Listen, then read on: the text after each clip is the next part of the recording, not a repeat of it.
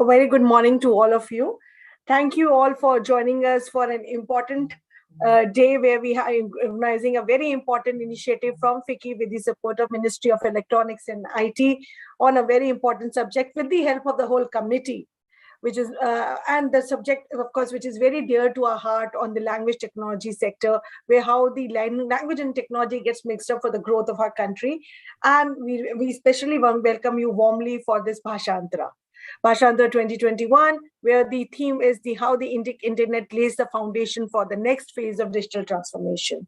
We are joined today with the esteemed set of panelists, where dignitaries who have there from the, I would say, the government sector as well as the corporate sector. And we have a very interesting set of the sessions which are planned during the day on the various subjects. We all know that this all has been possible with the help of the committee. I'll just take a minute to talk about how did we get back to this on something called Bhashantra. So I still remember the day in April 2017, before it was launched by the then MOS, the FICCI ILIA, which is Indian Language Internet Alliance. We all were sitting in the room and we wanted to talk about something because we felt there is a need that the sector needs to come together. There is work which is done by the different players in the silos, and we want to create a platform in a neutral way where all the different stakeholders, whether you talk about SMEs, you talk about government, language technology providers, service providers, or you talk about academia, startups, all these need to come together so that they can have an exchange of information, they can have a knowledge sharing, as well as they can work in a coordinated manner. So that they can actually contribute in the growth, and we could see the next 500 million internet subscribers coming from the Indic side, and the numbers are I would say in the process. We can see how the progress is moving on. So that motivated FICCI to take up this initiative called FICCI ILIA with the support of our industry and the other stakeholders, and with the support of the government. And then this was formed. So, and on one of the days of Saturday, me and my colleagues, we thought that we need to have the platform where we demonstrate the work which is being done by all these players as a community. So while we say that this is being organized by FICCI and METI, but we are more privileged to say that it is driven by the community. And that also gives us a thing that from FICCI's perspective, now we are also being the local chapter for the universal acceptance. We are actually running that local initiative for the universal acceptance, which is one of the key pillars to make the internet digitally inclusive and I would say viable for everybody. So with these, we were very happy that since 2018, FICCI has been able to organize FICCI ILIA. And I would really like to say that we were very blessed to get the blessings of all the stakeholders. Secretary Sir is here, Mr. Ajay Sani ji. Thank you, sir, for you have been there with us from the starting for the same, and we really look forward to the support we get it from TDIL and METI for the same. So thank you, sir, for this, and always been encouraging for us. We are very happy to present now the Bhashantra 2021. I would stop here and I would now request our chairman, Mr. Virat Bhatia, who is the chairman for the ICT and Mobile Manufacturing Committee, to kindly deliver his welcome remarks. Over to you, Mr. Bhatia. Good morning, ladies and gentlemen. Thank you, Sarika. I'd like to welcome all of you to the 4th edition of Bhashantra, which is an initiative taken by FICCI in Indian Language Internet Alliance since 2018 in partnership with METI. It gives me great pleasure to welcome Shri Ajay Prakash Sani, Secretary METI, to this inaugural session. I thank him for accepting our invitation and for his guidance and support to FICCI ILI for the years. I'd also like to welcome my industry colleagues, Mr. Uday Shankar, President FICCI, Mr. Ashutosh Gupta, Country Manager LinkedIn, Mr. Aman Jain, Head of Government Affairs and Public Policy India at Google, and my co-chair, Mr. Ajay Datta. I'm informed that the Honorable Minister will join us in a few minutes, so I welcome him in advance of his arrival. As you're aware, FICCI ILI is an initiative taken by FICCI for the development and growth of the Indic languages and language technology sector in India. I'm delighted to inform you that since its inception, FICCI ILI has grown in form to a strong alliance with the active support of the industry members and all other stakeholders who are working tirelessly towards bridging the linguistic divide in India through their innovative platform and collaborative models. With support from the community over the last year or so, this alliance has joined hands with several partners to undertake various initiatives for the overall growth and development of the sector. We've also developed a community of professionals, policy and technology experts who are keen to contributing to the learning of our mission. I'm further delighted to inform you that FICCI ILI holds the official Universal Acceptance Local India chapter, which Sarika alluded to, which works towards the development of multilingual internet with ICANN and NIXI. The local UA India chapter, led by FICCI ILI, has undertaken several successful initiatives for digital development of Indian languages industry sector, focusing on areas such as UA implementation and IDNs.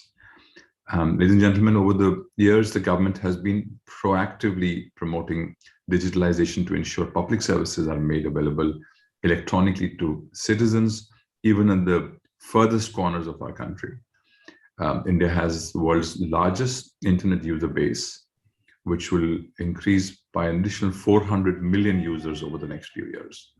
Further, the Indian language internet users are expected to grow and will account for nearly 75% of India's internet user base. The future lies in uplifting the digital initiatives to national public digital platforms, which are simple, nimble, and can bring together existing systems and players, as well as open doors for innovation and value-added services by engaging public and private ecosystem players.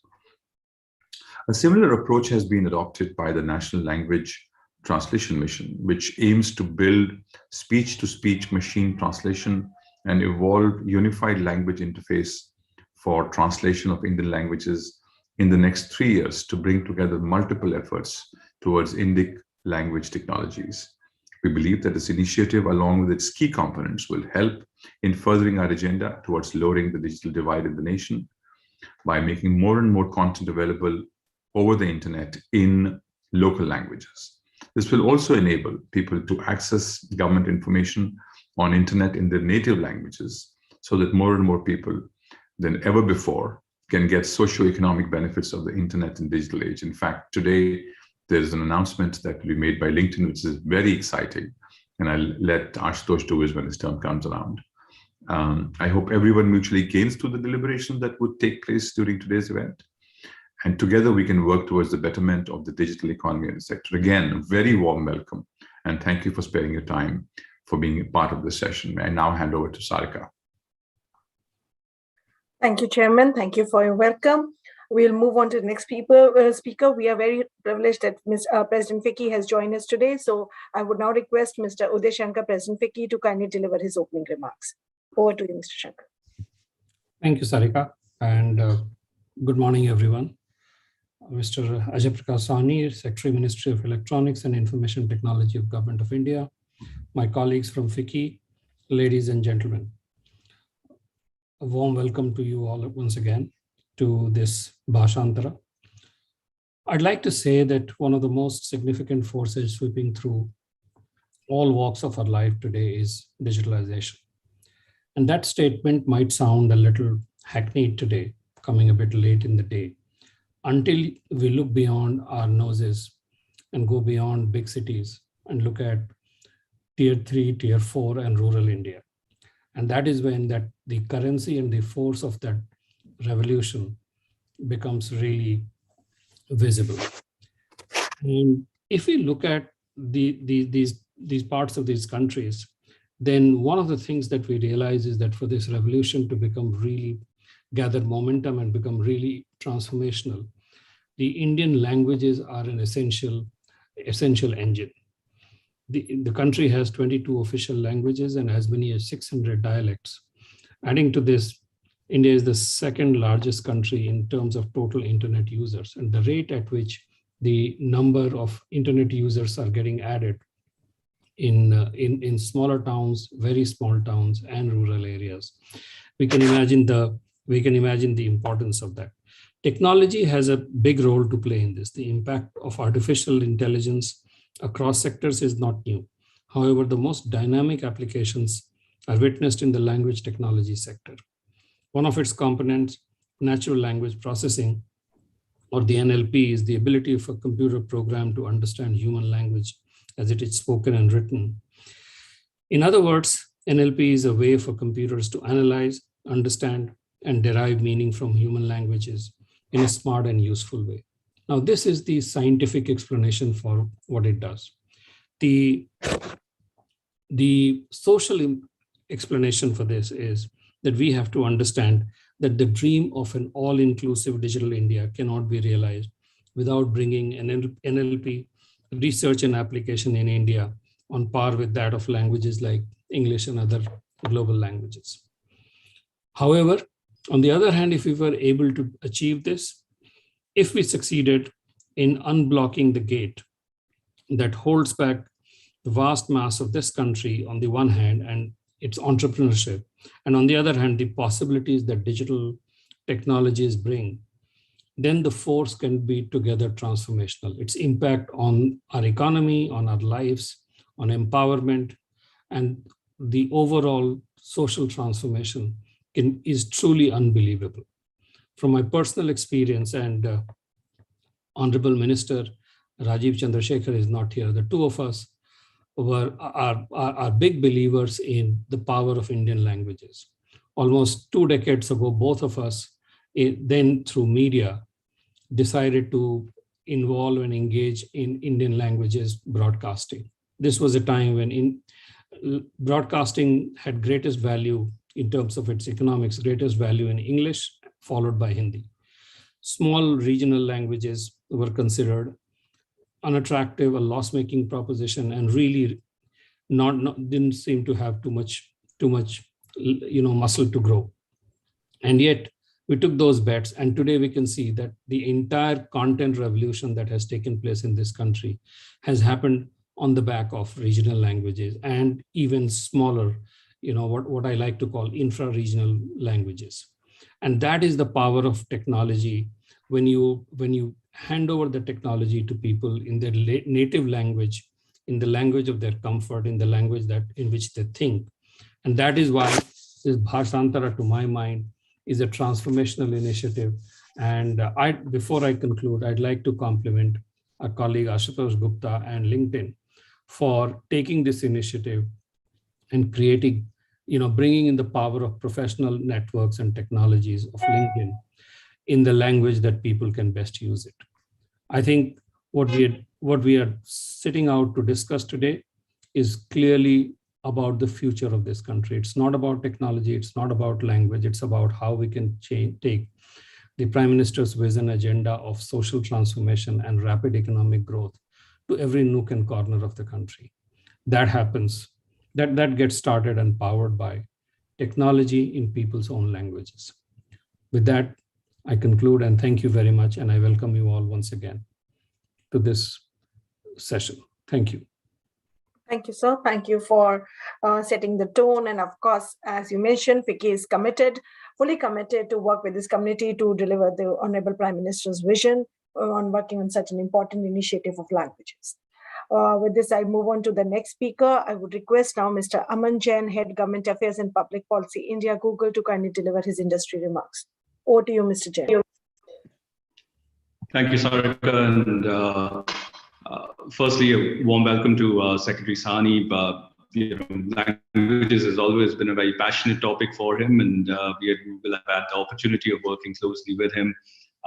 This event specifically is very, very close to my heart. I've been involved with it since its first iteration. So big congratulations to Sarika and her team for driving this, and also to Virat as the chairman of the ICT committee for supporting this for many years. And great to hear from Uday on how FICCI is thinking about this area overall. As Google, as you'd all know, languages has always been an integral part of our mission in India, and I'll take this opportunity to just highlight a few things that we're doing as Google. Last year we announced our $10 billion India Digitization Fund, and we made sure to make languages, growth of Indic content, as well as Indian languages, proliferation on the internet as a big mission of that entire investment fund. One of our first investments, in fact, was in Reliance Jio with the idea of developing an affordable 4G smartphone, which we launched a few months back. And that's an example of how our commitment is towards enhancing access and connectivity in India, including in rural areas. As part of the IDF, we've also invested close to $500 million in local startups like Glance and Simpson, with the goal of enhancing local language accessibility and also enabling local commerce. One of the key initiatives on languages, which last year, but continues to be important of work, is essentially just looking at ways on how we can push the boundaries of artificial intelligence in promoting local language accessibility. Our team in Bangalore, our AI lab, has worked on a model called Mural, which is an acronym for multilingual representation for Indian languages. And it supports 16 languages, 16 Indian languages today, along with English. It's an instance of a multilingual model, and it currently has the highest coverage for Indian languages among any other publicly available model of its kind. Just to give you a sense of what the model is able to do, because of its exclusive focus on Indian languages, it makes it possible to more efficiently make use of model's capacity, resulting in a direct performance improvement. It also provides support for transliterated texts, such as when writing Hindi using the Roman script. This was missing in models of previous kind. So just to give you an example of it, with our previous language model, the sentiment of the sentence, "Acha hua account band nahi hua," would be interpreted as a negative meaning, but Mural correctly identifies it as a positive statement. Or another example would be the ability to classify a person versus a place. For example, Shirdi ke Sai Baba would previously be interpreted as a place, which is incorrect, and Mural correctly interprets it as a person. And so for detecting sentiment or classification, or even with questions and answers, we found that Mural results in more accurate language responses than previously seen. As I was mentioning earlier, languages, enabling Indic languages is an integral goal at Google. We currently in India have over 50 products that already support at least 13 Indic languages. We have the Google Keyboard, which supports all 22 scheduled Indian languages, along with several dialects of major Indian languages. And we recognize as Google, we also have a responsibility towards the ecosystem. So earlier this year, we launched the Google News Showcase in India with 30 marquee Indian publishers in English and Hindi. We've expanded this recently, the showcase offering in India to 4 regional Indian languages, with 19 regional brands, with the aim to expand to 2 more regional languages in the coming months. Again, this helps in the entire ecosystem be able to grow. We've also made great strides on education and in other areas like health and agriculture. One example of how we're using technology to help save lives is our flood forecasting tool. This tool covers over 260 million people across 360,000 square kilometers in the length and breadth of country, and provides assistance in over 8 local languages, including Hindi, Bengali, Kannada, Telugu, Gujarati, and Marathi. And to give a sense of this, just last year alone, we sent out over 40 million flood notifications to our users with messages going to over 10 million smartphones. And lastly, just as another effort for Google, something we are very, very proud of is a couple of weeks back at our annual flagship event, Google for India, we launched a new initiative with the Ministry of Health and Family Welfare to try and help folks whose first language is not English, how they can be able to access and register for vaccination on the CoWIN platform through using Google Assistant in a voice-enabled journey across 8 Indian languages. In conclusion, it is, as Google, we stay committed to helping the ecosystem grow further. We recognize that enabling, and as Virat mentioned and other speakers have spoken about, at the end of the day, we are looking at more than 300 to 400 million more people joining the internet soon in India, and English is not their first language. We have a collective responsibility to make sure that internet continues to be useful for every Indian, despite their irrespective of what their language, their native language is. So Google stays committed to this responsibility, and we recognize this as a collective responsibility of the industry. I look forward to the discussions today. Thank you again, ladies and gentlemen, for your time. Thank you. Thank you, Aman, for sharing and letting us know about the work which is being done by the Google and various products, as well as how serious and what are the important things which Google is planning for our country. Thank you for that, and we look forward to many more things coming from Google in future as well. Thank you. With this, I would move on to the next speaker. I would now request Mr. Ashutosh Gupta, Country Manager, LinkedIn India, to kindly deliver his industry remarks. Thank you, Sarika. I'll just start the presentation. So I'll share the screen, and then we can be on our way. So give me 1 second.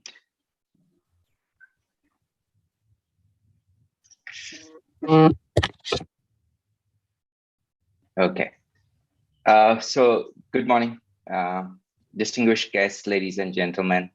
I'm pleased to be sharing this digital message with you at the 2021 edition of FICCI's Bhashantra event. The fact that we all connected and interacting seamlessly at this event is a testament to the power of technology to connect and unify people. In the last few years, India has established itself firmly as one of the world's leading technology epicenters. As one of the world's leading technology platform, we are pleased to see the strong emphasis that the government of India has placed on using digital tools to empower the citizens of India, generate employment, and deliver sustainable growth. As we stand at this critical juncture, surrounded by challenges thrown by a devastating pandemic, we are also met with the opportunity to transform those formidable realities. Technology has shown itself to be a key driver in ensuring continuity of various economic and societal activities. A system is only as good as the people who can use it. For India to become USD $5 trillion digital economy, it is irrefutable that the digital infrastructure of our country will have to be built on the foundation of inclusivity.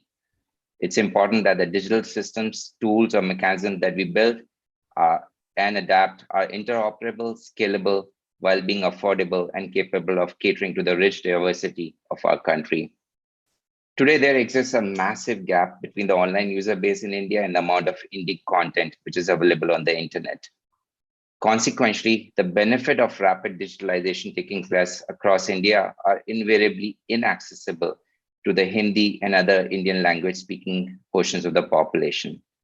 Specifically, opportunities in employment, skill development, and education, which have been augmented through digitalization and technology-based offerings, remain greatly unfeasible for people who don't know English. Bridging this language gap holds tremendous promise for India to unlock the true potential of its young demographic and bolster our country's social and economic growth exponentially. During the uncertain times of last couple of years, LinkedIn has been mission critical to the professionals in India, helping them connect, learn, grow, and get hired.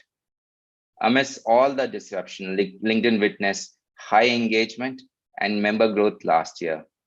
Personally, for me, it was incredibly moving to see the community come together and rally behind each other like never before. Today, more than ever, we understand that community and conversations are deeply personal, and so is language. And we want to enable our members to share and network in their local language. So today, it's a very exciting moment for us. We are sharing an exciting update with all of you. But before that, I want to give you a little flavor of what LinkedIn stands for, because that's going to be an important context as we share the exciting updates. So moving on, LinkedIn vision is to create economic opportunity for every member of the global workforce. The keywords here being economic opportunity and every, right? And that is our true north, and that's what drives our business, products, and all our decisions internally and externally. One of the things with any company's vision is to visualize how will it manifest. And economic graph is our digital manifestation or representation of LinkedIn's vision. What economic graph is, it's basically 800 million members, 57 million companies which are on the platform, 14 million open jobs, 38,000 skills, 20,000 schools. Now, this is all digitally represented on the platform through the economic graph, and every node or every connection is a way to create economic opportunity for our members. What economic graph does is it gives us very rich insights about trends like talent migration, hiring rates, and in-demand skills in the region. So we want to ensure that the language is not a barrier.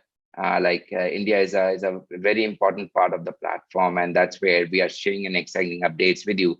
Which brings me to what's India's role? Where does India stand in the current LinkedIn ecosystem? India is very important to LinkedIn. We have the second largest number of members after the US at 82 million members.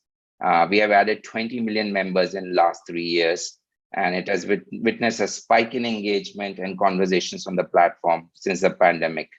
We have consistently focused on how we can help professionals become more employable and ready for the new world of work through our workforce data, skills data, and tools, and new tools and feature.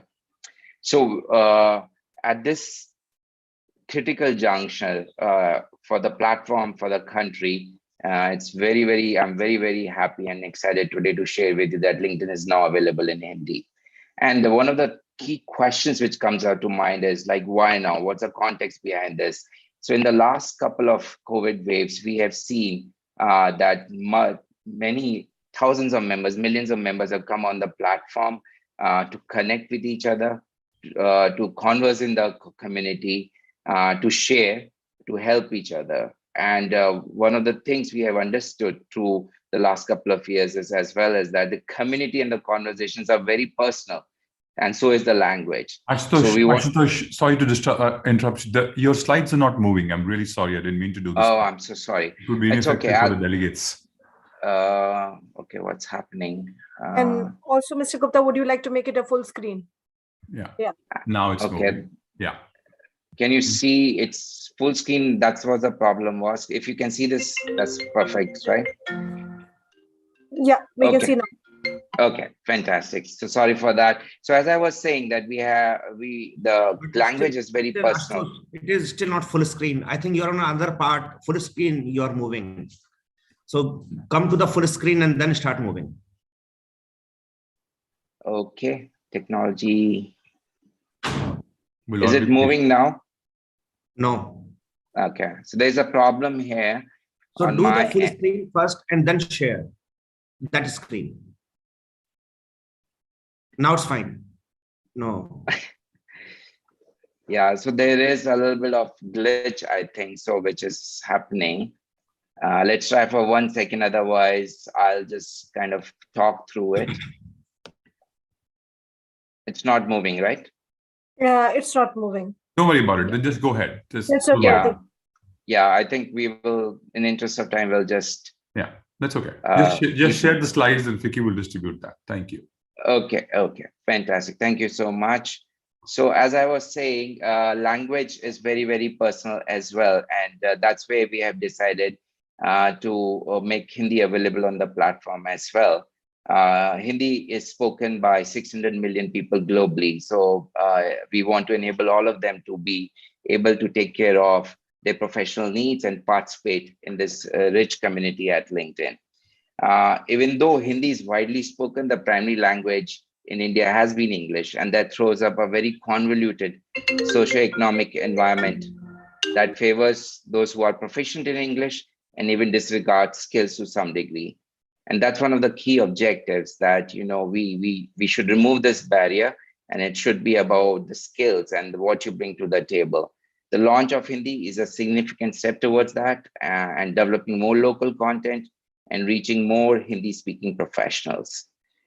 So what has changed? As I'm sharing this exciting update, what has changed? Members will now be able to create their profile in Hindi, making it easier for Hindi-speaking members and recruiters to find you for relevant opportunities. You can also access the feed. Feed is where you see the updates, jobs, messaging, and create content in Hindi. We are also working towards widening the range of job opportunities available for Hindi-speaking professionals across industries, including the government jobs. With the launch of Hindi, members also have the advantage of creating their LinkedIn profile in Hindi and making it easier for Hindi-speaking members and recruiters to find them and connect with each other. Creation of content from influencers, creation of content by members, we have enabled publishers to able to share Hindi content on the platform so that our members who are proficient in Hindi can get that value from our content creators, influencers, and publishers as well. This is the phase one of the rollout of LinkedIn in Hindi, and the platform will evaluate member feedback and adoption to improve the member experience over the next few months. At this stage, I also want to share that with this launch, we want to further re-emphasize our commitment to work with government to ensure we can explore new ways to create new accessible paths for opportunities for professionals in India. One of the, as I shared earlier on the economic graph, it gives us great insights. And earlier last year, the economic graph data revealed that the future is digital, and digital skills are going to play a very important role. And that's where we partnered with National Skill Development Corporation to make a digital learning paths free on the platform for our members and for the country professionals to learn those skills and find employable opportunities. With that, my concluding remarks is that all these efforts bring us one step closer to creating equitable economic opportunities for every member of the workforce and to help diverse professional communities come together on LinkedIn. We at LinkedIn are supportive of regional languages to ensure digital inclusion and take a step towards helping the government in the strategic goal of making the internet multilingual. Thank you so much, and back to you, Sarika. Thank you, Mr. Gupta, and congratulations from all of us behalf for launching this platform, I'll say enabling this platform in Hindi. I mean, I'm sure our co-chair, Dr. Jita, is also here, so he'll also talk much on this one. We were really enthusiastic to get this thing, and we feel this will really help the committee further well. Thank you for your this initiative. With this, we would now move on to the keynote address. I would like to, first of all, thank you, Secretary Sir, for joining in. Mr. Sahani, you have always been a great supporter, and I am sure when this Bhashantra started as a baby with you only, and now it's growing up and moving towards his graduation, and I would say post-graduation. So thank you for nurturing this baby with the support of METI and TTIL. I would now request Mr. Sani ji, Mr. Ajay Prakash Sani, Secretary, Ministry of Electronics and IT, to kindly deliver his keynote address. Over to you, Mr. Sani. Thank you so much, Sarika. It's been a pleasure to be associated with Bhashantra.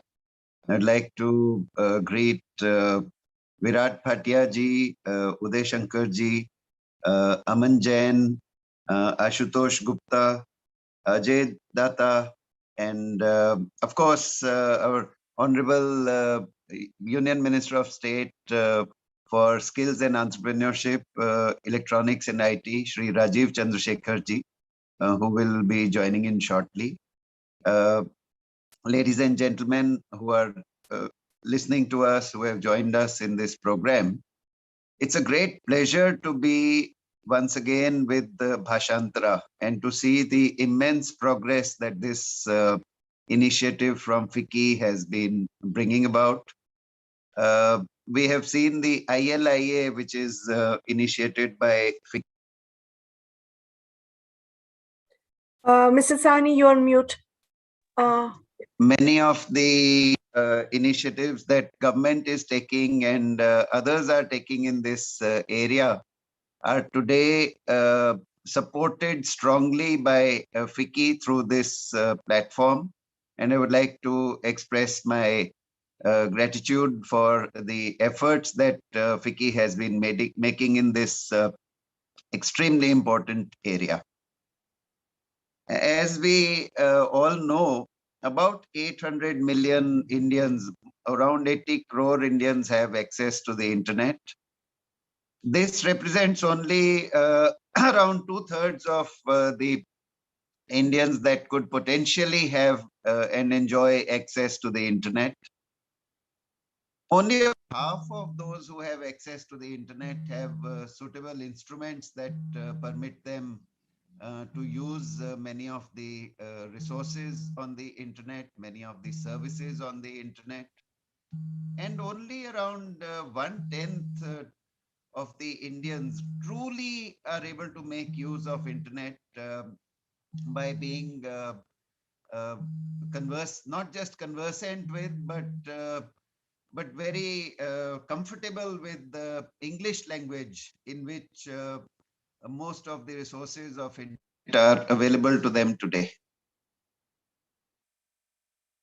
With just this many people having true access to the resources and power of the internet, imagine that in 2021, we still have been able to come up with around 40 unicorns. 40 unicorns in a calendar year in one single country. And imagine what would the impact be if more Indians, as more Indians join in, as more Indians get access to the resources on the internet, as more Indians start contributing, because internet is not a one-way street. It is not just consumers getting access to the services. Whoever has proper access to the services and the resources of the internet is also capable of contributing back to the internet. Imagine if this were to be available to the rest of the Indians in their own language, with serious broadband being available to them. What kind of an impact would that have? That is the mission that we are joining in to strengthen, to celebrate. So this is where we need to go. I think in this context, the efforts that are already being made by industry giants globally, by many of the Indian entities, we need to acknowledge them. I would especially like to congratulate LinkedIn for its immense, very important step today of bringing LinkedIn alive in Hindi language, which covers a very large segment of Indian population. If even for those for whom Hindi is not their native language, many of them are conversant with Hindi more than the number of people who are conversant with English. So it's a great step forward and brings the strength of a major platform to users in India. But we have to recognize we have 22 official languages and countless dialects. So there's huge part. And in this, we from the government are also making an effort to bring in language translation mission. The national language translation goal that anyone in any of the Indian languages should be able to have seamless communication with others in India who are also knowing some other Indian language. This means a vast array of technologies has to be mastered. Speech recognition in each of the languages. We need to add capable technologies in machine-to-machine translation. We need to add from text to speech in a seamless manner. This is the simplest, 3 technologies that come together to enable speech-to-speech translation. And then once we are able to get somewhere close to this, look at how this can be enabled in real time. There are a host of other technologies that need to be mastered in this journey. Optical character recognition, handwriting recognition, and various aspects relating to universal acceptance, which Ajay Dattaji is leading globally on behalf of India. And I think a large number of offshoots of these technologies will also be required. And then combinations of the technologies that come forward. In this, we have the experience today of building nationwide public digital platforms. For many of the services that we require, India has used the concept of national public digital platforms to good measure. Aadhaar is the very first example where a large database for enabling Indians to have an easily usable, easily accessible online digital identity has taken shape. UPI is another example in this bouquet of national public digital platforms, where on top of the core banking system, new age digital payment services have taken shape and these continue to grow at an exponential rate even today, by far eclipsing the other modes of making digital payments in terms of both volumes and value. GSTN, GEM, FASTag, many of these, CoWIN, these are other examples of nationwide public digital platforms. What characterizes these platforms is that these are not meant only for the government to provide services to the citizens, but these signify the creation of core or foundational platforms which have public investment, where governments at various levels come together to provide services. And we also jointly create tools and resources that enable, and openings that enable startups and the industry to join in the same ecosystem. So these platforms represent ecosystems. I would like to mention today that even in the area of National Language Translation Mission, we are in the process of crafting a very similar kind of a national public digital platform.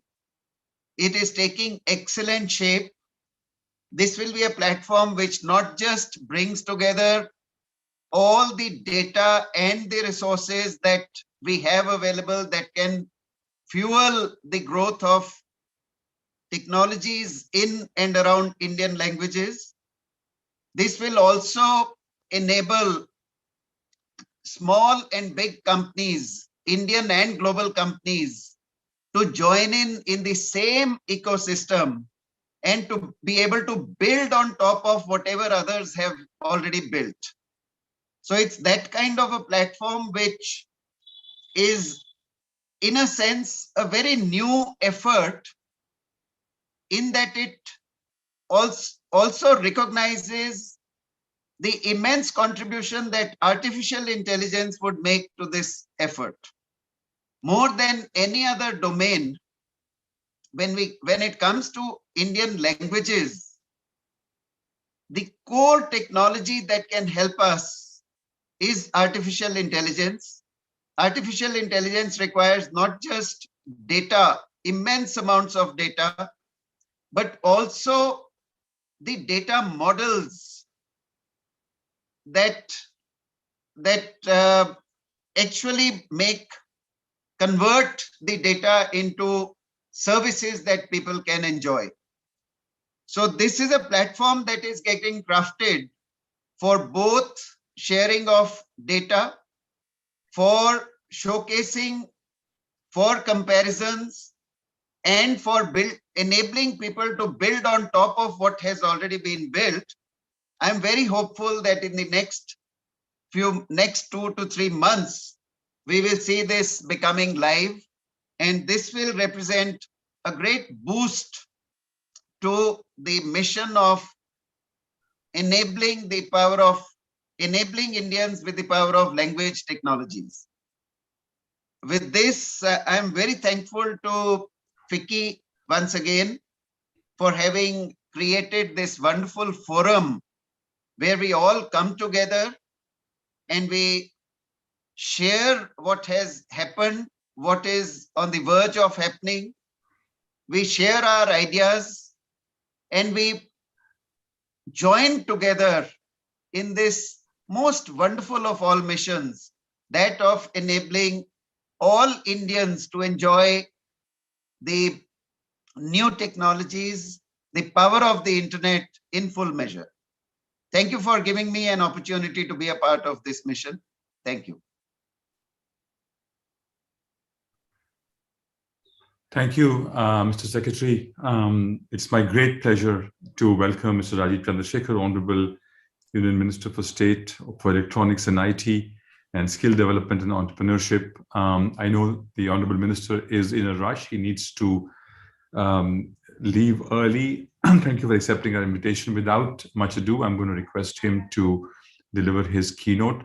I just wanted to remind one thing. We're talking about a mission today of delivering language internet. Remember, we're now going to hear from a man who was responsible for delivering the first mobile call to 20% of the Indian population in the states of Kerala, Tamil Nadu, Maharashtra, and Mumbai in 1996, 25 years ago. So I think he knows a thing or two about being on mission.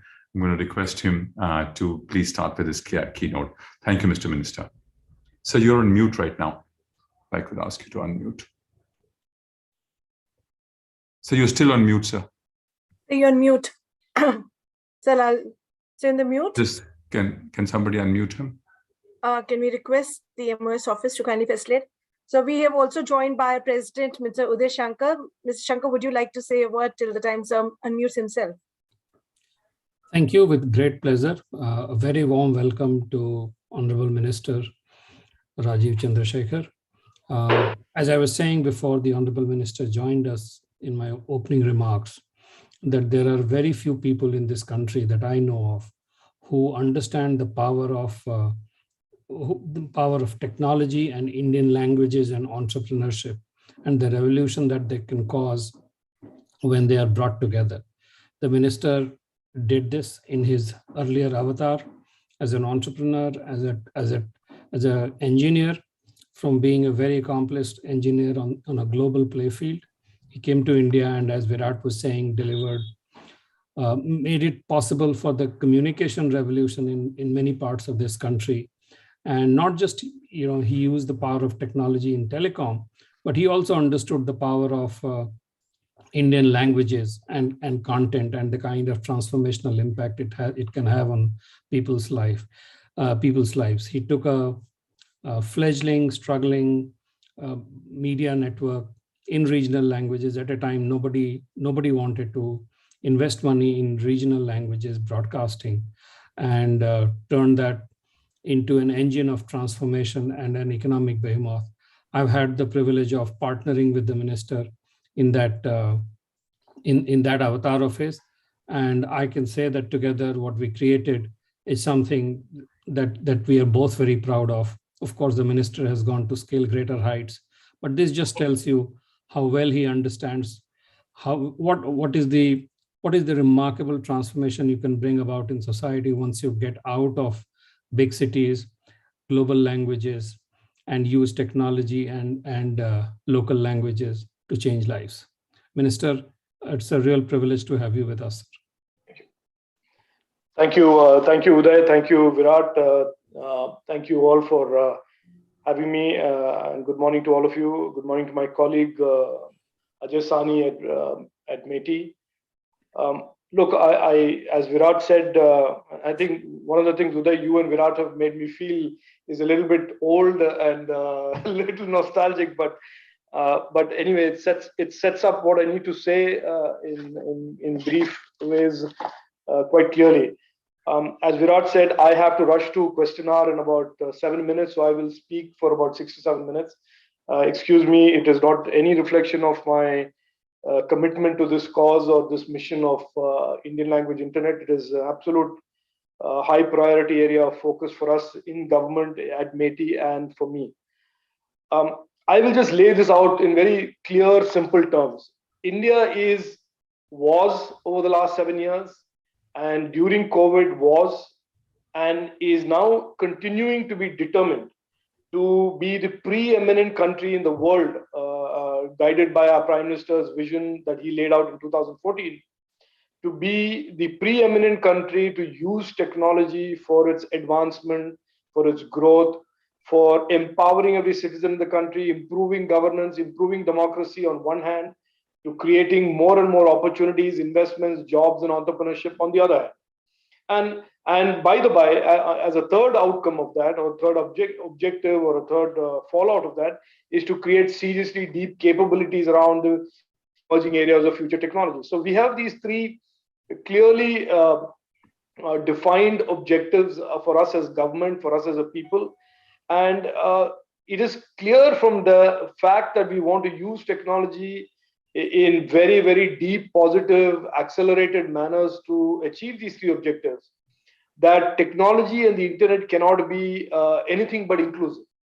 And today, the way we look at the internet, dominated as it is by the English language and maybe to some part the Hindi language, it remains exclusionary for a large number of Indian people who also want to be transformed. Their lives want to be transformed. They also want to join the economic opportunity that the digital economy represents. And they also want to create strategic skills and capabilities and be productive citizens in our march to being a global economic power. So given all of that, in my opinion, it is absolutely imperative. And I don't want to create a lot of rhetoric around this. I want to make it very clear and stark and very easy for us to understand that making the internet accessible, making the internet available, and being able to contribute to the internet in my language of choice in India is an absolute sort of a clear article of faith in terms of the list of objectives that our government and ministry wants to achieve. And we want to achieve this in the short term. And I will not, labor on about the size of the Indian internet space, but accepting to say that we are shortly going to be, very soon going to be, after the BharatNet project completes its rollout and as being the world's largest rural broadband connectivity project, we would have 1 billion plus Indians online. And these are Indians who will be women, there would be children, there would be pensioners, there would be the youth, there would be college-going students, professionals. And so we have the entire demographic of the Indian population accessing the internet and availing public goods, public services, private goods, private services of all kinds of shapes, sizes, and dimensions. And it is why we have said that our mission is not just about connecting every Indian, it is also about making sure that the type and nature of the internet that our Indians experience, all Indians experience, are defined by the internet must be open, it must be safe and trusted, and every intermediary on the internet is accountable to his or her user. And so it is in all of that we are making tremendous progress, but it is in the area of making the internet available in the language of the Indian consumer's choice that we are trailing behind. And I know there has been lots of seminars and conferences on this issue, but I think we need to move out of seminaring and move out of conferencing into making some real progress and lay out a real roadmap. We had a workshop recently at the METI where I was fortunate to engage with many of the industry leaders. And I think there was general consensus that the goal that I had set out for the ministry and for the industry is a goal that everybody agrees. Now what we need to do is work out a real clear roadmap. And I said that in that meeting as well. I think people from Google and Microsoft and all of them, all the large companies were there. We don't want to legislate this. We don't want to mandate this. We would like the industry to step up and do this out of their own recognition of this being good for their own business models and for the communities that they serve. So this is an imperative for us, and I would like the industry to really move away from talking about the merits, move beyond talking about the merits and the need for doing this, to actually laying out a real roadmap where over the next 2 years, we are making significant progress. On the issue of what needs to be done, again, many seminars have been held, many conferences have been held, and I'm sure all of those have resulted in good ideas. I would broadly break this up into two real strategic baskets. One is the entire issue of translation and content, which is, I think, that is one piece that has technology issues, crowdsourcing, all of that. And I think many companies, including Google, and as the secretary said, elements of even METI are building capabilities in that. But keeping that to one side and having a roadmap for that, which is asynchronous with a separate roadmap, which is to do with accessing the internet, where search engines and email providers are really quickly, very, very sharply moving to a framework using technology, lookup tables, translation, whatever the case may be, to allowing search engines to be queried in multiple languages, allowing emails to be directed and used in multiple languages. These are things that we must achieve in the short term, and it is something that is very doable. It is something that we must not only is it very doable, but I think it is something that businesses, even if they make the current argument and assessment that it is not clear of what business benefits you will get from this in the short term, but I can assure you, in the famous words of Steve Jobs, that in a lot of ways, sometimes it's the product that comes before the need expressed by a consumer. So I think even if there are not enough people breaking down the doors of Google or Microsoft and saying, no, we want regional language email, we want regional language search engine, I can assure you that need is a real need, and it is for these big media tech companies to step up now and start doing making some progress towards that. As far as METI is concerned, we will of course be enablers to these efforts. We will be cheerleaders, whatever you want to call us. But I just want to share in this seminar today, in this conversation today, that for us it is up there in terms of our objectives. It's fairly high up there in our radar screen in terms of the things that we want to deliver to the Indian user and to the Indian internet. I won't say very much more. I thank you again, Vicky, for taking the lead on this. This is an important issue that may not be as clearly defined by business and numbers and business models and so on and so forth. But this is something that we owe to all of those people who are currently sitting outside the internet, even if they have a connectivity to the internet or they have access to the internet, but they're still not participants in the true sense of the word on the internet, and not truly building their own destiny and their roadmap and runway to prosperity on the internet as they should be, as many others are. So as we have unicorns a month from Bengaluru, Hyderabad, Noida, I would like unicorns. I would like to see unicorns. We would all like to see unicorns from Ranchi. I would like to see unicorns from many of the cities in Uttar Pradesh. And that can be done by this type of catalyst, which is to make the internet more and more inclusive.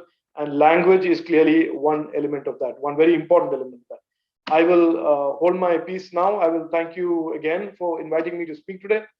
And I hope out of this will emerge some real dates and some real milestones that we can look forward to, and then have a conversation in the next few months about how far we have progressed. Thank you again, Uday. Thank you, Virat. Thank you, Dr. Ajay Datta and Sarika. Thank you all for inviting me, and thank you for having this program today. Thank you, Minister. Thank you so much for being here. Thank you, sir. Thank you for being here. And like you mentioned, sir, we would be happy to work on the actionables. Today, LinkedIn has fully enabled the Hindi version of the LinkedIn, and we would be taking up steps now on the universal acceptance as well as a local initiative chapter. We would be taking it further. Vicky would be working on creating like you mentioned, various case studies which we can present at the global level on the EAI and IDNs, which is one thing. Thank you, sir. I know you have to leave for the parliament, this thing, but thank you for taking out time from your schedule. I would now request our co-chair, Dr. Ajay Data, who is, of course, the co-chair for ICT and Mobile Manufacturing Committee and CEO and founder of Data Exchange Technologies and one of the key forces in building up this Bhashantra, to kindly deliver his vote of thanks. Over to you, Dr. Data. Thank you, Sarika. Thank you, ladies and gentlemen. This is, whenever I attend these Bhashantra thing, this creates another kind of excitement in my body, because language is a very, very close to my heart. And yesterday I was reading lots of quotes from our Mahatma Gandhi ji, and this shows how much important language had been even while we got the freedom and running the country for next line. While I'm giving vote of thanks, this industry, you call it young, and sometimes you can call it very old, as I'm referring Mahatma Gandhi ji, but the fact remains the same, that language is very, very important for the growth of the country. While it is true that considerable progress has been made in developing digital content in local languages, the real challenge lies in providing a single platform to the vast array of stakeholders to come out together. And that is what being done by FICCI ILA, to bring in everybody together in one frame. Our goal in FICCI ILA is to work towards bringing the linguistic people, bridging the digital divide with the help of technology. And we are immensely thankful to the Ministry of Electronics and IT for supporting the various initiatives of FICCI ILA over the year, and such as Bhashantra. We have been working with multiple stakeholders to create a truly digital divide, clear, and also create a digital India where every common man can access digital information and government services in or his native language. And we need more support and participation from the community in this. And we have been building this community with various initiatives under FICCI ILA. As mentioned earlier, FICCI ILA also holds the official Universal Acceptance Local India chapter. That's a very, very important one, which we created here, which works towards the development of multilingual internet, which our Honorable Minister was talking about, the accessibility, where we talk about the language-based domain names and language-based email addresses. And this is also being supported fully by ICANN and India also by NICSI. And I would love to see Ashutosh holding Indian IDN for LinkedIn.Bharat here, and while supporting the language content here, if they could have the domain name also in this language, that could be a huge announcement in line to the minister what just said. And our focus areas has been, as FICCI ILA, about creating a UA awareness, universal acceptance awareness, and technical skills among the stakeholders, including industry members, startups, academia, and various states and central government departments.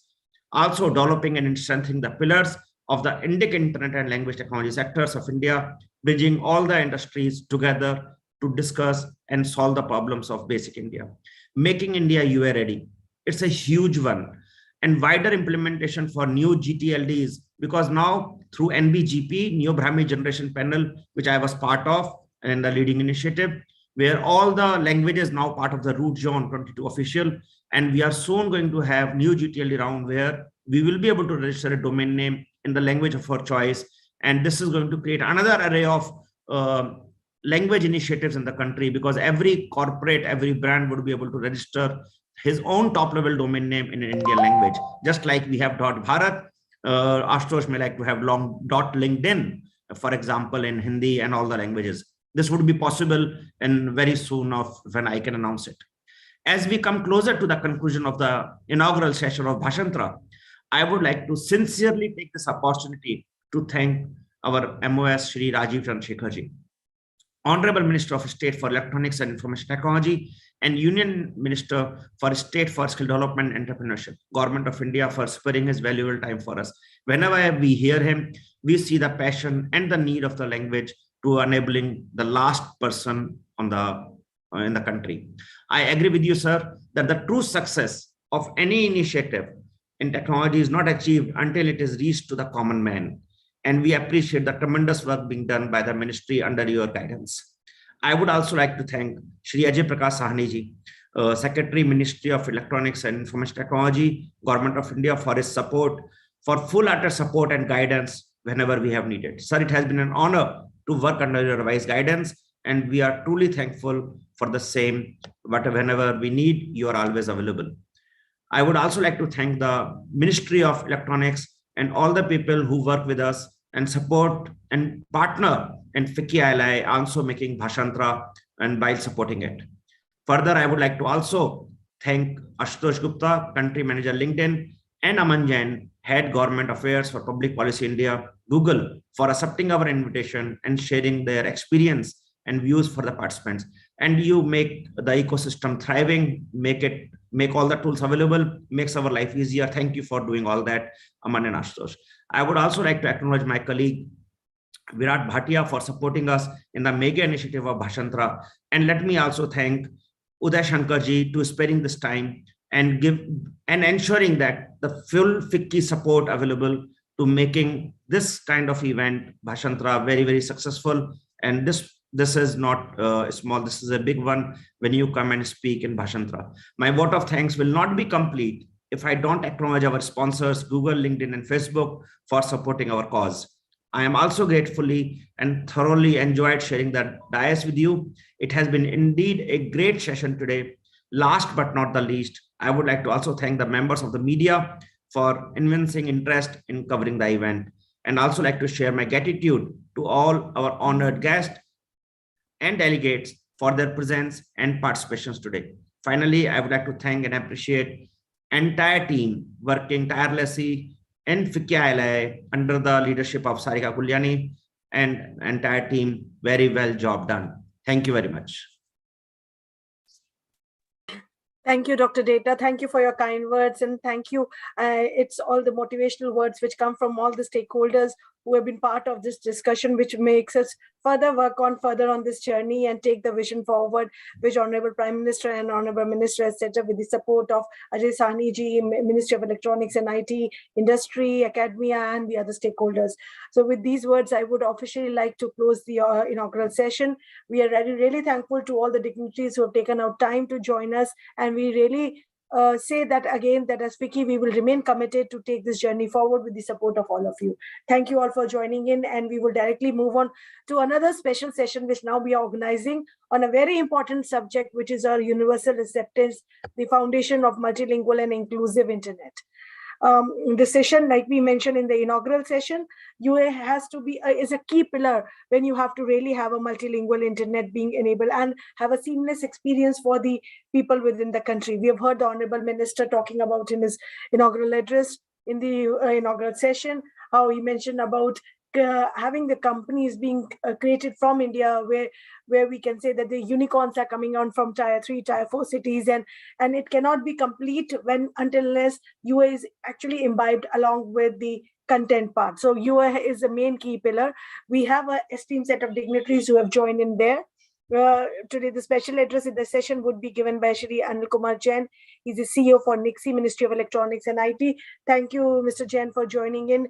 With NIXI, FICCI has been a good partner since ever, and we look forward to take further more steps with you during during journey which we'll take up, especially with respect to UA. We have the panelists, Mr. T. Santosh, who joined from Ministry of Electronics and IT. Thank you, Mr. Santosh. Mr. Samiran Gupta from ICANN. Thank you. Mr. Jay Padial for Urban Skills, and Mr. Aman Mazid, who's the UASG ambassador. Thank you, Aman.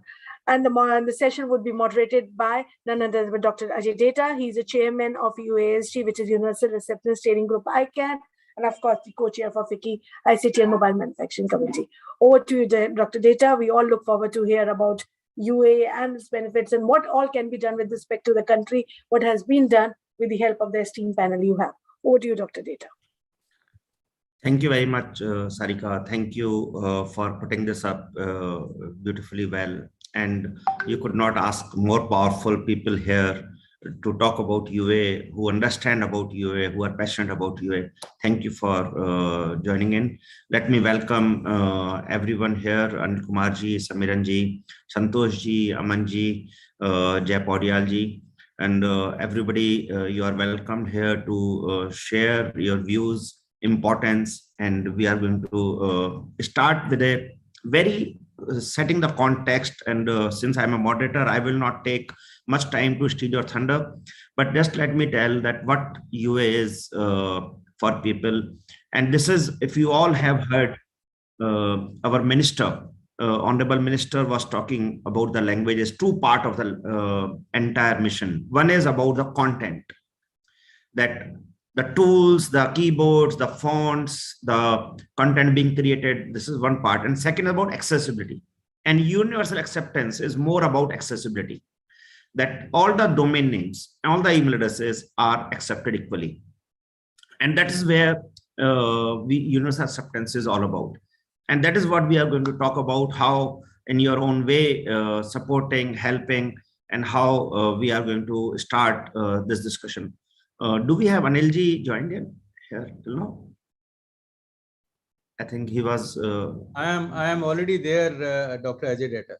Anilji, yes. So we will start with you because we are going to listen your address before we start and the discussion here. So over to you, Anilji. Anilji is CEO of Nixie and holds a very, very big responsibility to run the only registry in the world to have 22 IDNs, language-based IDNs in the world. So it's a very unique opportunity and a responsibility here. Over to you, Anilji. Thank you. Thank you, Ajayji. Virat, Sarika, Sudhir Malikji, Santosh from Ministry, and all other panelists. Good morning to all of you. And first of all, I would like to thank FICCI for organizing a very important and timely seminars. Because, just few days back, there was a very important seminar at Glasgow, UK about the COP.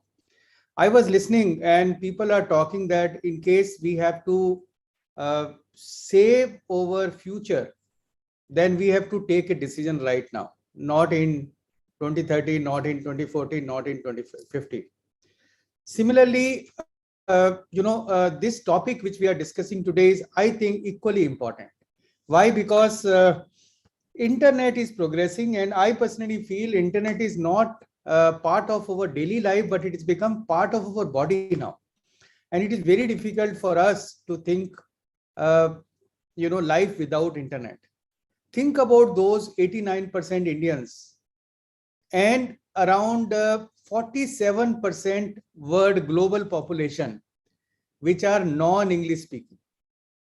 And those non-English speaking people, they are not able to take or reap the benefit of internet because internet is not accessible to them in their own mother tongue, in their own language. And good number of us are illiterate also. We are not able to read any language. We are not able to understand any language.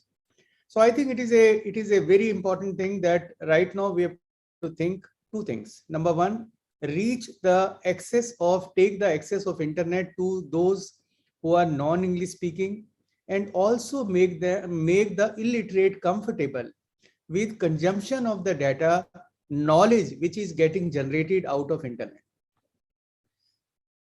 I think as Ajay has said that India is the only country which has IDN in 22 languages. So I think it is very, very important that it is the onus on India to take the lead. And Ajay ji is rightly the chair of Universal Acceptance Strategic Group of ICANN, who is taking the universal acceptance as a revolution in the whole world. And I am very happy that today the world is taking note of it. You must have seen, just listen the lecture of over MOS. And what MOS has said speaks about the government of India. So government of India is totally committed in taking this task, and whatever is possible from the government point of view, government of India is taking a lot of efforts in ensuring that the ecosystem of universal acceptance is well available in the country.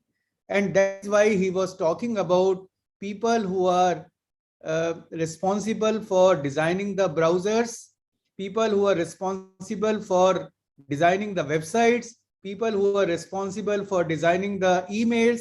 They should come together along with the group community, which is program developers, maintenance of the program, and all those things. And we have to work together as a team, as a community, to ensure that the universal acceptance as a product is delivered to the people of India. I just want to inform you that government has taken a decision to form a committee, that is a strategic committee, to oversee the various policy decisions and various aspects which are required to be taken in universal acceptance program. Then there is another committee. There was a webinar which was chaired by Mr. Rajiv Chandrasekhar on 4th of December, which discussed about this aspect at length, and all stakeholders were invited. And we are shortly going to form a group which will ensure that implementation of all aspects of universal acceptance is taken care. And as Minister has said that he would like to see what is going to be implemented and when it is going to be implemented. He means that he wants to understand the targets set by all of us individual or as a community together. So this group is expected to launch universal acceptance in a way which is desired by the technology and by the people at large. As far as Nixie is concerned, we are offering a free IDN with every .in domain. That we are doing for the last 1 year, and we will continue to do, because we have to spread the universal acceptance in a large way. We are providing a free email ID in local languages with every IDN. It means that we are not only providing a IDN domain, we are also providing a free email along with the domain, which makes it very, very comfortable for the people to transact the business and transact the data. In addition to this, now Nixie is ensuring that the Digi name, or you can say a Digi Naam, is available to the villagers, because that is where it is important. So we have decided that we will provide a digital identity to around 100,000 villages, which Prime Minister desired to make a digital villages free of cost from Nixie. So these are few efforts which we are making as far as making the UA environment and atmosphere ready and help whatever is possible. We are also working on content generation and promoting the people. So we are saying that if anybody is preparing a document in local language of 1,000 word and putting it on the international platforms, we are providing them a certificate, a cash prize also, so that the content gets generated in various languages. Similarly, for website also, we have a program where we are saying that in case you have a website which is the best in a particular language, say Asmi language, we'll judge depending on various websites which are available in those languages. We are providing a cash prize of 1 lakh rupees plus a certificate and a promotion to those people from the Nixie side also.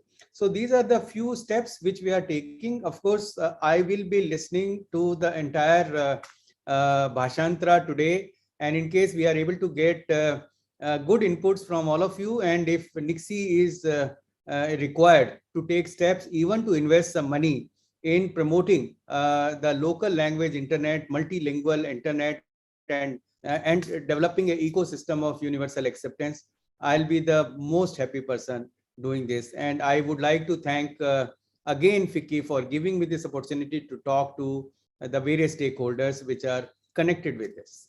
Thank you very much and have a wonderful seminar.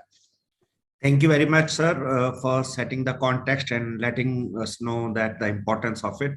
The flow will be we will move to speaker by speaker. Let them, you can introduce yourself in a minute or two and also share your views around UA, what you are supposed to do. Then we will get into some question answers as a panel.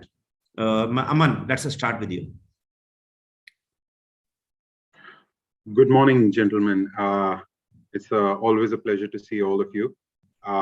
Thank you, Dr. Data. Thank you, Sarika ji, for organizing the event.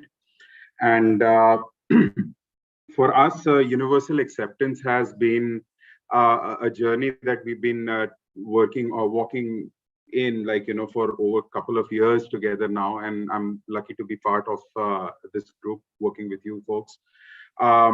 So how did I get involved in universal acceptance was basically because I work with new GTLD operators like Radix. And it's very important for Radix and new GTLD operators to ensure that these are accepted on all platforms. Email addresses on new GTLDs are accepted on all platforms equally as any .com domain name would. Now, with that in mind, and with that context set, we always wanted to be one step ahead of any customer complaint that we used to get. So we put ourselves in the position of a customer and basically figured out if a customer, let's say, is an e-commerce related customer, where would he go? And what are the potential issues that he might face if he's using a new GTLD email address?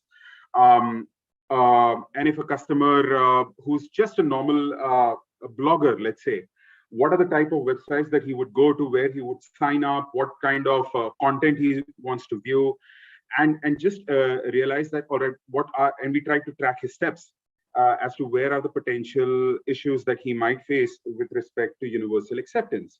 So this brought us to the road where, number one, we started off fairly to search what is the acceptance rate of emails for new GTLDs on at least your known free email platform providers. How much of it is it ending in spam, or whether it is being accepted or not. We first started calculating on those ends. To that end, we took it to the next step of analyzing over 700 plus websites for acceptance of email ID on their contact forms or their sign-up forms, checking out whether their regexes are accepting those values or not. That led to another phase where we are now also tested top 10 social media websites for acceptance of new GTLDs on all their features, testing linkification where they're supposed to, and are they equally treating us as they would a .com domain name. So it's been a fantastic journey so far, and a journey of discovery where the more you deep dive into it, the more you see not only the gaps around that, but as a business owner also, you see the potential of revenue for these organizations to ensure that once their platforms are ready, are UA compatible, they are going to be at the driver's seat of actually, taking advantage of the new internet users that are come. So that's been our experience, and over to you, Dr. Data. No, thank you, Aman, for putting up this revenue side, because in UA, we did a study which shows $10 billion opportunity around UA. Jay, let's come to you. Then we will go to Santosh ji and Samiran ji. Jay, over to you. Unmute yourself. Hi all, good morning all. So I'm Jay Podyal, founder of Urban Skill. In Urban Skill, we basically do webinars to upskill people and make them learn new things in digital arena. And apart from that, for bread and butter, I run SaaS-based software company, couple of e-commerce company. So I would like to also share some data from our e-commerce client later in the session. Like I mean, that's why we need, why we need ideas, right? That I'll, speak about in the session in the later part. Yeah, that's all from me. Very good. Thank you, Jay. We will hear about your company as being EOA ready and why you see benefit. Do we have Santoshji here? Santoshji, let's hear about you and a little bit of government perspective. Thanks, Ajay Data, for this session.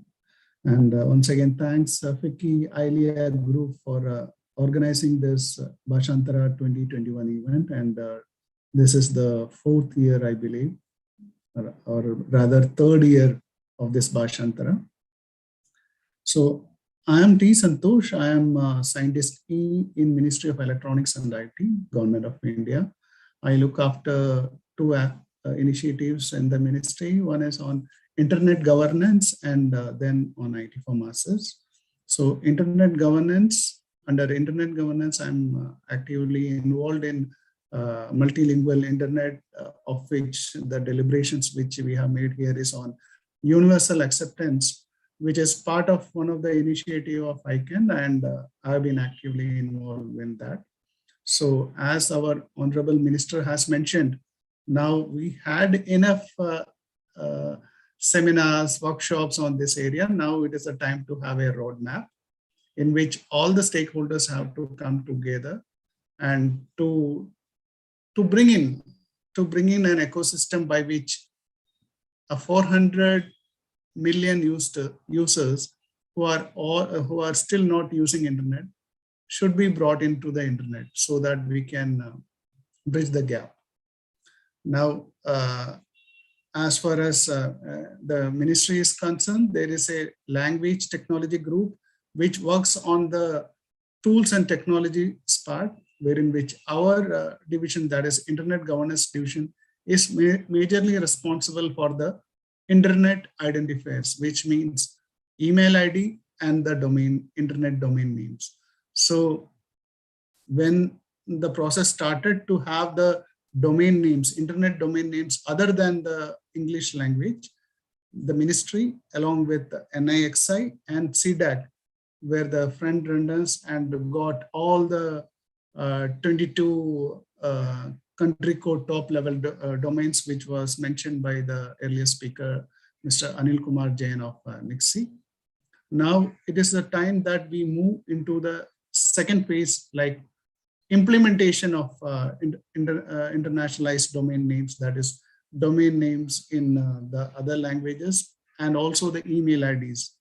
As our Honorable Minister has said, now the roadmap has to be fixed. As Minister said that MIT would be the enablers. Now we need to bring in this 400 million Indian users, and also the business which Dr. Ajay Data has mentioned, 10 million.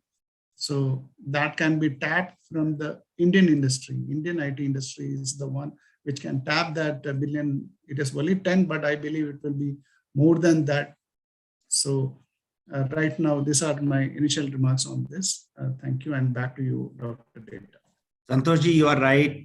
10 billion is just one study, and I'm sure we will have more. I will agree with you and concur with you. And I hold Samiranji for the last, because he is not only passionate for UA, but also represents ICANN. So Samiranji, over to you, please. Thank you. We can't hear you, Samiranji. You are on, you look unmute. Can you hear me now? Yes, now. Thank you. Okay. Thank you so much, Ajay ji, for having me on this panel, and also to FICCI ILIA for 3 years of, or 4th year running and 3 years completed of great work done. I think let me just start by, for those who are not aware but who have joined in, let me just say a couple of words about what ICANN does. So, our role in this whole internet ecosystem is to connect the unique identifiers. So which means, the domain names to the IP addresses being connected. Now, it seems very simplistic, but in reality, obviously, it isn't. And we feel the requirement, and the community feels the requirement for the internet to be available in as many languages as possible. And this has become our one of our strategic goals for the next few years. I mean, in the last 5-year plan that we had put out. The Honorable Minister, Rajiv Chandrasekharji, actually made my opening remarks a little more easier by saying, when he said that, there are two buckets, strategic buckets that, the government would look at. First is content and everything around access to content. And the other one being, basically how the internet serves, the content. And that, ladies and gentlemen, is really the point about universal acceptance, to make sure that, something that is in a local script is actually easily available. And Dr. Data also alluded to this, and again, great initiative by LinkedIn by bringing their service in Hindi. But the last bit over there, as Dr. Data mentioned, and I'm sure LinkedIn, it's a matter of time, will do this, is having that particular website and those services available on a website address which is readable in different scripts, different Indic scripts. So let me not take up more time now. We can talk more about what happens at ICANN with respect to internationalized domain names, email address, internationalization, and what the role of the community around all of this is. But I'm in very good company. Dr. Data, Jay, Aman, Mr. Jain, everybody on this panel is so committed. I think I would rather be listening to what the plans for India in the future are, and whichever way that ICANN can support this further would be our privilege and pleasure. Thank you so much. Back to you, Ajay. Thank you very much. This is a very good context setting. And let me let me come back to you, Samiranji, again, and understand. This is obviously a technical topic, and general awareness is the key. You know it.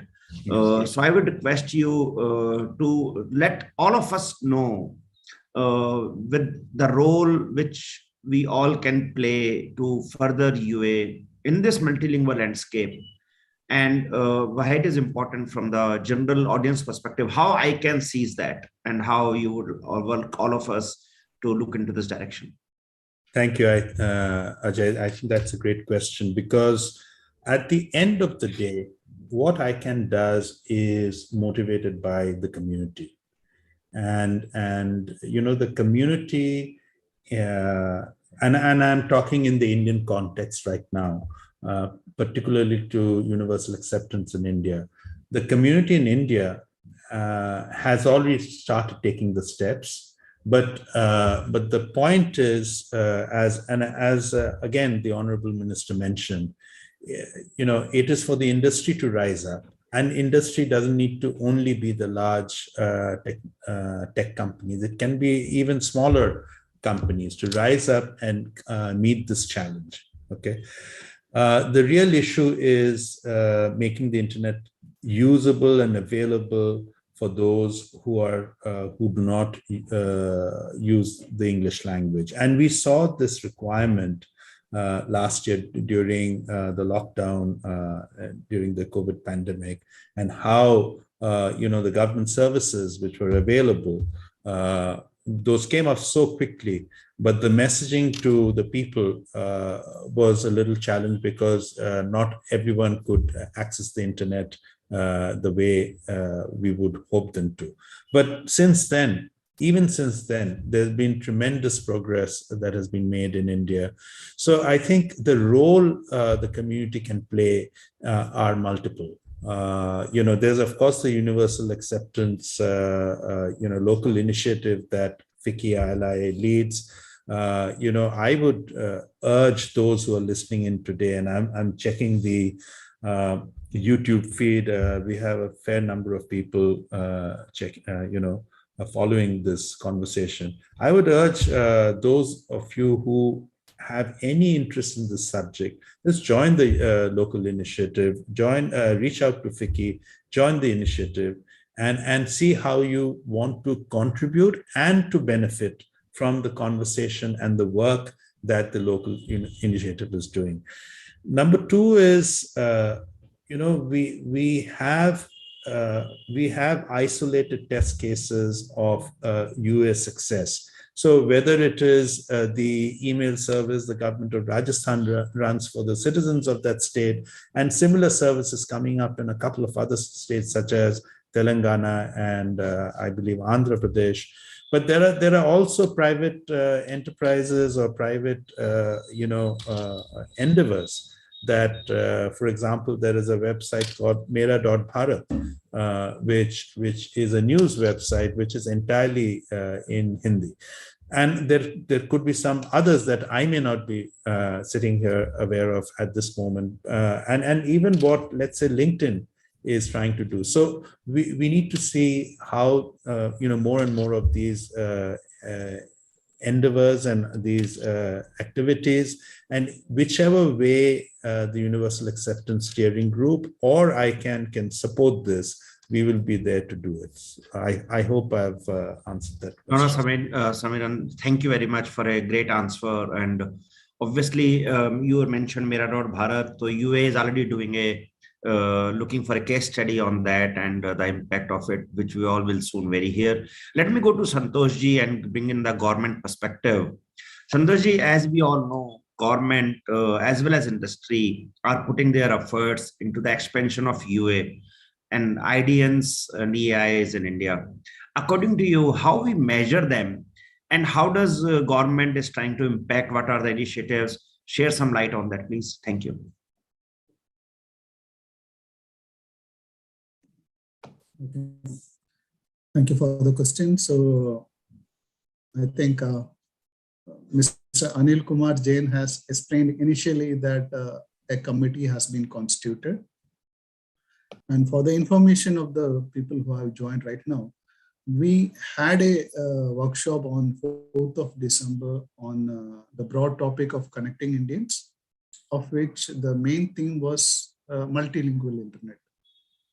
Now the question posed is to you, how we can measure the expansion of UA and IDNs.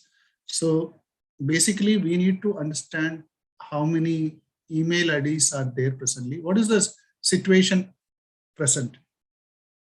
Now coming back to the committee which Mr. Anil Jain has mentioned, and also Honorable MOS has mentioned that there needs to be a roadmap in this. So the roadmap, a committee will be constituted and it has a terms of reference. So basically the terms of reference is what we are also working at present, which means that what is the status at present? By when can email service provider like big as well as small can provide an email ID? Then the second one will be on the browser. When can browser show a non-ASCII or non-English domain name properly? Then this will be the first step. Then the second question will be by when? What are the timelines to achieve that?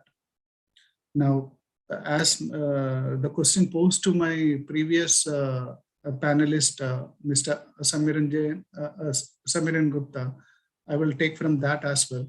Now, the new software developers has to bring in this aspect also. How can the email IDs be taken?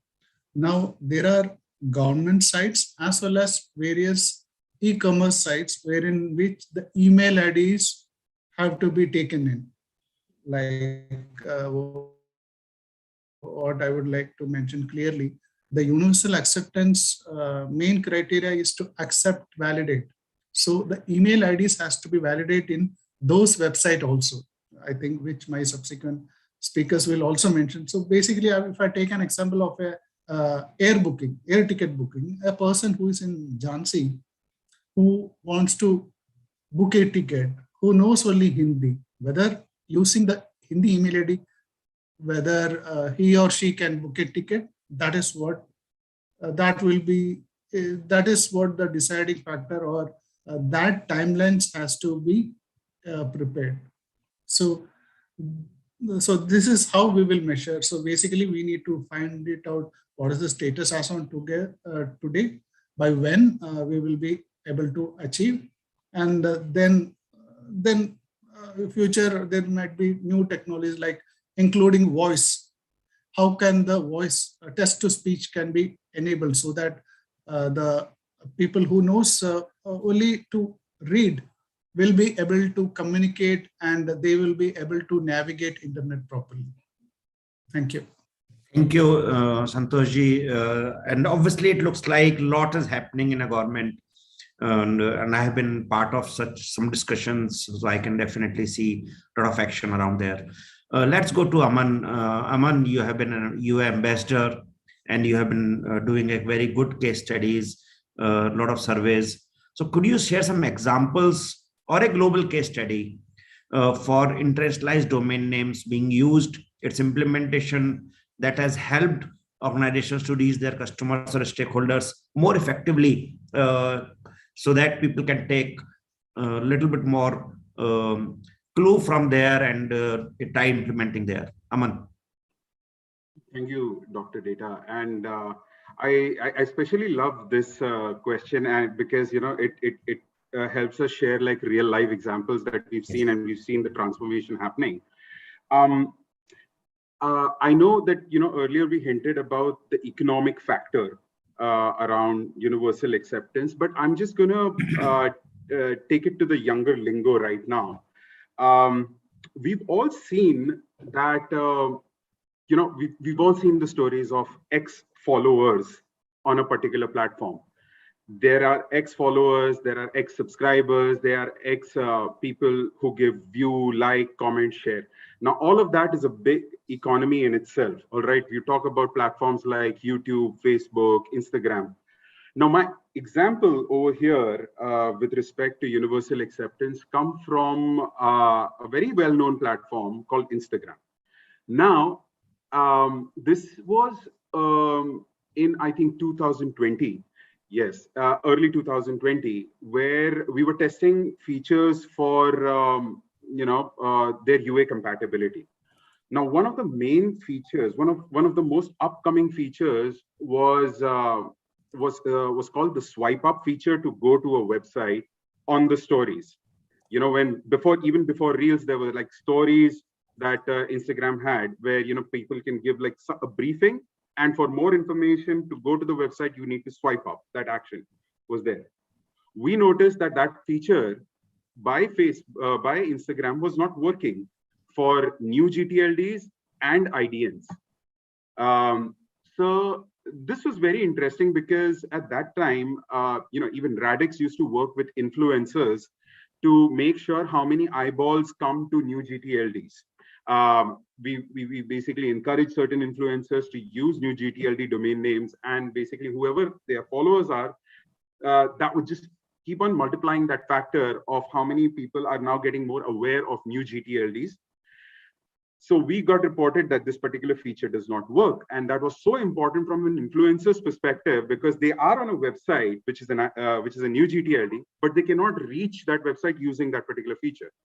So we started the chain of reporting this issue to Instagram, right from the influencers also. And these influencers, bare minimum qualification to even have that particular feature was minimum 10K users, 10K subscribers or followers. So we figured that piece out. And I think within 6 months, we saw one of .guru domain names on some social media platform who was like promoting it on Instagram also. We suddenly saw that feature working. So apparently it worked. Now, why this case study is important. Like right now, we're just talking about 10K potential users for that particular feature. But just imagine if somebody's got like 1 million, subscribers. Let's talk about, the honorable Prime Minister. I mean, let's say if the PMO office had an Instagram account and they were to be on a new GTLD or probably an IDN domain name like a .bharat, and that feature wasn't working, the potential loss of reaching out to so many people would have been great. All right. So it's about engagement, it's about users. And this is one aspect that I feel, one area and one feature that I really feel did a lot. And it's something that was truly amazing to see transpiring in front of your eyes. Yeah, actually, this is a fantastic example. And what government of Rajasthan did to provide a Hindi email address to every citizen free, this also led to a huge community built up where government can reach out to the citizens. So such as examples are extremely critical. Aman, Jay, can we come to you? You have a huge experience of running e-commerce websites, softwares, and multiple technology businesses. So let's say a technological professional or a website developer, Jay, and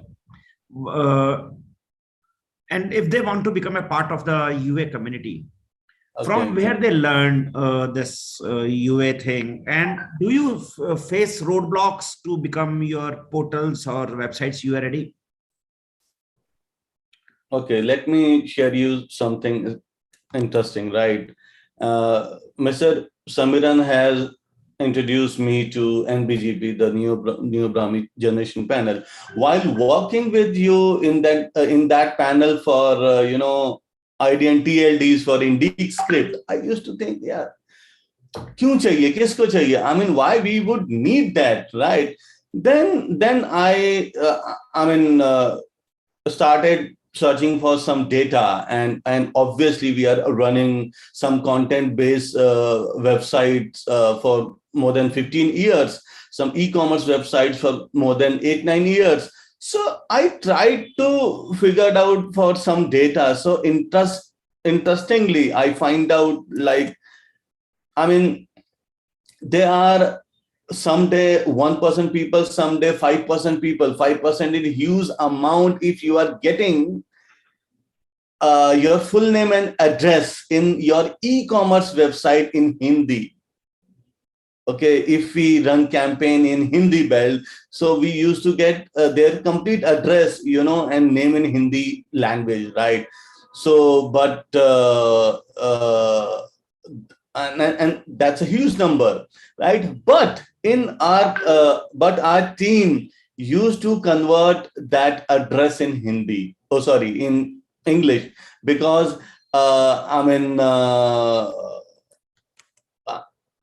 logistic provider like Ship Rocket, they were not UA compatible. So they used to convert that address into question mark. So we used to type it again. So, that made me think of, we need IDNs, because there are millions of people who cannot understand English alphabet. And there are millions of people who can understand, but they cannot remember that. They cannot remember the spelling of the very the word set or meaning per se. So it made me realize that we definitely need IDN domains. I'm seeing a page URL in some Hindi website like hindinews.com or whatever, but they don't have IDN domains to make it complete Hindi or make it complete in Tamil or Gujarati, right? So as a businessman, like, what challenges I face? Okay, I want some content to be, or some video to be delivered to our developers. There has to be a community using which we can serve any content, any tutorials to the developer for a couple of languages which are being used currently. Like, let's say for WordPress, in WordPress we use WooCommerce plugin, right? So we need, first of all, that WooCommerce plugin UA compliant to ask developer to create UA compatible website. Because apart from that plugin, there are forms, there are multiple plugins, multiple things when you run e-commerce website. Yep. And obviously for e-commerce player like us, logistic companies, they have to be UA compatible. Yeah. So, and do you see the challenges there? They are not, a lot of them.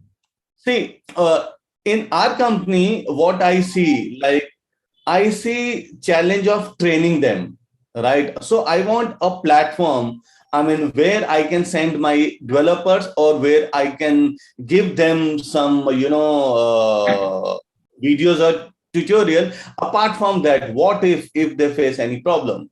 See, professionally, I'm also coder, but I cannot give them time all the time, So there has to be some platform, there has to be some a community,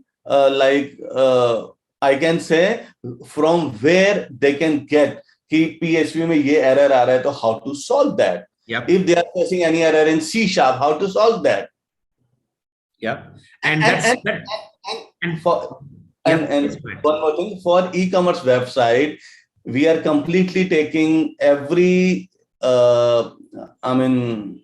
script as a form, including email ID for our e-commerce website. So that is good for us, right? So see, what I'm thinking, we would run e-commerce portal in Hindi, we would be, getting definitely more traffic, because sometimes they don't know from where they have come. Yeah. Yeah. Sometimes they say, मुझे नहीं पता आपकी website का नाम क्या था. I have just seen your ads in Facebook and bought the product. Yeah. I'm not able to, make them remember my website because I'm not on IDN. And we are planning to launch IDN e-commerce website very soon. So, Jay, I must connect you with Aman Masjid right now, right away here, who is a UA ambassador. And Aman is entrusted a responsibility to create an awareness program and train your people, and you can set up a time. This is the outcome of these kind of discussions, right, Jay? And this is and this could be recorded and this can be shared with 1,000 times, no problem. UASG.tech website is for that. You will find a lot of content available, but I am sure FICCI Ally will be very, very happy to connect both of you. You all are with this, our moderator email, and you can just take it from there, and you can be next discussion. When Samiran invites you, you can share an example of UA readiness. And Samiran, we come to you now because you connected all of us in NBGP while we were doing this language work. Now let's talk about the larger perspective here. So according to you, Samiran, what are the economic benefits of UA implementation for a nation in terms of internet accessibility as an icon you see it? And this is obviously from the larger perspective here. What are the benefits you see here? Thank you. Thank you, Ajay. So I think the larger benefit is what we heard about to a large extent earlier this morning in the inaugural session, that, changing the dynamics of, it's a kind of digital transformation. So let me just step back and let's talk about digital transformation. Whether if you look at the internet globally or if you look at India, we've gone through different stages of digital transformation, and we are now in the new phase. And whether, Mr. Sawhney, Honorable Secretary at METI and the Honorable Minister also spoke about, is making sure that everybody can participate in economic activities. Okay. Now, So that's the larger picture. Now, I want to talk about, in this context of the larger picture, I want to talk about a couple of research documents that I was reading last night, preparing for today's session. So one is by ICRIER, talking about building an inclusive digital society for rural India. And essentially, what this research, I mean, in three words says, it's 60 pages, I'm putting it down in 3 words, is that you need access, adoption, and application. Okay. And if I look at access, adoption, and application, whichever way I look at it, universal acceptance kind of features in all of them. Okay, so it is, we have to stop thinking of universal acceptance as something additional, rather than look at it as something part of everything else we do. That's number one. The second research document I was looking at, this is more market oriented, more market savvy. This is a wonderful piece by Digital Desh. Digital Desh, some of you may be aware that every few months they go out on a road trip and they go into the hinterland of the country and see how people are consuming the internet and how they're using it. And again, they did something right after or during the COVID pandemic, and actually after the second wave. And one of the findings is about need for lowest effort digitization. And this, I'm saying this because I'm relating this to Jay's point about, can we have a platform where I can send my coders to get, trained? Because what happens in small town India is that there may not be enough resources and time to go through that process. You need to be able to deliver this in a lowest common denominator kind of a situation, so that very quickly somebody can be up and running. So and I'm sure that there are enough bright minds in whether in the local initiative, whether in the country, we can all come together and find the solutions, because it may not come out looking exactly like what it looks, let's say, in some other country, but as long as it works and it ticks all the boxes and it works for India, so that's good. So just to conclude, your question was, what is the larger picture? What is the benefit? It is to get the internet being useful to everybody beyond just, watching a few videos or watching the news. Those are also recreational and fun, but to actually make it work in terms of, the economy. Thank you. Thank you, Samiran. Let me go to Santoshji, because in the last segment of the discussion, Santoshji, domain names are the first thing that one remembers for a website. We all know that, and that's how the internet is. So my question directly to you is government also taking steps to make their popular websites enabled on IDNs? That's question one. And if you are doing it, then what kind of opportunities you are thinking to create for citizens here? Thank you.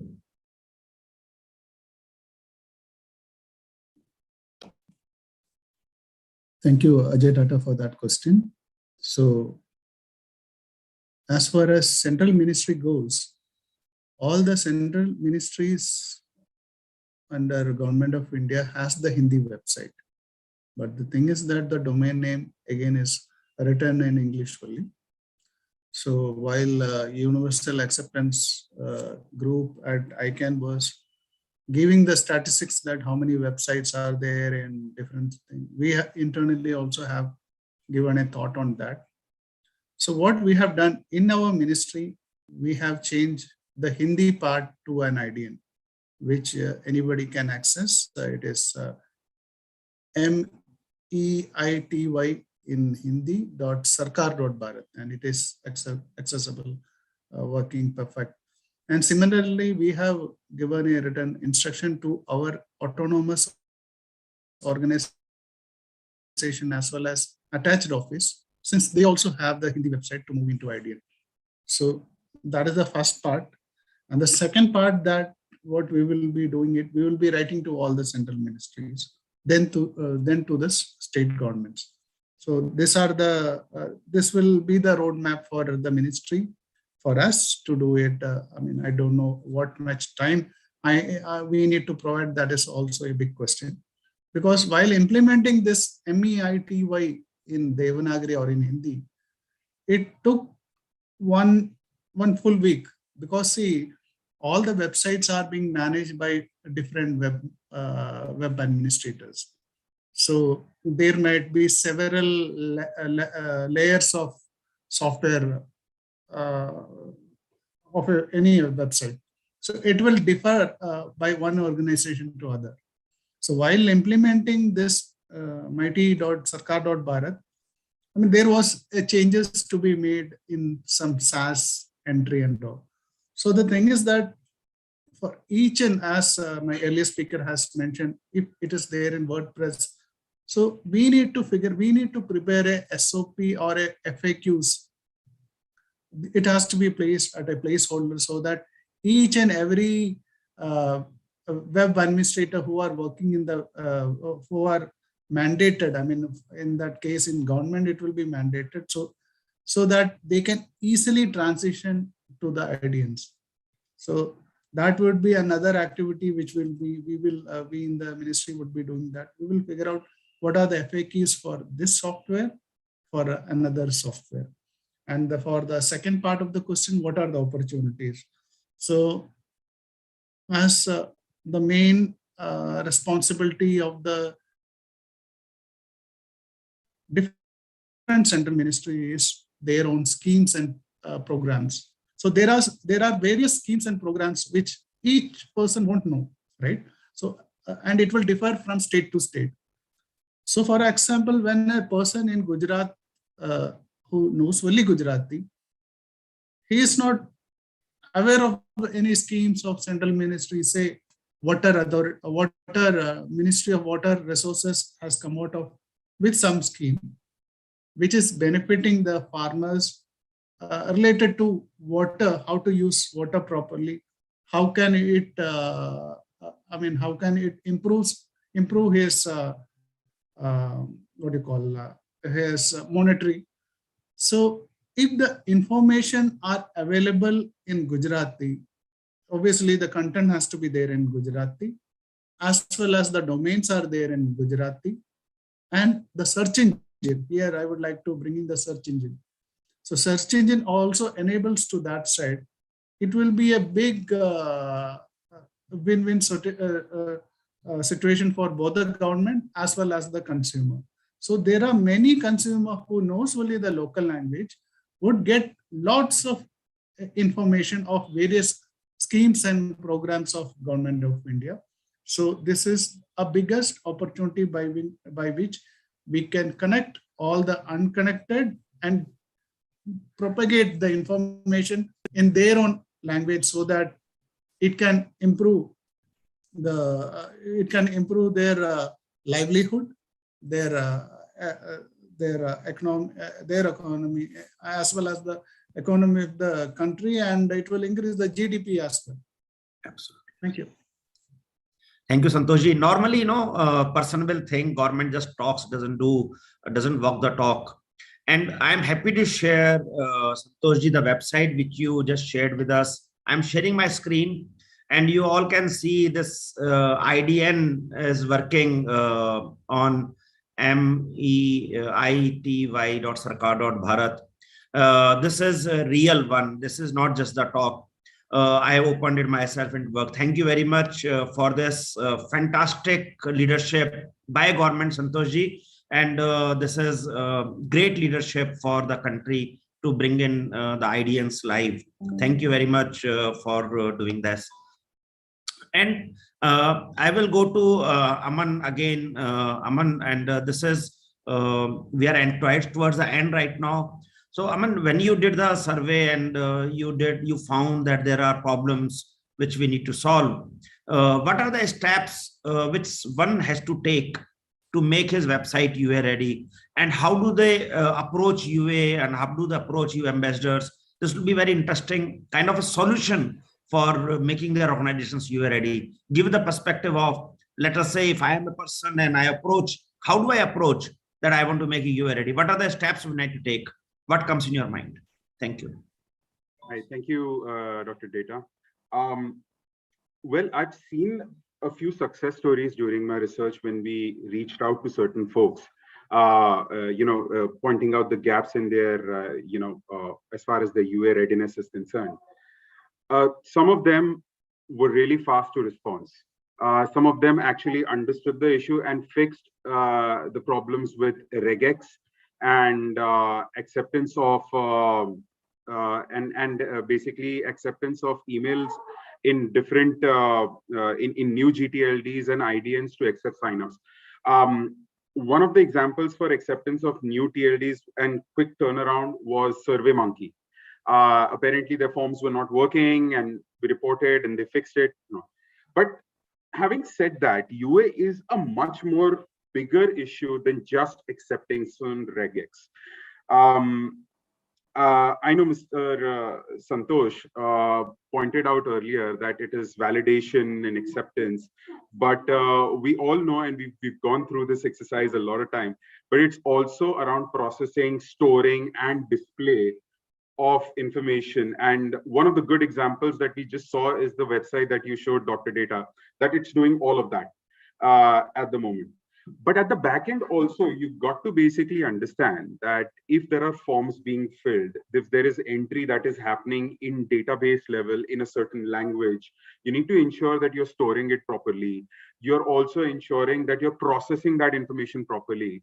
One of the simpler examples is like, acceptance of emails on new GTLDs or IDNs, and basically making sure that your mail transferring agent and your mail servers are basically processing that and actually relaying that information and not getting caught up or not bouncing back or not even recognizing that email address. Now, with that in mind, if somebody were to say that, all right, fine, I get your point. I want to basically make sure that my website and my online presence or services that I offer are UA compatible. How do I go about it? What do I need to do? So it starts from a basic audit of their platforms, I would suggest. First, they need to basically audit it, because as testers, we can just do whatever we can see from the outside, but they have to go inwards, do that audit internally and see if the validation, acceptance, processing, display, and storage is working on all particular features that they have. All right. Now, to getting that particular fix, or even getting some consultation around how to go about even the auditing process, I think they can just visit uasg.tech. There are tons of resources available over there. All right. Plus, they can get in touch with the UA ambassadors. The UA ambassadors can get them in touch with the tech working group also, who are basically working, who are the leaders as far as the tech implementation is concerned. And whatever the questions that they might have, they can simply post it to us and we can do the hand holding for them. We can work with them. All right. Although not in any at the moment, I don't see any commercial capacity, but we are ready to help out. All right. We just want to make sure that, their bases are covered.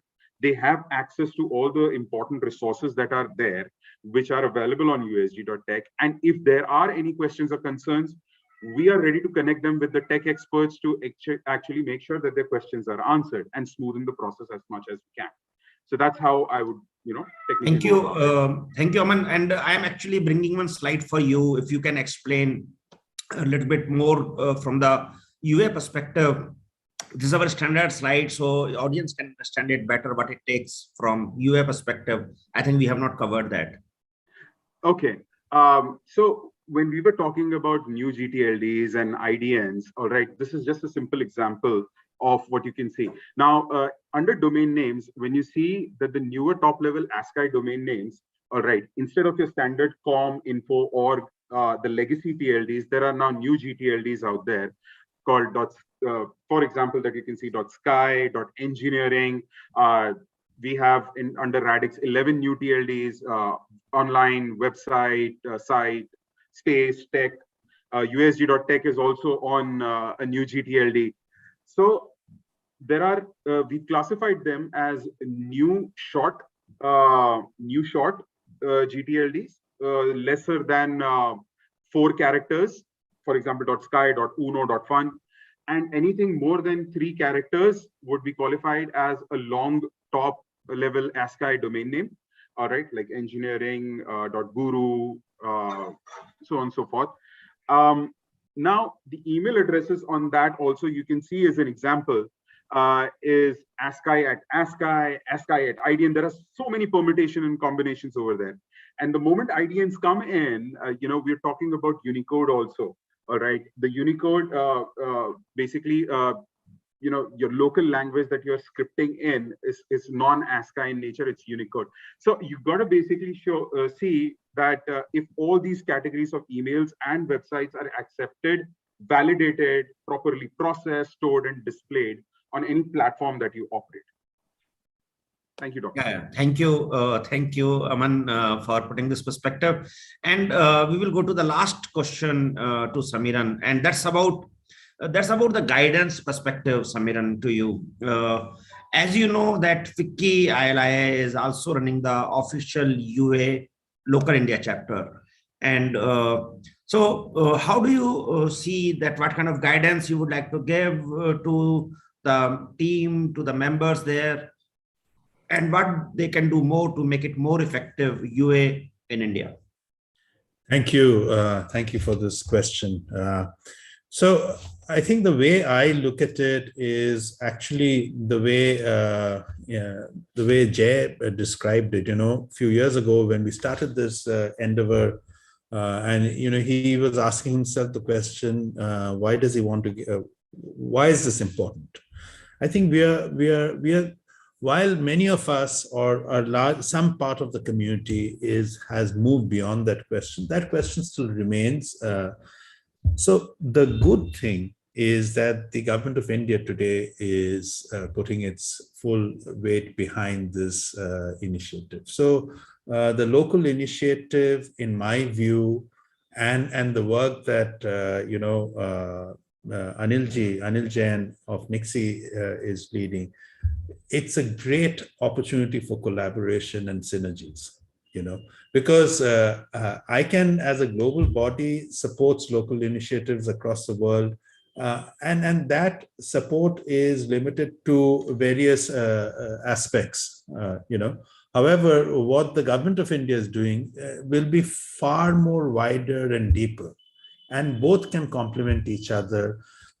So as somebody who is part of the UA committee that the government of India has set up, that Mr. Jain spoke about, I would like to see the two collaborate. And I know it's going to happen because Sarika ji is also part of, the government committee. We need to just move forward. And again, as Mr. Santosh also mentioned, there is a need for timelines, for expecting certain outcomes. And again, that's where industry comes in.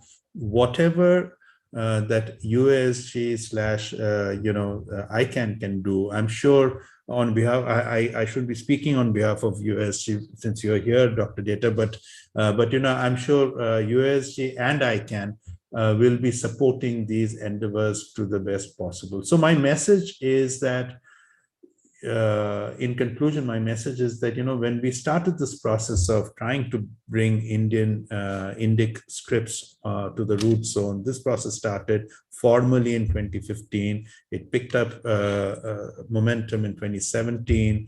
We completed the work with community members in 2020. That is the building block on which we're building everything else, the Universal Acceptance Program. you know, we are now, we can see the momentum gathering. Those who are in the audience who would like to join, we'll be very happy to see more people join this effort. And I know there are questions around, you know, how it benefits the small businesses. I think that has been explained by some other speakers also, but I'm very happy to take some questions offline later. So my message was very simply that let's all collaborate and make this a great success. It would be a great win for not only technology working for people, but also for the economy overall. Thank you. So before Sarika ji and team brings the two questions to for the panelist, by that time, I would just like to let the audience know, if you are interested to join UA, you please visit uasg.tech website or write to FICCI ILA on their email and in the contacts there, or through the YouTube channel. They will be very, very happy to connect with you in India. And if you want to experience an Hindi or a linguistic email address, you can install Data Mail app. This is my company does for people to experience the Hindi email address or the any language email addresses. You can experience yourself with this. Thank you, gentlemen, for being present. Sarika, over to you, please, with the questions that we have from audience. Yes, sir. In the interest of time, I'll just take one question as of now. And Okay. if there are other questions, we can take it offline as mentioned. So in fact, there were two people asking the similar question. So I've mixed it up. So can anyone please let us know how MSMEs can benefit from this discussion and UA, and especially when we are operating from Tier 2 and Tier 3 cities? So Dr. Data, over to you, with whom you would like to take the discussion. Anybody can answer. Samir, do you want to take it? I could have answered it myself. So let me just start off, and I'm sure others can join in. I think one of the biggest beneficiaries for this process would be MSMEs, and there are, again, if you have a website that needs to go multilingual, get in touch with you know, Aman Masjid, get in touch with Jay Paudyal, get in touch with Dr. Data, let them take a quick look and tell you what needs to be done, and then support you in that along the way.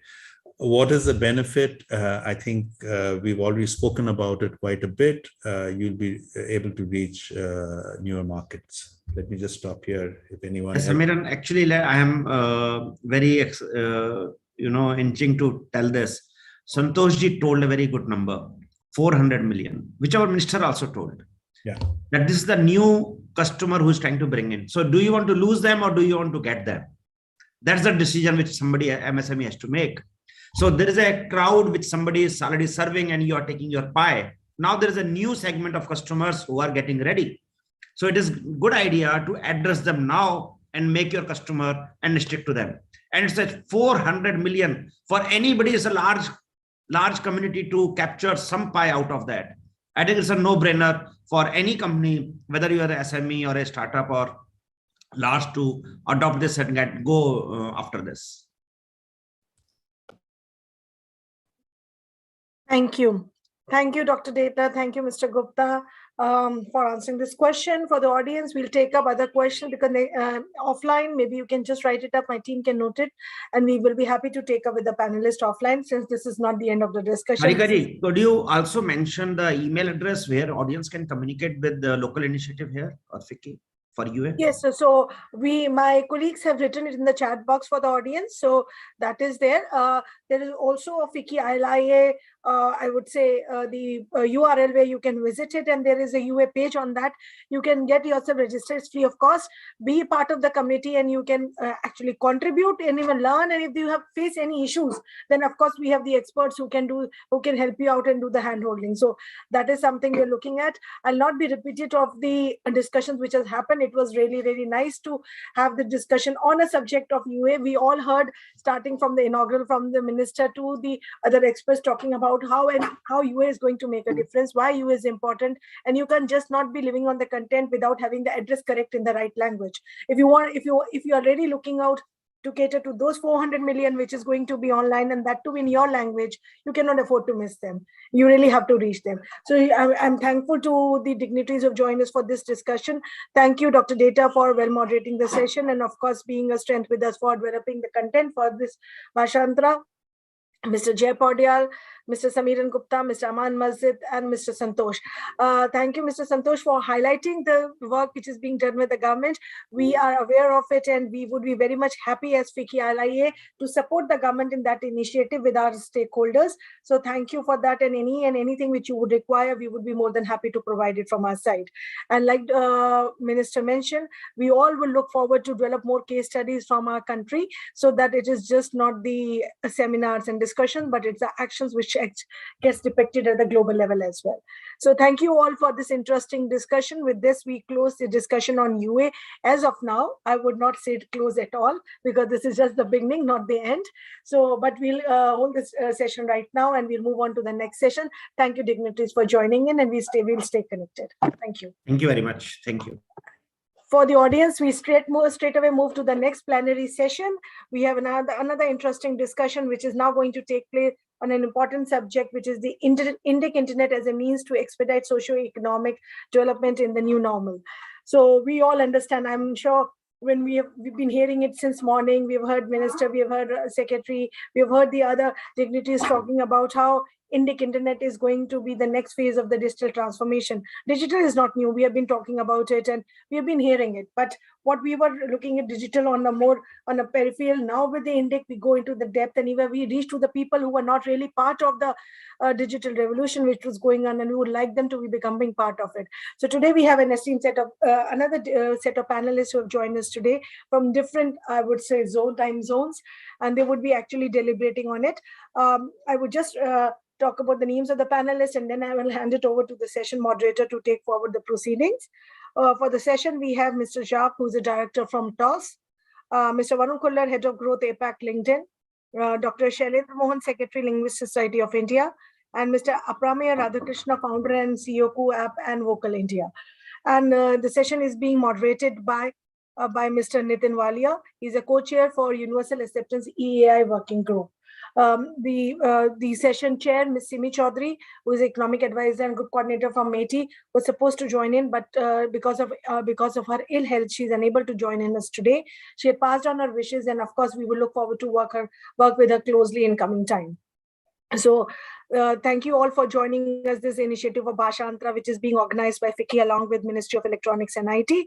And we really look forward to a good discussions today. I would hand over to the moderator, Mr. Nitin Walia, to take forward the proceedings. Over to you, Nitin.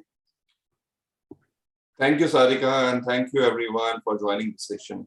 And as Sarika mentioned, that the chair for the session is unable to join because of the health issues. So firstly, we would like to thank her for her best wishes, and definitely we're going to miss her valuable comments and views on the agenda.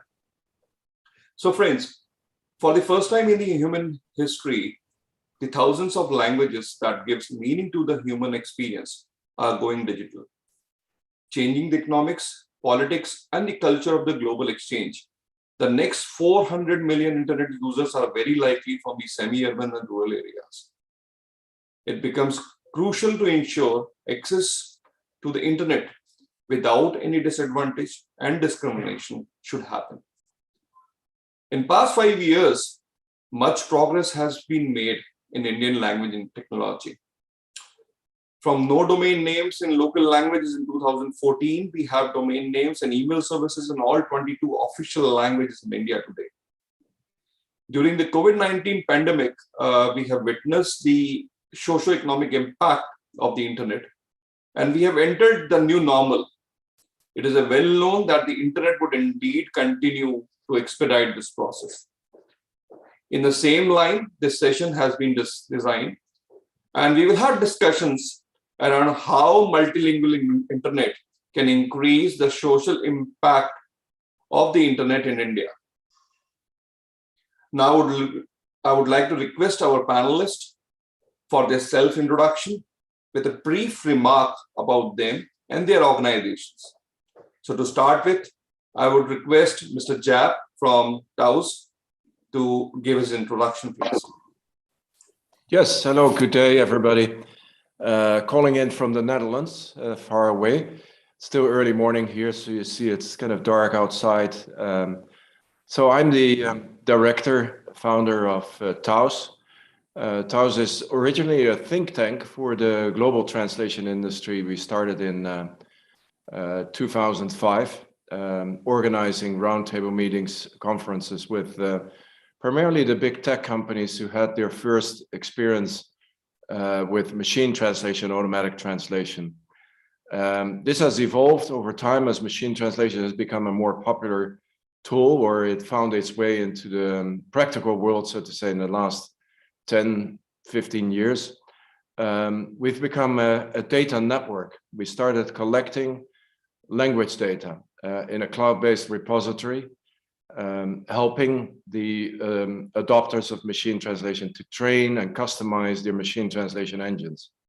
So we now have a data marketplace that contains around 25 billion words in 600 language pairs. We've made a beginning with coverage of the Indic languages, only a beginning. But you know, the whole purpose of this platform is that anyone who's interested in speeding up translation and covering more domains and more languages can come to the TAUS platform first to find the data, to optimize, customize, train their engines and get better results for the users. So we'll come back to that later perhaps, but we're firm believers that the game here is all about data, language data. As in many other fields in AI, there is too much emphasis on the algorithms, on the models, and how you can tweak and optimize them. But we have to think data first. That's our mantra. Thank you. Thank you, Zab. Thanks for a crisp introduction about yourself and your company. Now I'll move to Varun Kullar. Varun is the head of growth in APAC region for LinkedIn. Over to you, Varun. Thanks, Nitin. Introducing myself. So I look after growth for LinkedIn in the APAC region, as Nitin just mentioned. What does LinkedIn stand for? Our vision is to create economic opportunity for every member of the global workforce. And extremely proud to say that we've recently launched LinkedIn in Hindi. This is extremely important for us because India is one of our core markets for growth. You know, we have more than 82 million members in India as part of the global community of 800 million members on LinkedIn. And what is our objective? Our objective is basically to break down all language barriers as we move forward. And I'm really looking forward to having a rich discussion with all of you on how we do that. What is the role of government? What is the role of industry? And go into more depth and some actionable next steps from this meeting. But great to be here. Thank you, Varun. Thanks a lot. And now we move to the next panelist, who is Mr. Shailendra Mohan. Shailendra is he's a secretary from the Linguistic Society of India. And over to you, Shailendra, please. I think you are mute, Shailendra. You have to unmute, please. Yeah, Namaskar. I am Professor Shailendra Mohan, Secretary, Linguistic Society of India, as well as right now I am currently working as a Director, Central Institute of Indian Languages, Mysore. And the Central Institute of Indian Languages is a subordinate office of Ministry of Education, which works for promotion of all languages of India. The primary functions of CIL are to act as the nodal agency of the country for language policy and language planning, to teach and research on languages of India, and create resources on all scheduled as well as non-scheduled as well as endangered languages of India. That's what the introduction of as a CIL director. Thank you, Shailendra-ji. Thank you so much. So now we move to our next panelist, who is Aparmay. Aparmay is the founder and the CEO of Kuhu app. So I think a lot of us have already downloaded that. It's an Indian Twitter, I believe. And they're doing fantastically good. And when it comes to Vocal India, That's their motto, actually. So over to you, Aparna, please. Thanks a lot, Nitin. So hello, everyone. My name is Aprameya. I'm the co-founder and CEO of Koo. Koo is a microblogging app in local languages. So our insight was that free expression on the internet wasn't made convenient for people who weren't speaking English. And our approach is to build communities which speak one language so that they can all come together and express themselves on an everyday basis. And that's extremely important because it empowers people to express themselves. And that is very important to empower them and make them feel connected to the rest of the world. So that is what we do. And our other second product is called Vocal. Vocal is a question answer app which is voice driven. So people can come and ask questions in their voice in the language of their choice, and the community gives back answers in the same language. So both empowering apps and I think empowering the language speaking audience to make them feel welcome and feel the power of technology is very important. Thank you, Aparna. Thank you so much. So, friends, let's move ahead and make this session more interactive. So, for the interest of all the audience, we have tried to keep this session, not in a presentation mode, wherein you have to present any slides. We will have few questions which I am going to ask from each of you, and if any of the panelists would like to add more from his side on that particular question, if he or he is happy, he can be, he can join, he can respond that up. Once the panelists who have been asked for this question, complete his views around that.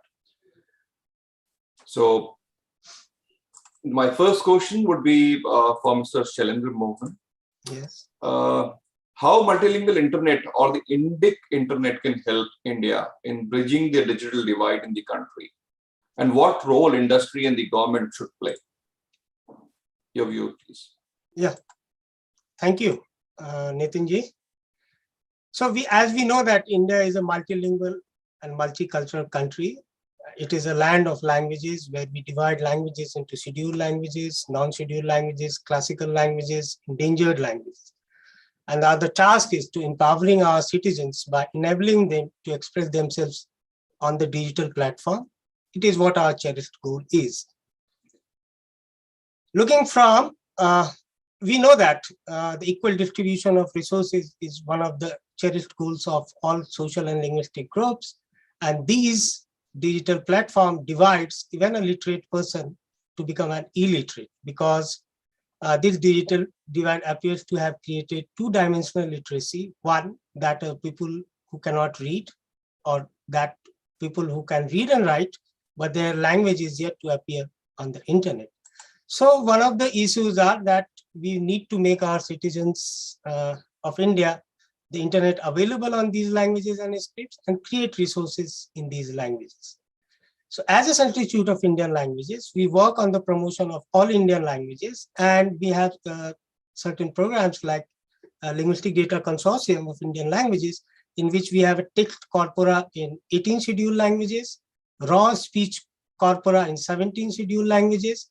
We have also developed an app to collect the speech data recorder. We are also validate speech data POS annotated text corpus and TTS data under preparation for all Indian languages. Simultaneously, as an Institute of Indian Languages, it is also important that teaching materials for Indian languages should be available online. For this goal, the Bharatvani as a project has initiated, and there are 91 languages resources are available on the internet right now. You can take a look. Our idea is to take it more forward to include all Indian languages. We also have NTM, National Translation Mission, is making the textbooks of higher education available in Indian languages by translation and developing translation resources. We translate these languages in 22 scheduled languages right now. So in a way, if we want to empower our citizens for their economic and economic growth, we need to create resources, and Central Institute of Indian Languages have done a lot for the development so that these people who maybe those whose languages are not represented or those whose languages are yet to be represented on digital platform, Central Institute of Indian Languages is working.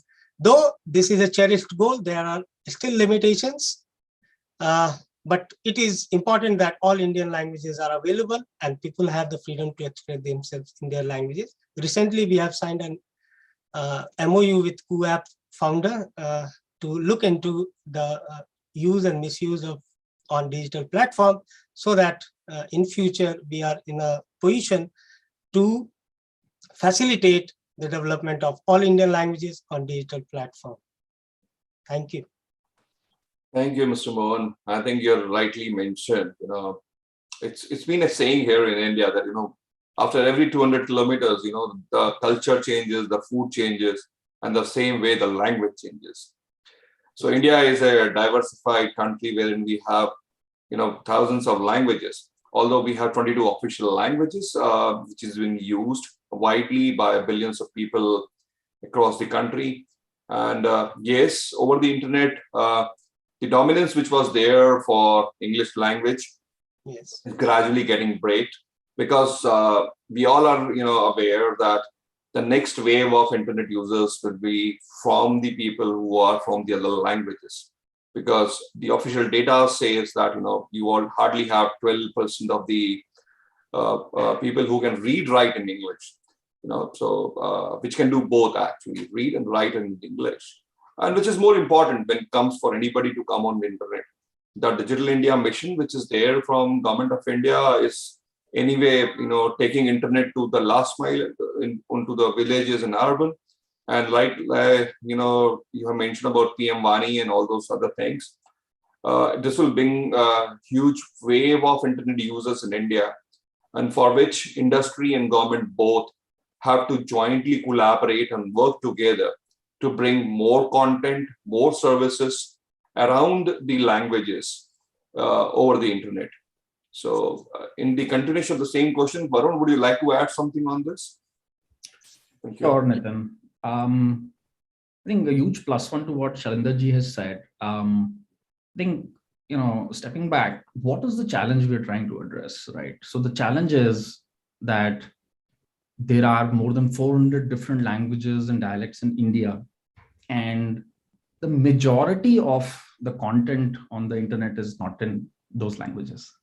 That's the challenge, right?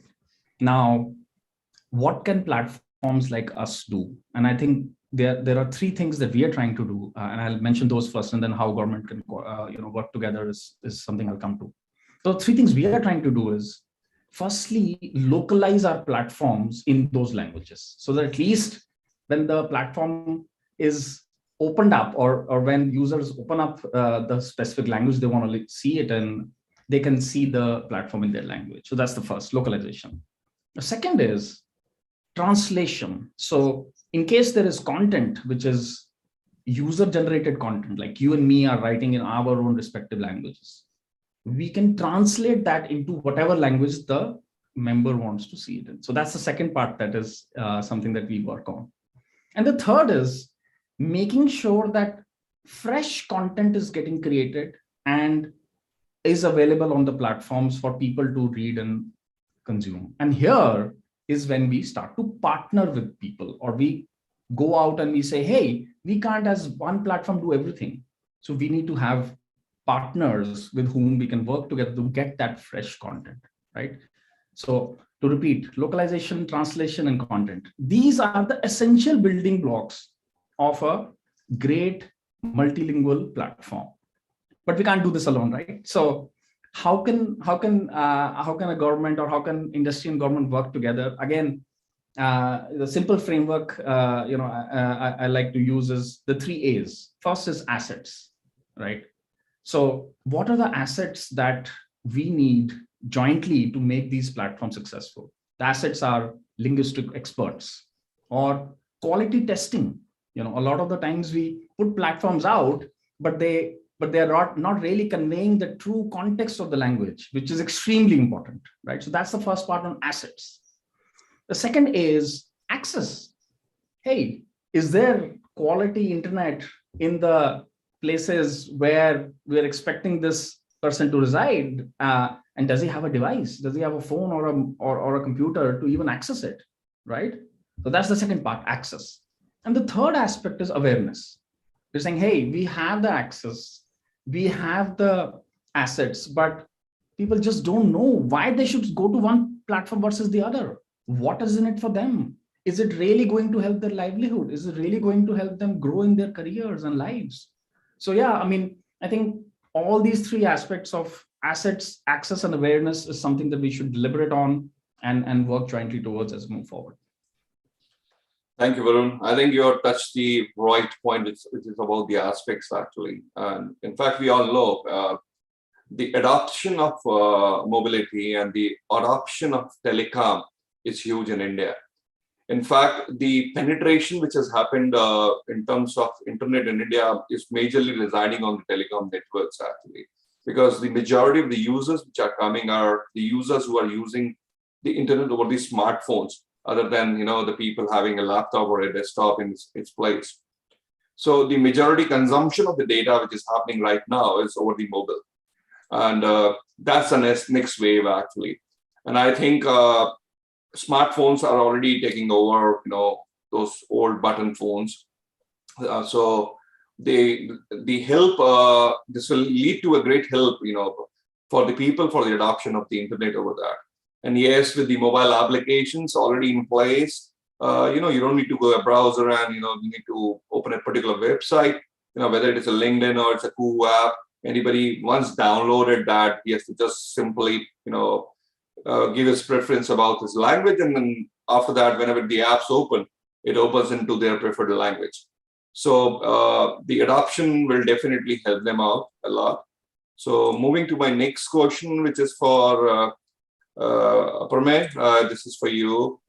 Understanding the benefits of the Indic internet, what steps India as a nation can take to leverage this as a tool of socio-economic development in rural India?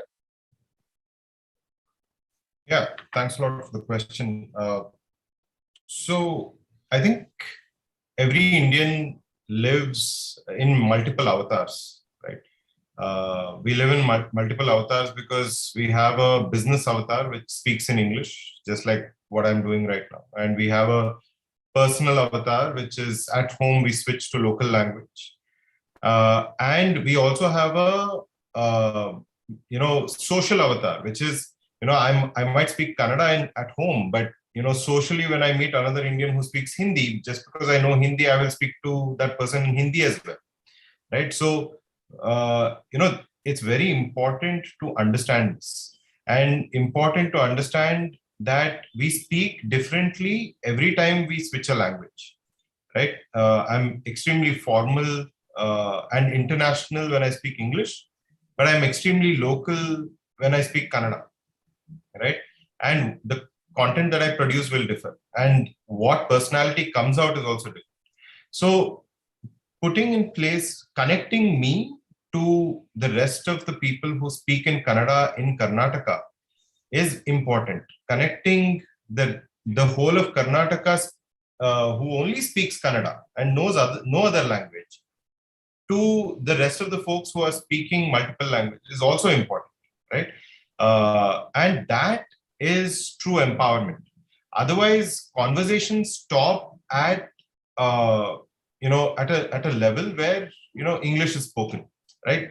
And the rest of India is not involved in discussions that matter to the country. They kind of like are stuck in a prehistoric time where they don't know enough information directly from the people who speak multiple languages, so that they can become better than what they are. They still haven't realized the power of social media, the power of self-expression on the internet. They're probably even scared.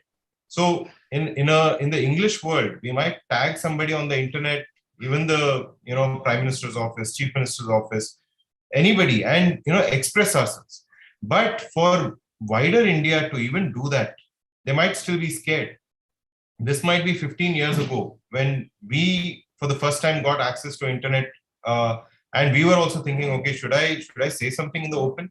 Will it be taken positively, negatively, constructively, whatever it is?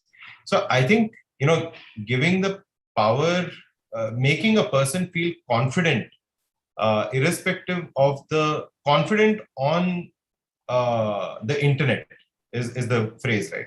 Making a person feel confident on the internet, irrespective of the language they speak, will show true socio-economic empowerment for people, is my firm view. And that is what we are trying to do with each of our products. I think you have rightly mentioned, every person have two faces and two lives, actually.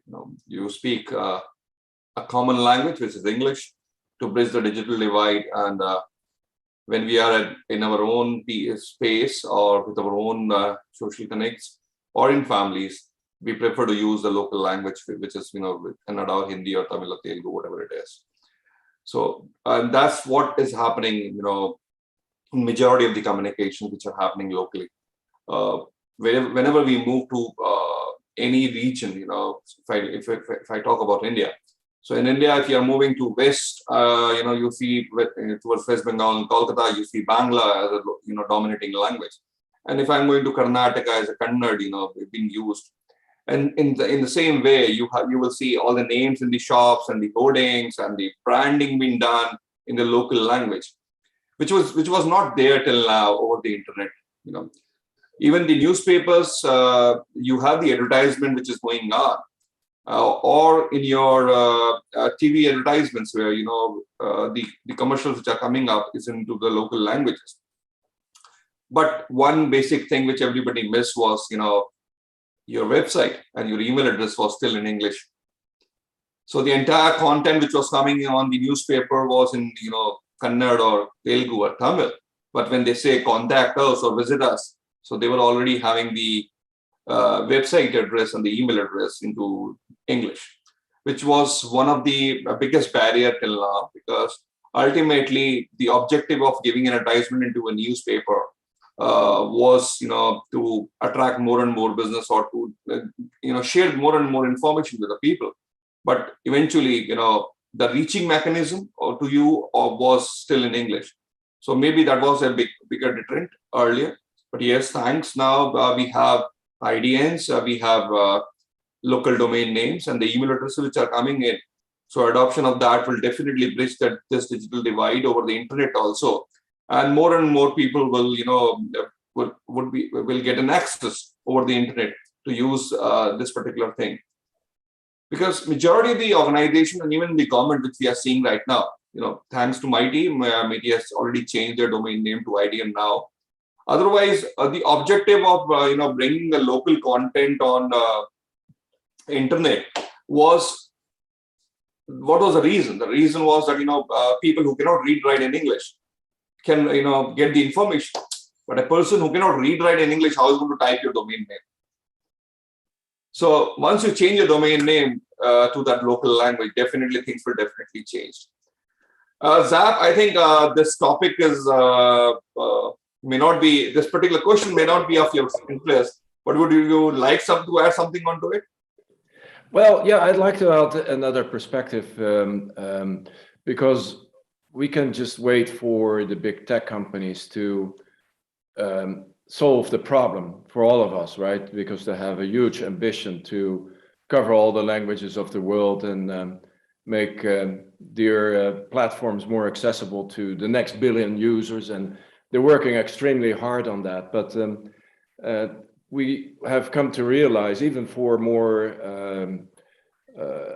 languages in, let's say, Europe or in the northern hemisphere of the Western world, that it's not enough. It's definitely, they're not able to close the gap there, because language is alive and it keeps changing, and people are have their own vocabulary, and they have their own personal styles, and they have their specializations and domains and subdomains, and there's kind of all granular levels in the way people speak with each other. So in that perspective, I think we have to realize that we can't wait for big tech companies to solve the problem. They will never solve the problem entirely, because people will walk away from this multilingual service, the features on their platforms, if they're not good enough. If the quality is not there, you get a lot of resentment, and so that's where I think it's important to realize that we have to start supporting, facilitating more collaborative models in the economic sense of the word. It can't come top down. It has to be both ways. So we need to think in a more democratic model about data sharing, because again, I'm coming back to that point. A real-time data feed into the platforms can generate a real-time improvement on every form of communication. The technology is there to do that. You can think in terms of real-time training. There may be a bit of a delay, but the engines are able to learn very quickly now and adapt to the speech of the people in families, in villages. So that's something to think about, for the future, the near future. It's technically possible, but we have to support that, facilitate that through new forms of collaboration, new economic forms as well. So I'm a big fan of marketplaces, and we see that happening. Even the big tech companies themselves, Google, Amazon, Microsoft, they create their own data marketplaces, for instance, to facilitate that real-time learning in the AI field. So just another perspective there. Thank you, Zap. I think you have given a right perspective to the question, actually, because data will going to play a very critical role. Bringing AI or ML coming into play, the depositories of data would definitely have a bigger role to play. And the more and more content which is available into the local languages will help the search engines and data repositories to produce the results in a better way. So my next question is for you, Varun. The native languages are coming up majorly on web and digital platforms. The same we have seen on LinkedIn also, that we have Hindi now coming on your digital platform. So how do for the growth of the Indian language content on the internet, understanding the future lies with the Indic internet, what policies should be undertaken by the government to ensure the growth? Thanks, Nitin. So I think before we get into the policies, I think we should, try to understand what are we solving for. Again, we tend to sometimes jump very quickly into action items, but I keep, trying to level set all of us to say, hey, what are we really solving for? So I actually want to talk about two things there. First is the mindset of vernacular. Aprameya kind of alluded to it. I think it is extremely important that we feel that the mindset improvement on not just English being the primarily, like the main language of professional dialogue, that mindset needs to change. It should be okay to talk in Hindi in office. It should be okay to talk in whatever language you are based in, be it Tamil, be it Telugu, and the concept of personal and professional lives, as we spoke about some time back, needs to come together. We should be more authentic leaders. We should be feeling comfortable in talking in the language of preference rather than what the other person wants us to speak in. And I think, this is something which is not solvable by one company or, the government itself. It's more of a mindset. And I think thanks to the efforts which have gone into, just making sure all the new startups and tech companies and government is taking towards regional language support, I think this mindset is slowly changing.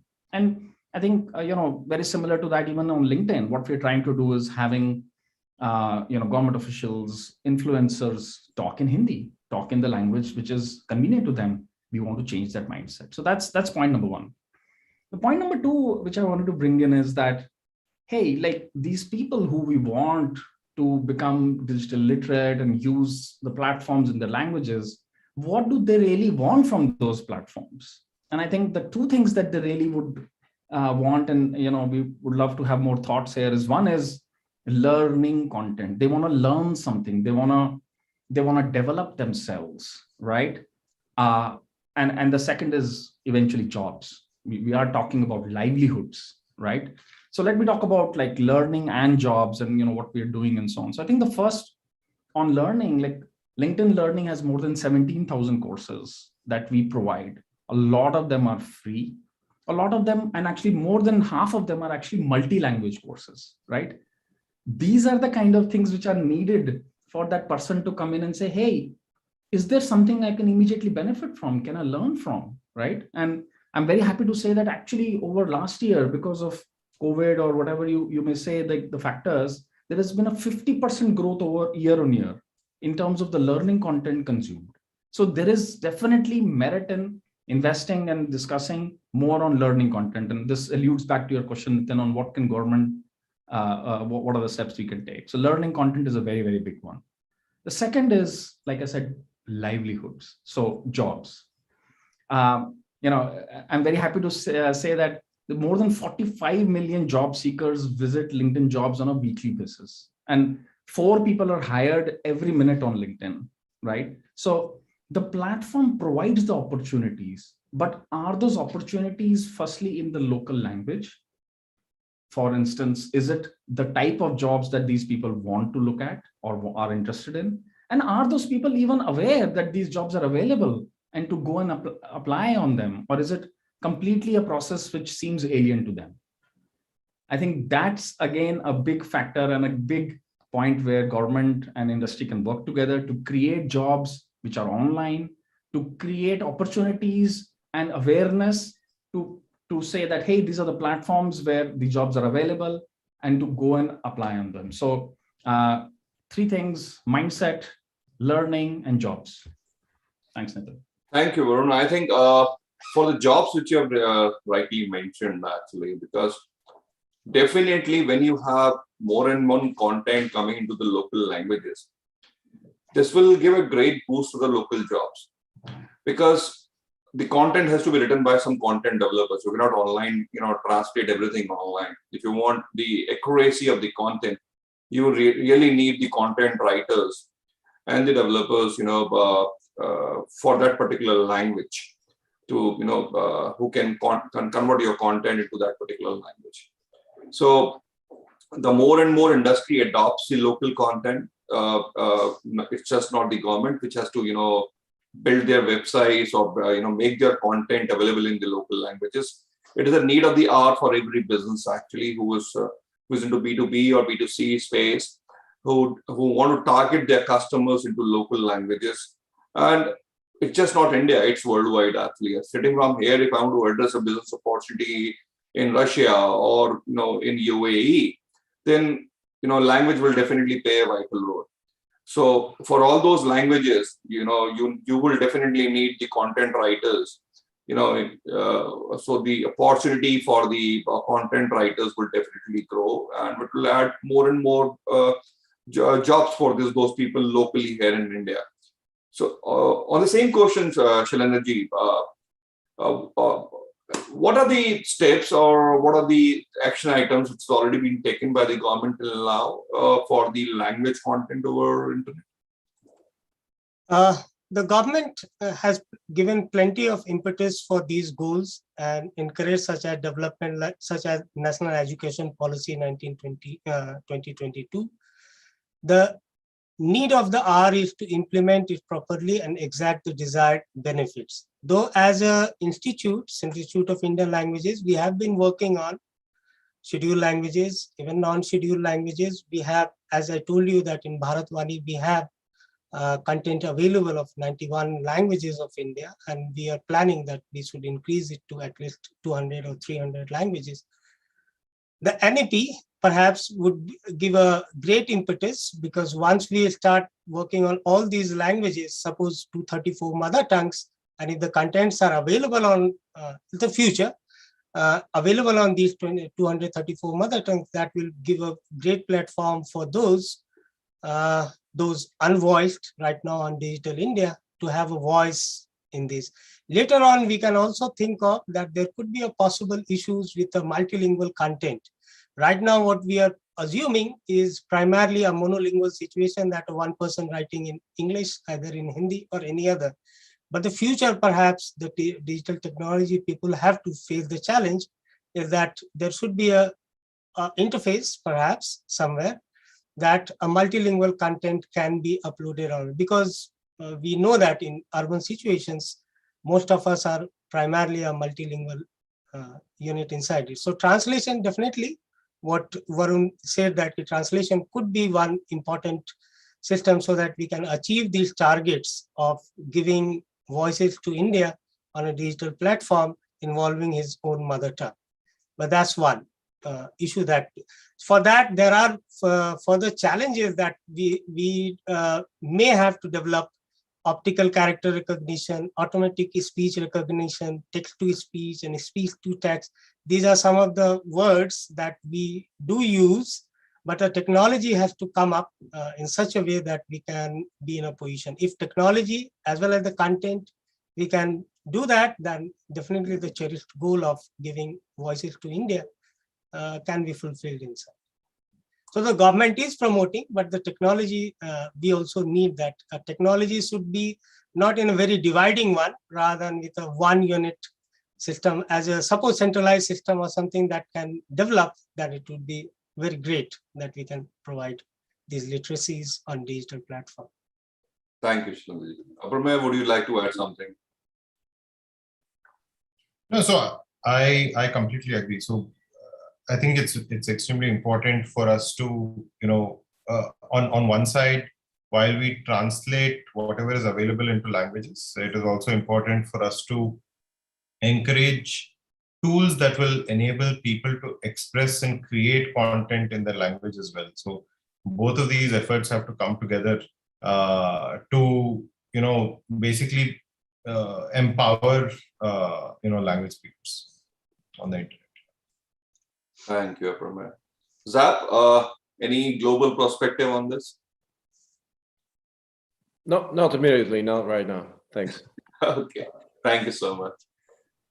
Now, I have another question which is open to all, actually, so anybody can take a lead. So according to you all, what are the impacts of COVID-19 on the sector and further as a community? What should be the action points and focus areas for us to develop larger multilingual internet?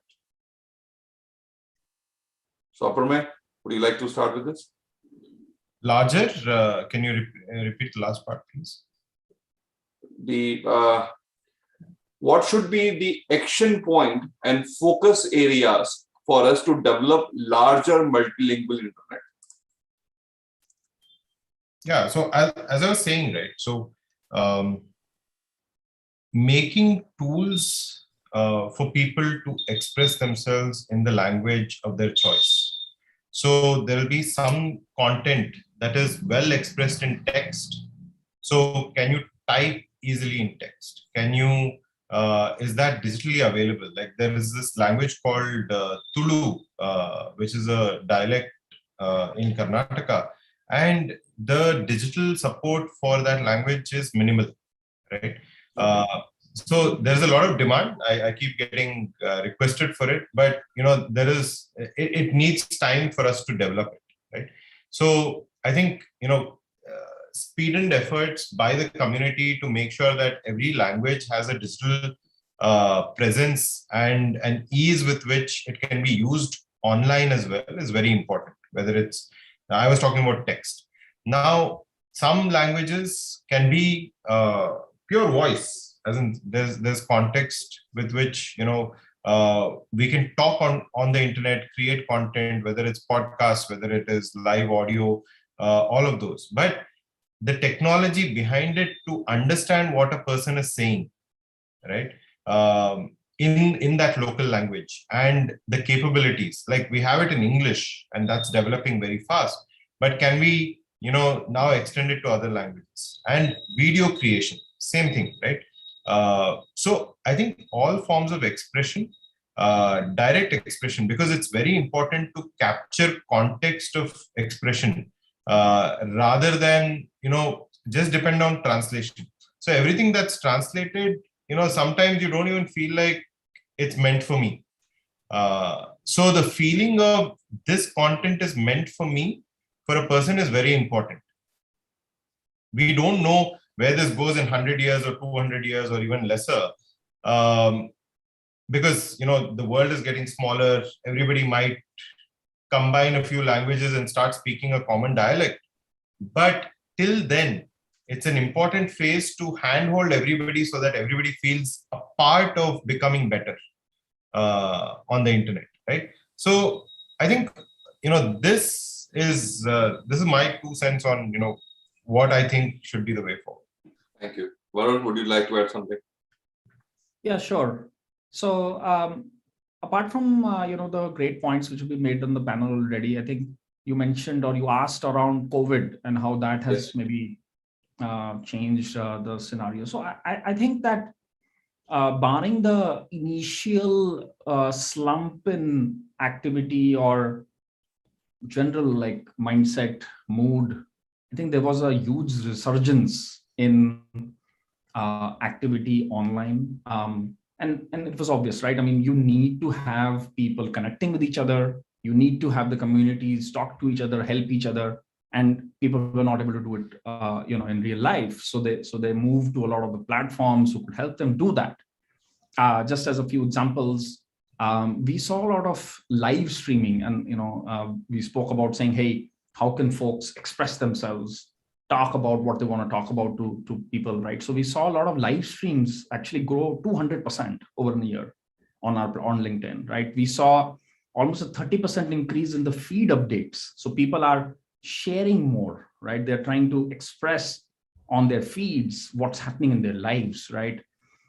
We saw almost 20% increase in conversations, public conversations. So not just sharing, but like talking to each other, right? So all of this is basically alluding to the fact that there is a need out there for people to feel belonged to a community, be it a professional community, be it any other kind of community where they belong, where they feel they get the right values and ideas.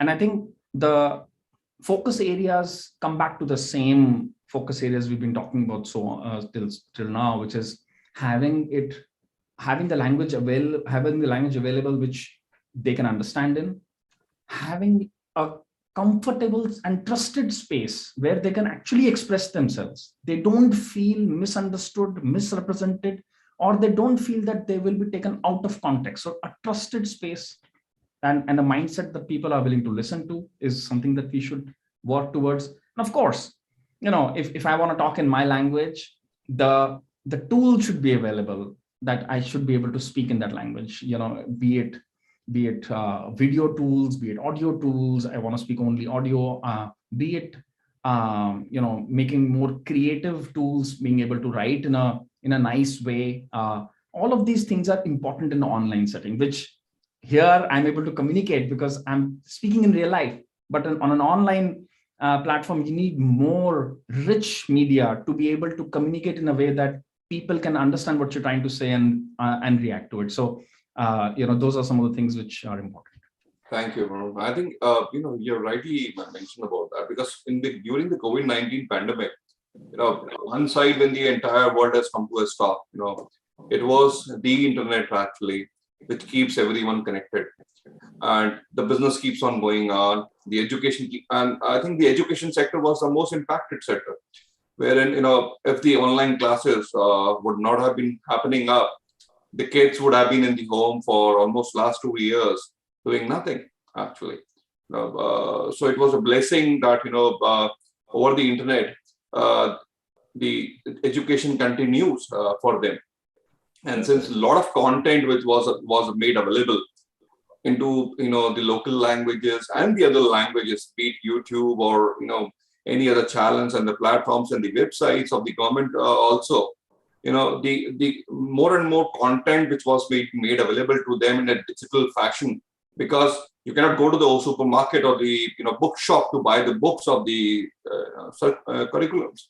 It was the complete dependency of the online, where you have the entire course material available for them. So at least, in last 18 months, things moves on. Otherwise, the things would have come to a stop. So that, on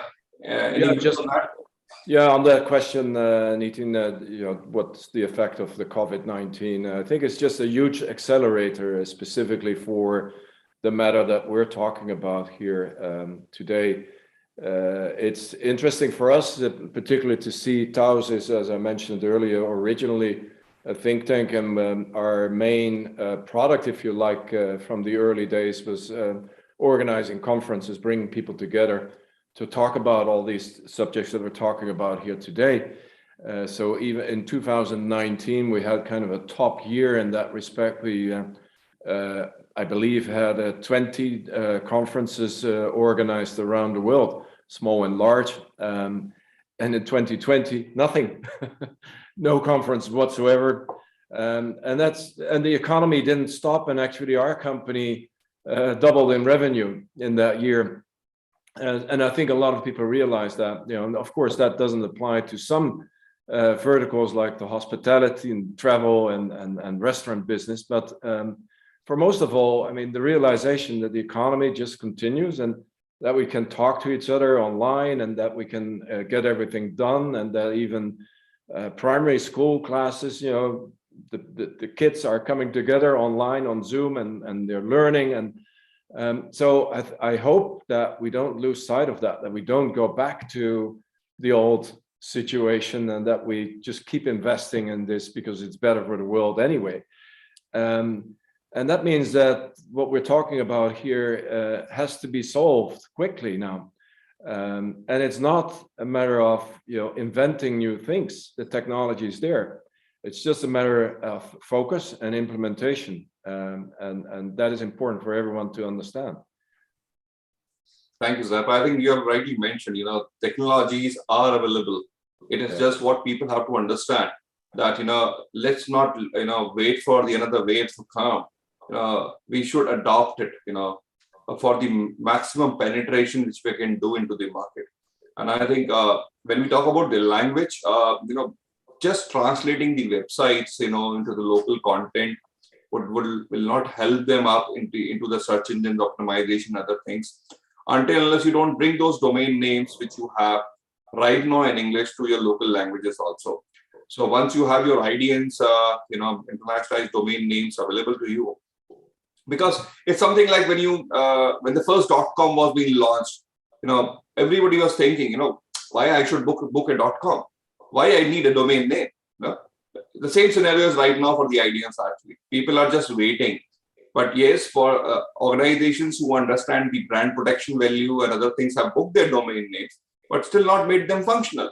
So I think it's a right time for the industry to understand that it's a need of an hour, that you bring your content onto those IDN domain names which you might have booked for the brand protection.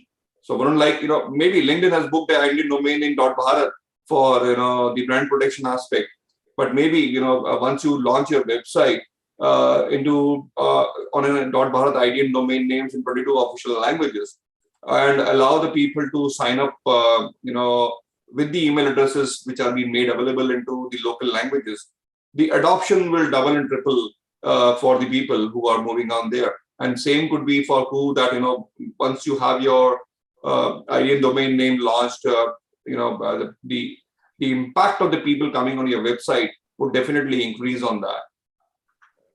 So moving to my next question, which is for you, Sailendraji. How equipped is the current Indian language technology sector, and what measures should be taken to scale up for the innovation? Yeah, before I start answering this question, what I want that even these technologies, whatever we are developing, should be at very ease for the person who will use it. because some of the examples like WhatsApps and others are so popular that even my language informant who is working on language whose language is not represented can even communicate with me in images and photographs and other. So we need to develop these technologies, that's the second part of my answer, that in such a way that it's definitely a very user-friendly. Because during COVID-19 pandemic, I was working on a language called Nihali, and I was searching that I cannot go to the field to collect the data. Then I was searching on internet and I found that there is one app that is available, which can be easily installed on any mobile, and then it can be transferred to a certain, will be sent to me in a very easy via WhatsApp and other. So the future is that we need to develop technology in such a way that it's a very user-friendly, because we need to understand that most of the rural India or even the part of urban India, the ease of doing technology would be if we can develop those apps, those certain kind of things in Indian languages which are very friendly, user-friendly. That would be perhaps the future goal, and that will be the develop your market in a better way. Even for Amazons and others, if we can develop the buying systems and other things in a very easy way, that's what the technologists have to think of, that how to do in this post-COVID world, so that it's user-friendly, at the same time the content is also driven to you in that way. So there are possible challenges. We have not done that much. If we look into the system, that we may find that our position is not that good in developing the internet, multilingual internet on Indian languages. But surely we can, looking into the Atmanirbhar Bharat and other cherished goal that we want, there is a need for various agencies, including government as well as enterprises, as well as technology people, to come together and contribute towards the goal. That's what my take would be. That and CIL as an institute is working on creating, developing resources on all scheduled languages, non-scheduled languages, as well as endangered languages. It's just the technology that we require a certain kind of input from technology as well as our resource creation. That definitely the future would be the better place for Voices of India. Thank you, Shailendraji. I think as far as the language technology is concerned, the initiatives which are already being taken by the government into this particular space, making the engineering colleges made available into the local languages. You can go and have your complete bachelor's degree now, in your local language. And the kind of promotion that the Indian government is now doing in terms of adoption of local languages, definitely the future is there. And I'm a part of a universal acceptance steering group, and which is from the ICANN. And the important thing which we cover out there is, it's not a problem. The technology is available. It's kind of a bug which needs to be resolved. So, if we go back and see, there was a problem of Y2K, which brings a large attention to the world, and the entire IT community started working and try to resolve that because that was a need of that hour. Today, bringing the digital internet, making the internet digital available into various local languages and solving the bugs that, your registration process and your sign-up processes are not accepting the linguistic domain name or the domain names apart from, the ASCII TLDs. It's not a technology problem, it's a bug which needs to be resolved by the coders and the developers. And once it is being done, it's a chicken and egg story. You have a larger pie available, because the problem is the people are waiting that, let the market come back to them and say, boss, I need, to sign up with my Hindi email ID on Amazon. So then Amazon will wake up and say that, I'm going to, make my systems ready for that. But until the system is not ready, you are definitely losing those customers who might come and join the, Amazon purchase platform. And this has to be seen by every industry leaders and technology developers right now, that the sooner you solve this bug and solve this problem, you will have the adoption which will come into you from the market. And maybe this could be a phenomenal growth for the business, because solving this bug is, will going to bring you $1 billion opportunity. It's just not a problem. It is a business opportunity also, which is available there. So, Zap, like to add something on this? No, I'm just fascinated with the way you describe that. It's just a bug we need to solve. That's exactly the way I would phrase that. If we could rally for that kind of massive investment, as you say, similar to solving the Y2K problem many years ago, that would give us tremendous results. But to some extent, it's there. I think there is a lot more attention for the issues that we're talking about here. What I see, at least around us, there's a lot more focus on this. But yeah, it's never, you can never get enough and raise enough enthusiasm for that. So I'm totally in alignment with you. Thank you. Aparme, like to add something? I think most points have been covered on this. So. Okay. Thank you.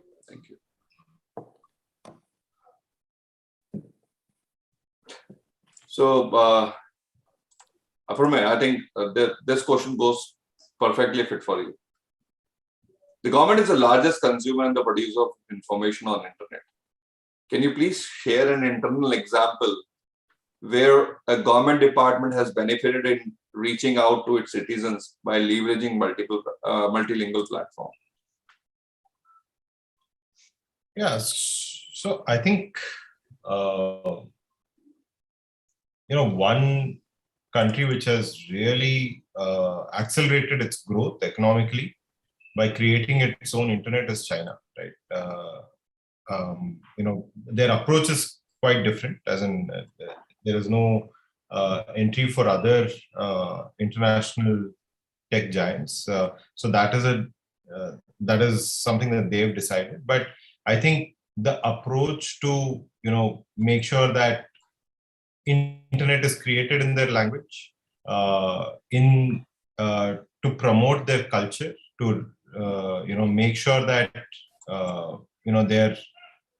they're always making sure that people respect what they have already, rather than go outside and start adapting everything else. So I think that's a unique approach, and it has worked for them. And they've been able to successfully find their own Google, find their own Facebook, find their own Twitter, find their own Amazon. So I think that is the biggest example that there is in the world. And yes, the government leads the way in terms of producing local language content. Just that the bridge between, so they're producing local language content and distributing it offline, that is getting consumed, but that is not scalable, of course.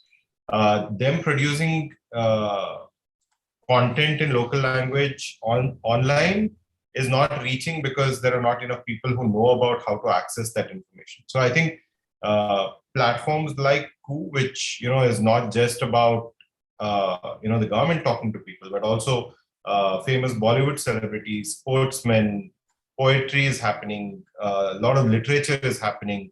So when a platform like Ku comes together, it also becomes a way for the government to send out, whatever content they already have to the right folks.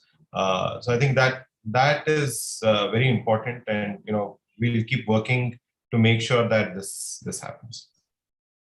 So I think you have rightly mentioned about China. In fact, China, Russia, there are a few countries who have definitely done a lot for the local industry and for the local languages, actually, because they don't give a very easy entry into their country when it comes to the international players if they're not meeting their standards and norms. And it's maybe from outside for us, it looks like a jailed technology that they're cutting their citizens from outside world. But yes, when it comes to a language, then yes, without the availability of the content in the local language, they don't allow anyone. In fact, I think Government of India has also taken huge initiatives into that direction.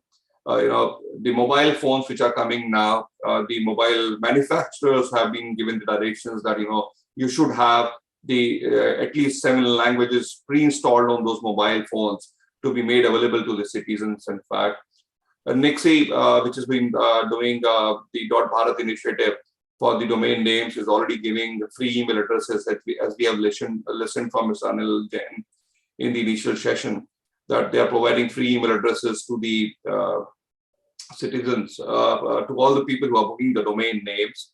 And but yes, there's a lot to be done. There's a lot to be done globally on all available platforms, and also nationally in India, where when it comes to a language front. So Varun, would you like to add something on this? Sure, Nitin. I think I also want to add a few more examples that we've seen, namely in Australia, namely in France, namely in more countries which are maybe not just English speaking, but where we feel a lot of government officials and broadly policymakers and thought leaders actually are using platforms. For instance, LinkedIn. I can speak about LinkedIn.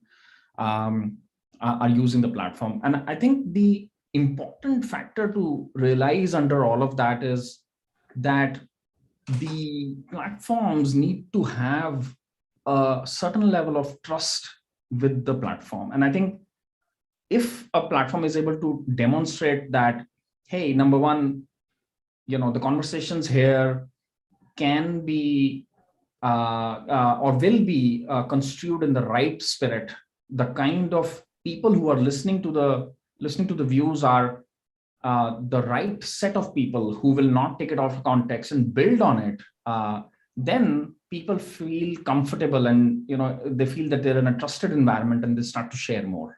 I think that is an important factor, and I think it's incumbent on all of us to make sure that we have the tools, we have the content moderation tools, we have the kind of checks and balances to make sure that the thoughts are channelized in the right way. And I think lots to be done on that, but we're doing a fair bit, and we've seen a lot of traction in terms of senior officials using platforms. Well, I think you rightly mentioned about that, because I represent the company Data Action Technologies, and I'm the director for that. And I've seen this globally. That, presently, we are serving more than 50 million users globally. And the beauty of our solution was that we talk about the email addresses into any local language. So we were the first company in the world who was able to enable ID and domain names for the creation of users for the email purpose. And when we moved out and checked with the other countries like Korea, Japan, Kazakhstan, Bangladesh, and even in France, Sweden, things were different, altogether different. The adoption rate towards the local language, specifically in Korea, was pretty high. Those people use the APIs, use the email platform to get tightly integrated for their sign-up processes, and ensuring that the local content and the local languages are being promoted widely. And same way, they decided to have the local email addresses, to be made available to maximum of the people, so that they can communicate over the internet into the local language, which was a barrier right till date, that you cannot communicate well on the platforms. We have seen Apple, we have seen Google, we have seen Microsoft, who have enabled their email platforms now. Although you cannot create an email address there, but yes, you can send and receive emails on those platforms. In any of the ideal domain name, be it Chinese or any Indian language or Arabic or any script actually. So things are moving on, and governments are playing their vital role. Shailendraji, your views on that? You have to unmute yourself, please. Yeah, examples have been given of China and other European countries. Their linguistic realities are a little different from what our linguistic realities are. Our realities are that every 20 miles our languages change, as well as we don't have scripts of many languages, or we are illiterate on digital platform. Sometimes we have to use other language literacies to express ourselves. So these are the challenges definitely we have. Indian situation perhaps cannot be compared with the Chinese situations, because we are a language democratic nation and empowering each and every situation. So the future definitely is for us to develop, giving everyone a voices to express themselves on digital India or digital platforms. And even like in NAP, we have a high order cognitive abilities.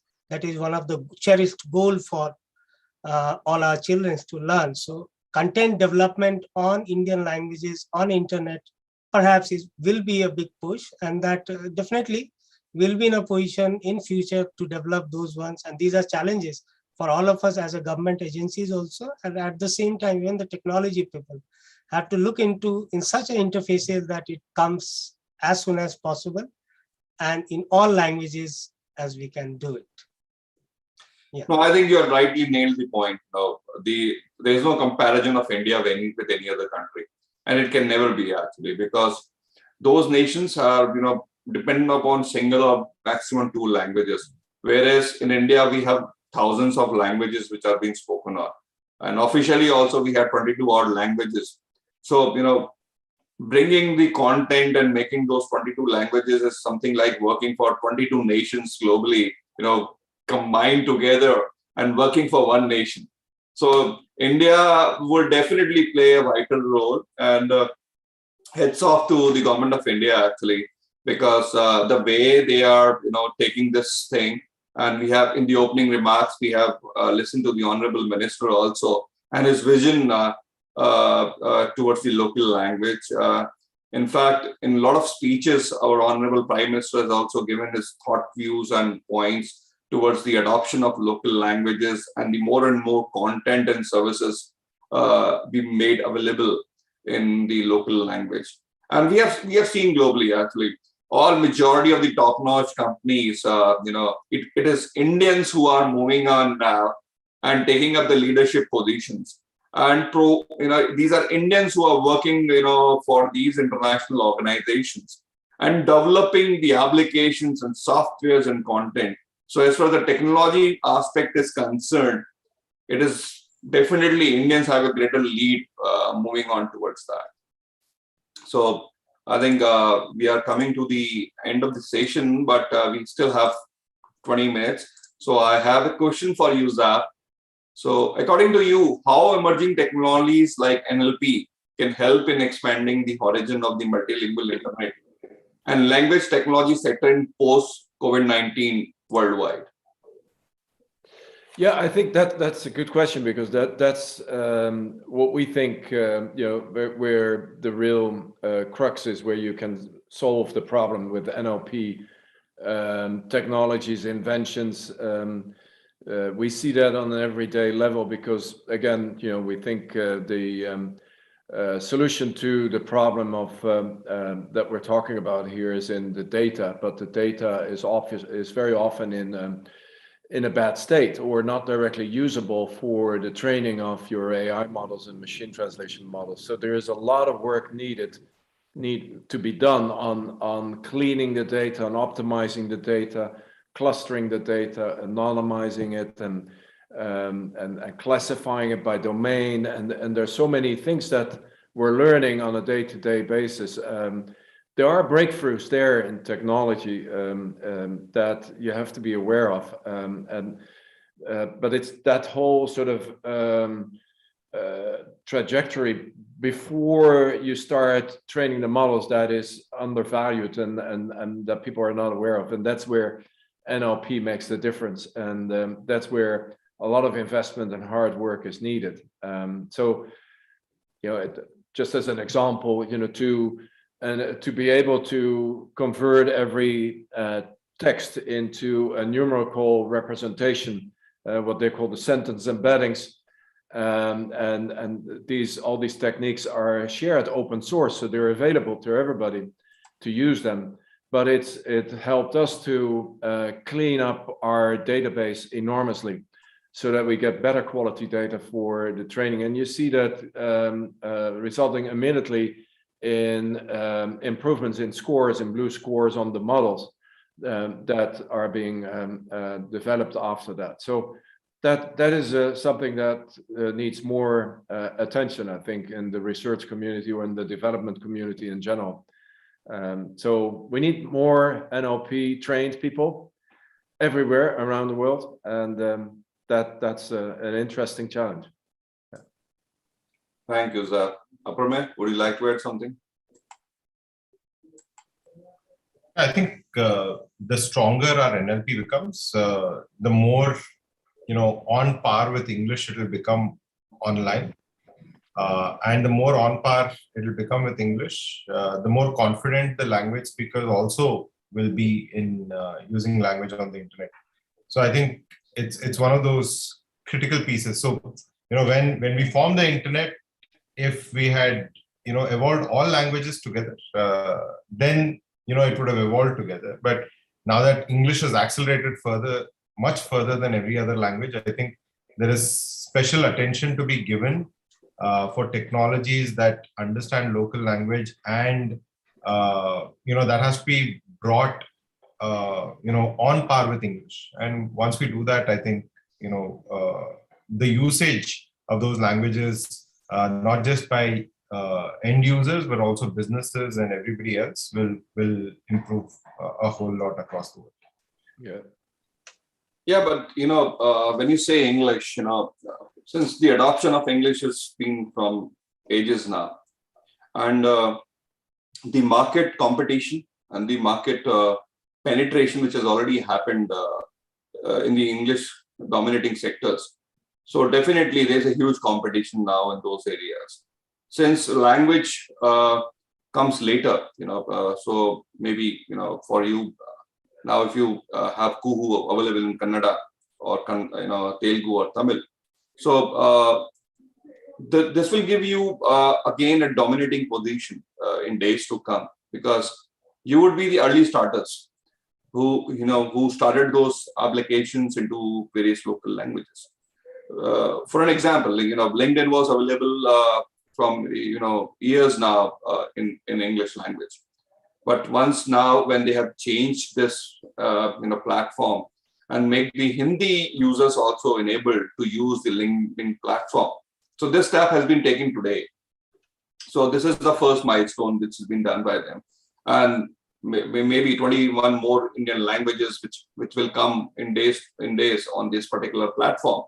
So eventually this market is version, and there's a huge business potential for the organizations, maybe for the early startups, and also for the pioneers like LinkedIn, Google, and Microsoft, or Twitter, which is there into this particular space. But the adoption, the penetration was being done till now, but by how many? Hardly 20% of the Indians. 80% of the Indians which will still come on this particular internet. For them, any startup which is coming today, or any organization which has been working from years and decades on this internet platform, will not play a major role. What will play a major role for them would be who is able to serve them, who is able to provide them the content in the language of their preference. So maybe there could be a community, wherein hardly 1 million people speak to some language. But if yes, tomorrow Twitter is not able to serve them, and Kuhu is able to serve them, those are the customers of Kuhu, and Twitter has to lose them. So the business potential and the opportunities are huge.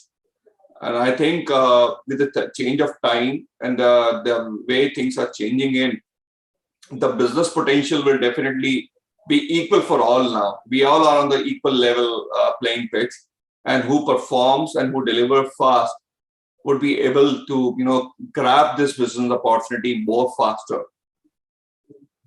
I'll just add here. So, yeah. So I think it's a unique space in time where, India is probably in the best position to develop multilingual technology, right? Because we need it more than anybody else across the world. As in, we are a heterogeneous country in terms of languages, and every other country might just have one language, but we have multiple languages, and we need to build our own, and then we can take this technology to the rest of the world.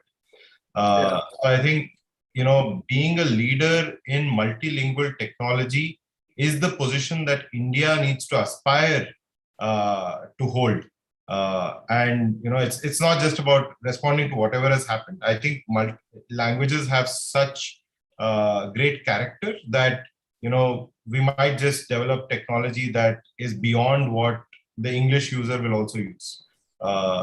So that I just I think that's a great point. Thank you. Yeah, I was, you stole that from me because I was thinking this. No, what is a handicap today will be an opportunity for India. Definitely. I mean, that's incomparable, the problems that you're facing with multilinguality. And so solving that will give you a huge advantage later. So indeed. Thank you.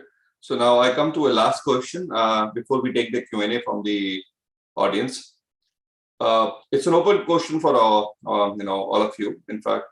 So what we are looking is for any kind of example or a case study wherein a country or an organization has done a breakthrough in the language technology or the socio-economic growth. So anyone have some case study to share or an open example? Jap?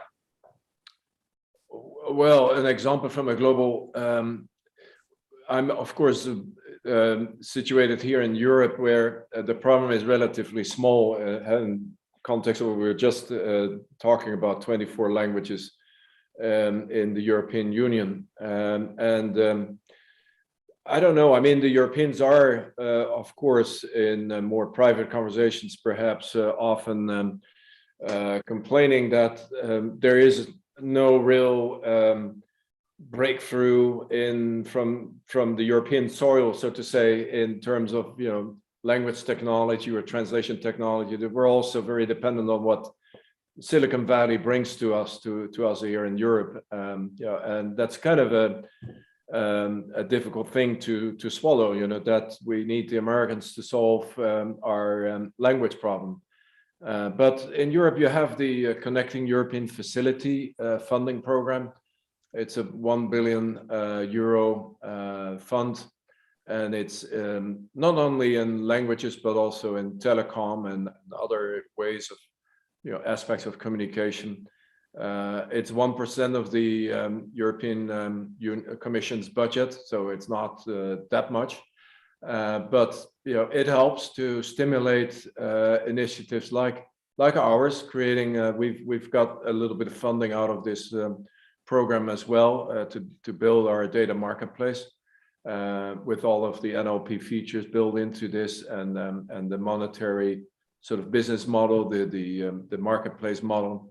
And there are other projects that come out of this kind of program. So it helps to some extent, but whether it's sufficient to create fantastic new breakthroughs, I don't know. I think there's more money needed. Thank you, Zap. Thank you. So I think we have to now move to wrap up this session, because it's already daylight behind Zap. Zap started in the night and it's already a daylight behind you. So before I wrap up and take the audience question, just to share with you, on this last question, which was regarding this example or a global case study. We have few case studies in India right now, and they are beautiful examples of the social impact which is being created by the government in the growth of multilingual internet and services towards the internet. And the first example was being from the government of Rajasthan. They 3 years back, they took this initiative of providing one free email address to every citizen in Rajasthan into the local language Hindi. And in last span of 2.5 years, they were able to reach and create more than 60 lakh email addresses. So and this is increasing. And their target was to connect at least 2 crore houses with the email address of their preference in Hindi, which is bringing a huge impact in terms of social connect. And in fact, in the COVID time, where other governments were, spending huge in terms of advertisement over newspapers and electronic mediums, they were having this email platform because this email was being created in Hindi, and there was also a mobile app. It's being downloaded by all the citizens. So they were able to reach with the notification services and the email services to these citizens about the impact of COVID, and how they can safeguard themselves, and what are the reliefs and aids government is providing towards that.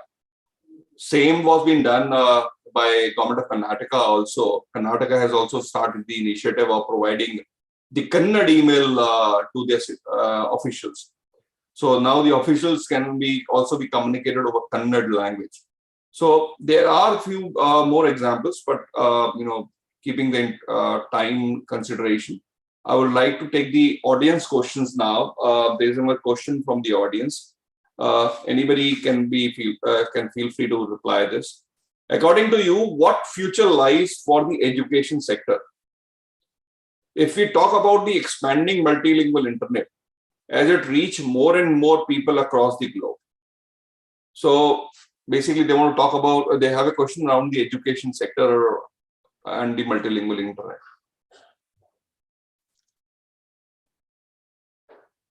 Varun, would you like to add on this? Sure, Nitin.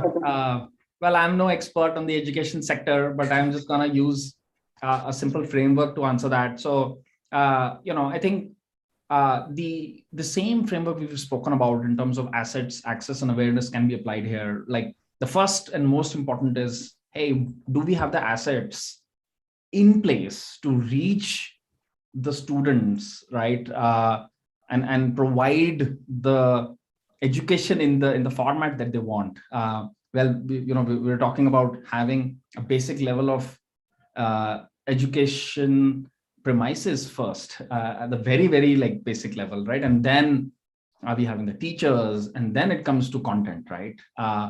So I think that first part around access is extremely important. The second, obviously, being the assets, and then the access, where we're saying hey, are the students even financially motivated, or I would say capable to access these assets? And if yes, then is there a value proposition from the industry side to come in and provide it at scale?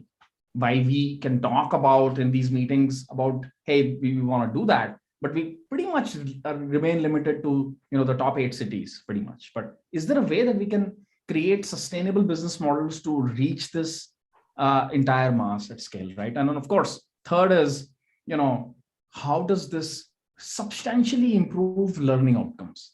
Is the language in the local vernacular which is preferred going to significantly improve learning outcomes, or is it no? It's not about language, more about visual, teaching, or teaching through experiments? Is it something else which is needed to improve learning outcomes? Because if in our speed to go vernacular, we should not lose on what we're really trying to do. And education is a very different science rather than just simple content consumption. So those are my inputs.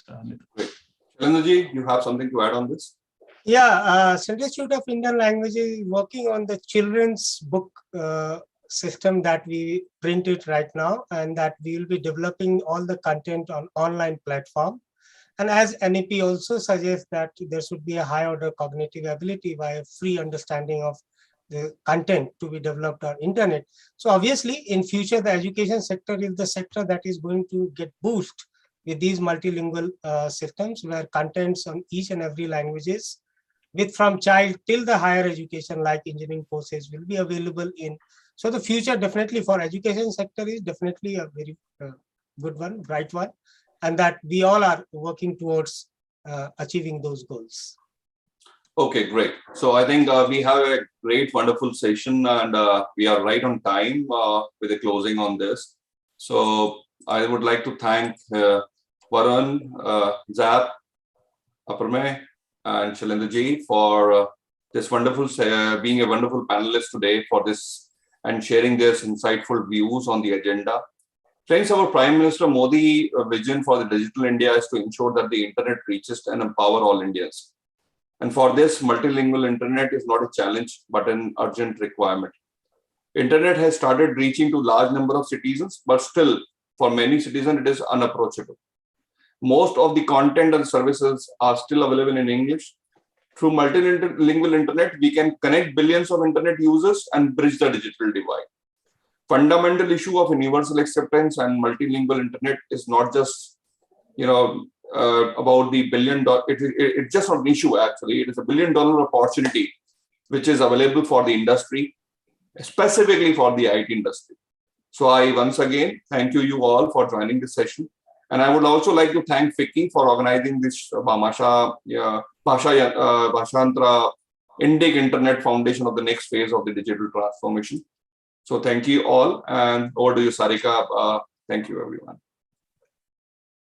Thank you, Mr. Walia. Thank you for wrapping up the session in time and well moderating it. Quite agree with the discussions which happened during the discussion. I would say that I concur the thoughts that though the COVID-19 impacted the language and technology industry in a big way, but it came as an opportunity, and of course, it showed a different way. Although we all realize it that, especially with the people who are as part of the panel today, they did realize it that how important language is for the next, I would say the next 500 million who will be coming online, especially with respect to our country, a diverse country like us who have more than over 22 official languages. And like Shailendra was mentioning, how diversity and large canvas we are looking into it. So we do agree that, but since this has come as an opportunity, not only for this panel, but I'll talk about the people who are listening to us, the audience, who would have really realized it, that digital is a new way we are dealing with it, and you cannot have a complete digital by actually talking to the people in their own native languages. And we do realize the importance of the platforms like Ku and LinkedIn being playing in it. Congratulations to the LinkedIn for fully enabling the Hindi version of LinkedIn for India. We will be very happy for the same, and we feel that Indians can really benefit from the same. And of course, to the Ku Premier, it's really nice that we could have a local, I would say, the community platform where people can actually be there. So we need more of these, and we understand. Nitinji, like you said, it's a bug which needs to be fixed. It's not something which is something to be, we would leave it like chicken and egg. It's more like something, a collaborative effort, a multi-stakeholder effort, which is required. And from our FICCI ILS perspective, as you know, be it on the UA domain or overall content, we are attempting the same.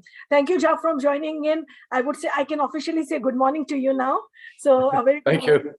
But thank you for joining in. It's really been a pleasure. Thanks for inviting. I understand the role of the language corpora and the data which you talked about it, and I think there's much more to be done. We can, especially when we talk about a country like us where it's multi-mode, single script, there are multiple varieties which come into picture. So yes, there are not many then, and I'm sure as a country we are working on it, and we would be further happy to take next steps on it. So thank you, Mr. Walia. Thank you, Varman. Thank you, Chap. Thank you, Dr. Shen Verma. Thank you, Apramya, for joining in. And thank you all. We move on to the next session, from this to the next plenary. Thank you. Thank you, everyone. So now we move on to the next session, which is importance of skilling and building competency in the translation and language technology sectors. Another interesting discussion which we are going to start now. You heard how Indic Internet is going to be I would say, the pillar for the next phase of digital transformation from our panelists. You've heard the Honorable Minister and Secretary talking the importance of the same, but this cannot be achieved when you have, till the time you have the right skilling and the competency being built up in the sector. And this is what the experts from the industry and the academia, and I would say different stakeholders, going to discuss today. We have a very eminent set of panelists who have joined us today. The session is going to be chaired by Professor Rajat Poona, who is the Director, IIT Bhilai, and also the former Director General of CDAC. Thank you, Professor Poona, for joining in. The panelists would include Professor Anand Katekar from Rajya Marathi Vikas Sanstha, Mr. Vikas Gupta. He's an entrepreneur and has a very good industry experience across various roles. I'm sure while we hear to him during the discussion, he will open up furthermore on the same. Professor Vasudev Verma from IIIT Hyderabad. Thank you, Professor Vasu, for joining in. In fact, we had the privilege to work with Professor Vasu on another initiative which we just did it last month, I would say, when we had, of course, launched the Wikimedia with Wikimedia Foundation, basically the work which is being done in Wikimedia and Telugu. So we have done that. Thank you, Professor Vasu, for joining in. And Mr. Praveen Das, Senior Partnership Manager for South Asia from Wikimedia Foundation. Thank you, Praveen, for joining. It's always been a pleasure to work with you all. So with this, I hand it over to the moderator of the session, who is Mr. Sandeep Nulka. He's the President of Confederation of Interpreting, Translation and Localization Business in India, which is CITLOC, properly known as CITLOC. So over to you, Mr. Nulka, to carry forward the proceedings of the session. Thank you so much, Sarika ji. Thank you for always having that energy with which you start everything, so that really gives us a lot more energy to conduct the session. So yeah, I would like to welcome all the panelists and participants to yet another edition of Bhashantara, this year in its third edition. Looking at how the industry has changed over the past year or so, and looking at the increasing role of language and language technology in making the internet more Indic and thereby more inclusive for every Indian, I feel the theme of Bhashantara 2021, which is Indic Internet, the foundation of the next phase of digital transformation, couldn't have been more apt. If we really aspire to achieve complete digital transformation, then Indic Internet will indeed be its foundation, according to me.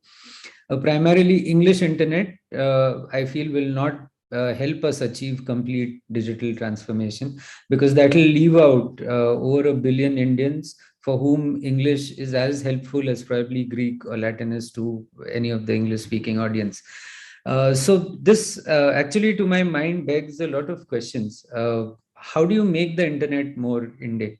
How do you bring more content online in not only the 22 official Indian languages, but also the various dialects?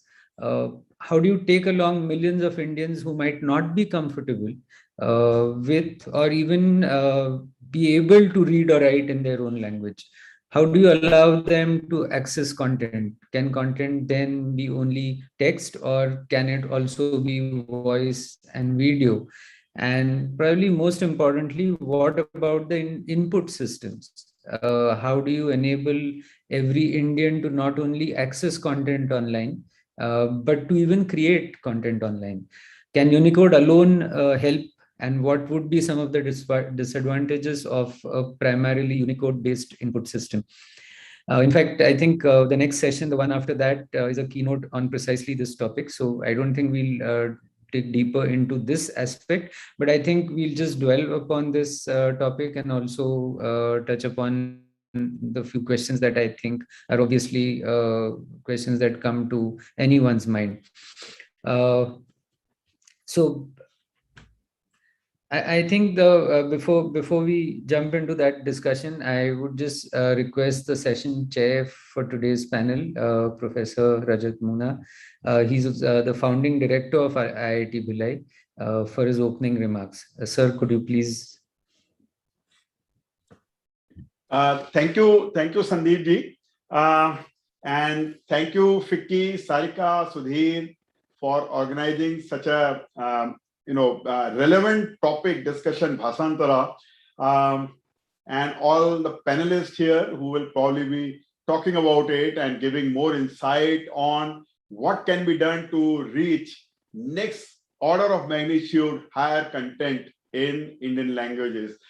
One of the questions that I think is very prominently asked everybody is why, after several decades of internet being there, several decades of Indian representation of languages, scripts being standardized, and subsequently it being adopted by Unicode. Unicode, when it was started, Indian scripts were one of the first ones to actually get placed into Unicode tables. Despite of all this, why is the internet content in Indian languages is still very low?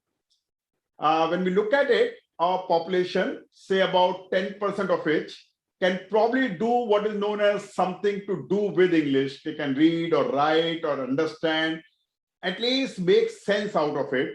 With the entire population, which is estimated to be of that category, only 10% of Indian population, 90% of the Indian population is left behind of this evolution that has happened of internet, and the methods which are available on internet, the technologies which are available on internet, and information which is available on internet, they basically are left behind, and they are not the beneficiary of such kind of revolution which has changed the world all over. Is that the same story in all other languages? Perhaps not. If you look at Chinese, if you look at European languages, it is probably not the case. Japanese. The question is then why Indians actually are not able to get the maximum benefit out of it. Perhaps it could be because there is a population here which can speak English. Perhaps it could be because we don't think that Indian language content need to be there. Or perhaps it is because the methods, the techniques, the keyboards, the drivers and all that are not the right thing to input the Indian languages content. Or it could be any other reason. But then the question is, we need to do something about it so that the 90% of the population is not left behind. And when we look at this in India, when we are talking of languages, we have more than 20 different scripts which are available and 200 different languages, and they are actually now called languages, even dialects and all that when put together. This much of variety, this much of variance available, one needs to actually look at how the languages can be an integrated tool for the internet, especially for Indian audience.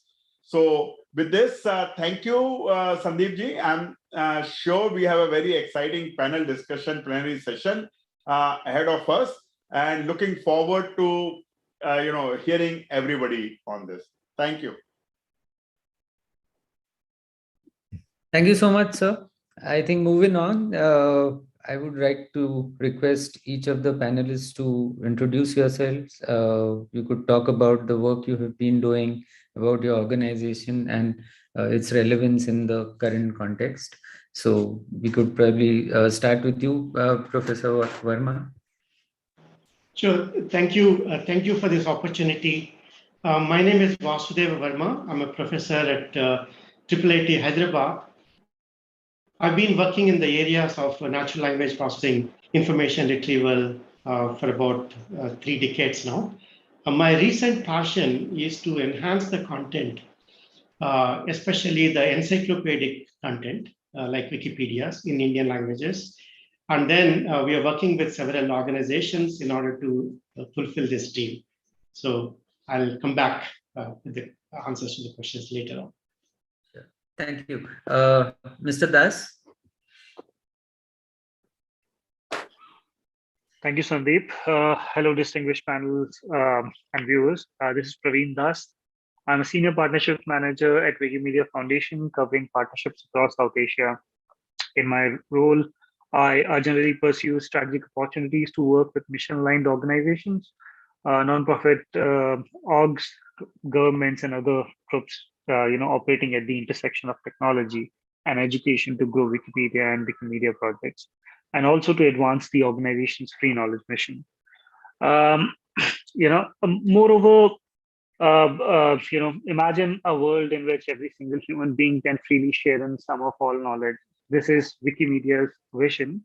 It guides Wikipedia and Wikimedia projects and all our work at Wikimedia Foundation. We believe that information, knowledge makes world better. So Wikipedia started in 2001. Just wanted to give a little background of the project as we are talking about encyclopedia and knowledge repository, with a purpose to benefit readers by acting as a free, widely accessible encyclopedia. What started as a small project with just few articles quickly grew into resources with tens of thousands of articles across dozens of languages. So Wikipedia is entirely written and managed by millions of volunteers from across the world. Today, it has over 55 million articles in over 300 plus languages. And all our work is guided by a free knowledge mission. I also wanted to mention that half of our work as an organization is ongoing engineering support for Wikipedia and the Wikimedia projects. as we are talking about input solutions and other engineering challenges, I would like to mention that apart from these, there are challenges related to hosting, steady product improvement, ensuring fast and consistent access to Wikipedia, no matter where the users are in the world, or the language they speak, or the device they use. There are 12 affiliates in India that together supports Wikipedia project in 20 regional languages of India. We work together to support volunteers in enriching content, on the site, and we ourselves do not edit. And we encourage everyone to check the citation and use Wikipedia as a jumping off point for further research. So that's my part. Thank you.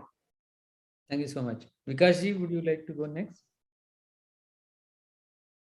No, I think you're on mute. Yeah. Very much.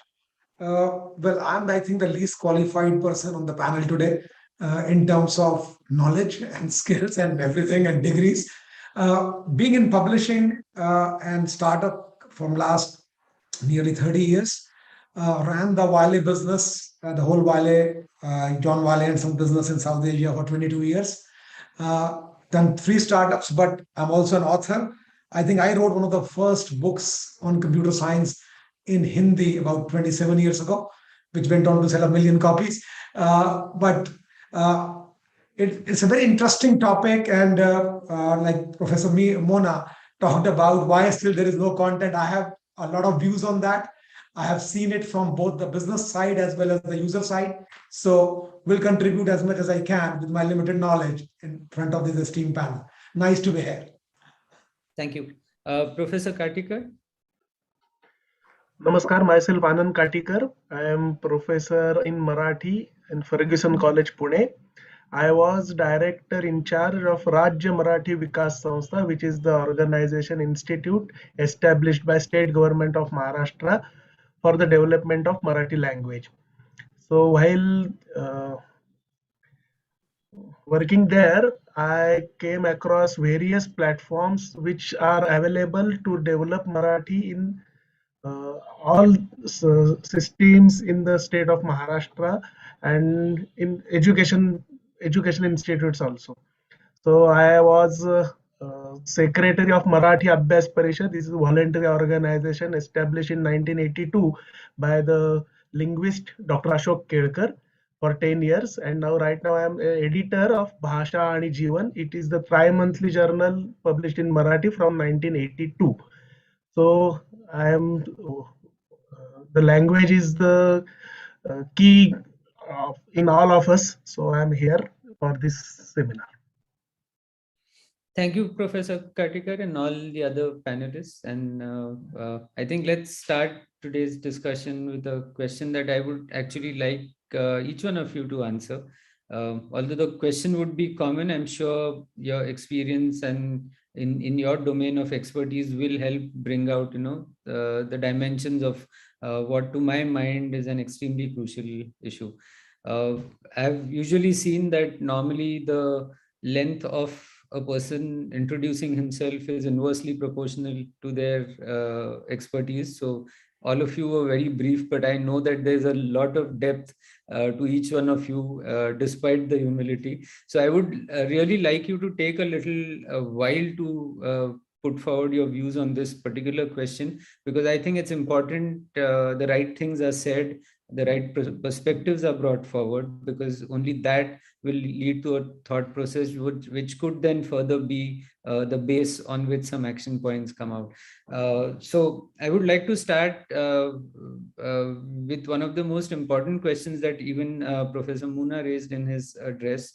Why do you think there isn't enough content available online in Indian languages? And I think everyone talks about it, even Professor Muna referred to it, but I think each one coming from a different industry, I'm hoping there are going to be different perspectives that come out, and which is what we're essentially looking at. So you can just feel free to start, any one of you. Can I go first? Sure, sir. Okay. Because I wanted to really only echo what Professor Muna mentioned. Very important and pertinent question that he was talking about. But just to spice it up, I mean, why I wanted to take to go first is just to spice up this panel discussion. I wanted to ask this question, why should there be content in Indian languages? What's the purpose, right? First of all, if there is supply, there's a demand. Automatically, the content would have flown in. There is no demand, right? I'm taking purposely a very extreme stand, but I'll come to the neutral position a little later, right? If there is demand, like the regional language news or the TV in regional languages, we have enough content, a lot of content that is available, right? But if you want other things, which are perhaps of not interest to Indians, then why should it be there? Why should we be artificially creating something, right? And aspirationally, all of us are, like wanted to speak English, right? If you take any segment of the society, none of us really want to speak in our languages. Sometimes I've seen people who are ashamed to actually display their language identity and so on. So aspirationally, we are not interested to speak in our languages and to sort of improve content in our languages. So now, and also look at the 90% of the people what Professor Muna is talking about, right? They're on the other side of the digital literacy. They're on the other side of this great language barrier and the other side of access to all the knowledge that is available. So what? Okay, they will come to this side. You promote English in all the colleges, schools, make them learn English, have your schemes, and ultimately India is going to be a nation that speaks English, largest nation. And by default, we have all the access in the world because most of the knowledge is available in English, right? So actually, whether we really agree or not, this is the mindset that is there inside of many people that I have come across. So I just wanted to identify the elephant in the room. Okay, in my opinion, that is the elephant. And how about, let's only talk about the other 90% of the people who needs to have access. They only speak Indian languages. They have maybe very knowledge about English and so on. Let's even consider those who have degrees in Indian languages like MA in Telugu, MA in Hindi, and so on. And consider all those journalists who work for Indian language newspapers. And with so many of them coming online and so on, did you ever notice the quality of their writing? And how is it the language education that is like really kind of helping them express themselves better, more professional communication, and more effective journalism and so on. And I see in my lifetime those standards are dropping down, right? The people who are journalists in Telugu, Hindi, and so on, their ability to write well is very, very low. And then we were scouting for people to edit Wikipedia articles, okay? And we find it very hard to train people and also to make them sort of contribute to non-entertainment kind of articles like Wikipedia articles. So what is the compelling case? Why should there be content in Indian languages? We have to have proper answers for that. It's very important to know who is saying that they want content in Indian languages. Is it only some of us who are sitting in our ivory towers and then with some English education and some love for Indian languages that we wanted to have this? Is it only happening in the meetings in the Ministry of Electronics and Information Technology and DST and so on, and FICCI and other platforms? Is it really somebody who is actually going in small towns, attending their high school and college and so on? Do they really want content in Indian languages? And how do you make them want it? It's possible only when the knowledge of the language, the depth in the language will empower them to earn their livelihood. And the commercial viability that flows down, the downward flow of commerce, that's the one that actually has the real answer, in my opinion. So far, all these, whether e-commerce or anything else, we want those 100 million of Indians. So the first target is 100 million Indians, then go down to 200 million, then 300 million, and so on. So when this downward flow happens, content and everything else will naturally come. I think I'll stop here because I wanted to trigger the controversy and then sort of leave the floor for others. Okay. I think, just 1 minute. I just wanted to first thank Professor Verma for actually taking an opposite view, because I think that's what really makes any conversation interesting. Otherwise, it's a boring academic process where everyone seems to agree on the same point. But just one comment from my side. I think I come from a completely different background as opposed to all of you. And in a way, I can very safely say that I have had my ears very close to the ground in terms of markets and people and languages coming from the translation and localization industry. So just a very quick response. It's nothing like a for or against what you have said, but just a quick response before we can move on. So I think, is there a need is probably the wrong question. The right question is someone measuring the need? Do we really have the technology to measure the demand actually? Because Google, for example, has gone on record to say that their voice search has gone up in Hindi by 500%, by more than 500%. Now, if that is happening, clearly people are searching for content online. And I think in the later part of this discussion, I do want to talk about and ask all of you about your opinion about technology and why content is not discoverable. So it's not like people are probably not interested in content. It's probably that content is not discoverable. So just a quick comment on what you said. I think we'll come back to that later, but I think we can continue with the conversation. Yes.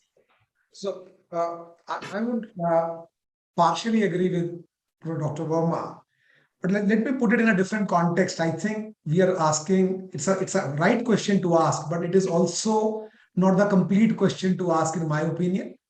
Let me put it this way. When MOOCs came, and everybody knows MOOCs, why do we say that 96% people don't complete a MOOCs course? They're all in English, or whatever, whoever the audience is, they all understand English. So what went wrong that 96, 98% people don't, they just don't complete those courses? So I had a chance to visit one seminar a few years ago in US when the inventor of MOOCs was there. And this question was asked, and you know what was the answer? He said, we created MOOCs with the logic that we want to bring Harvard and Stanford education to the masses. The problem is the way we created it was meant for very smart students.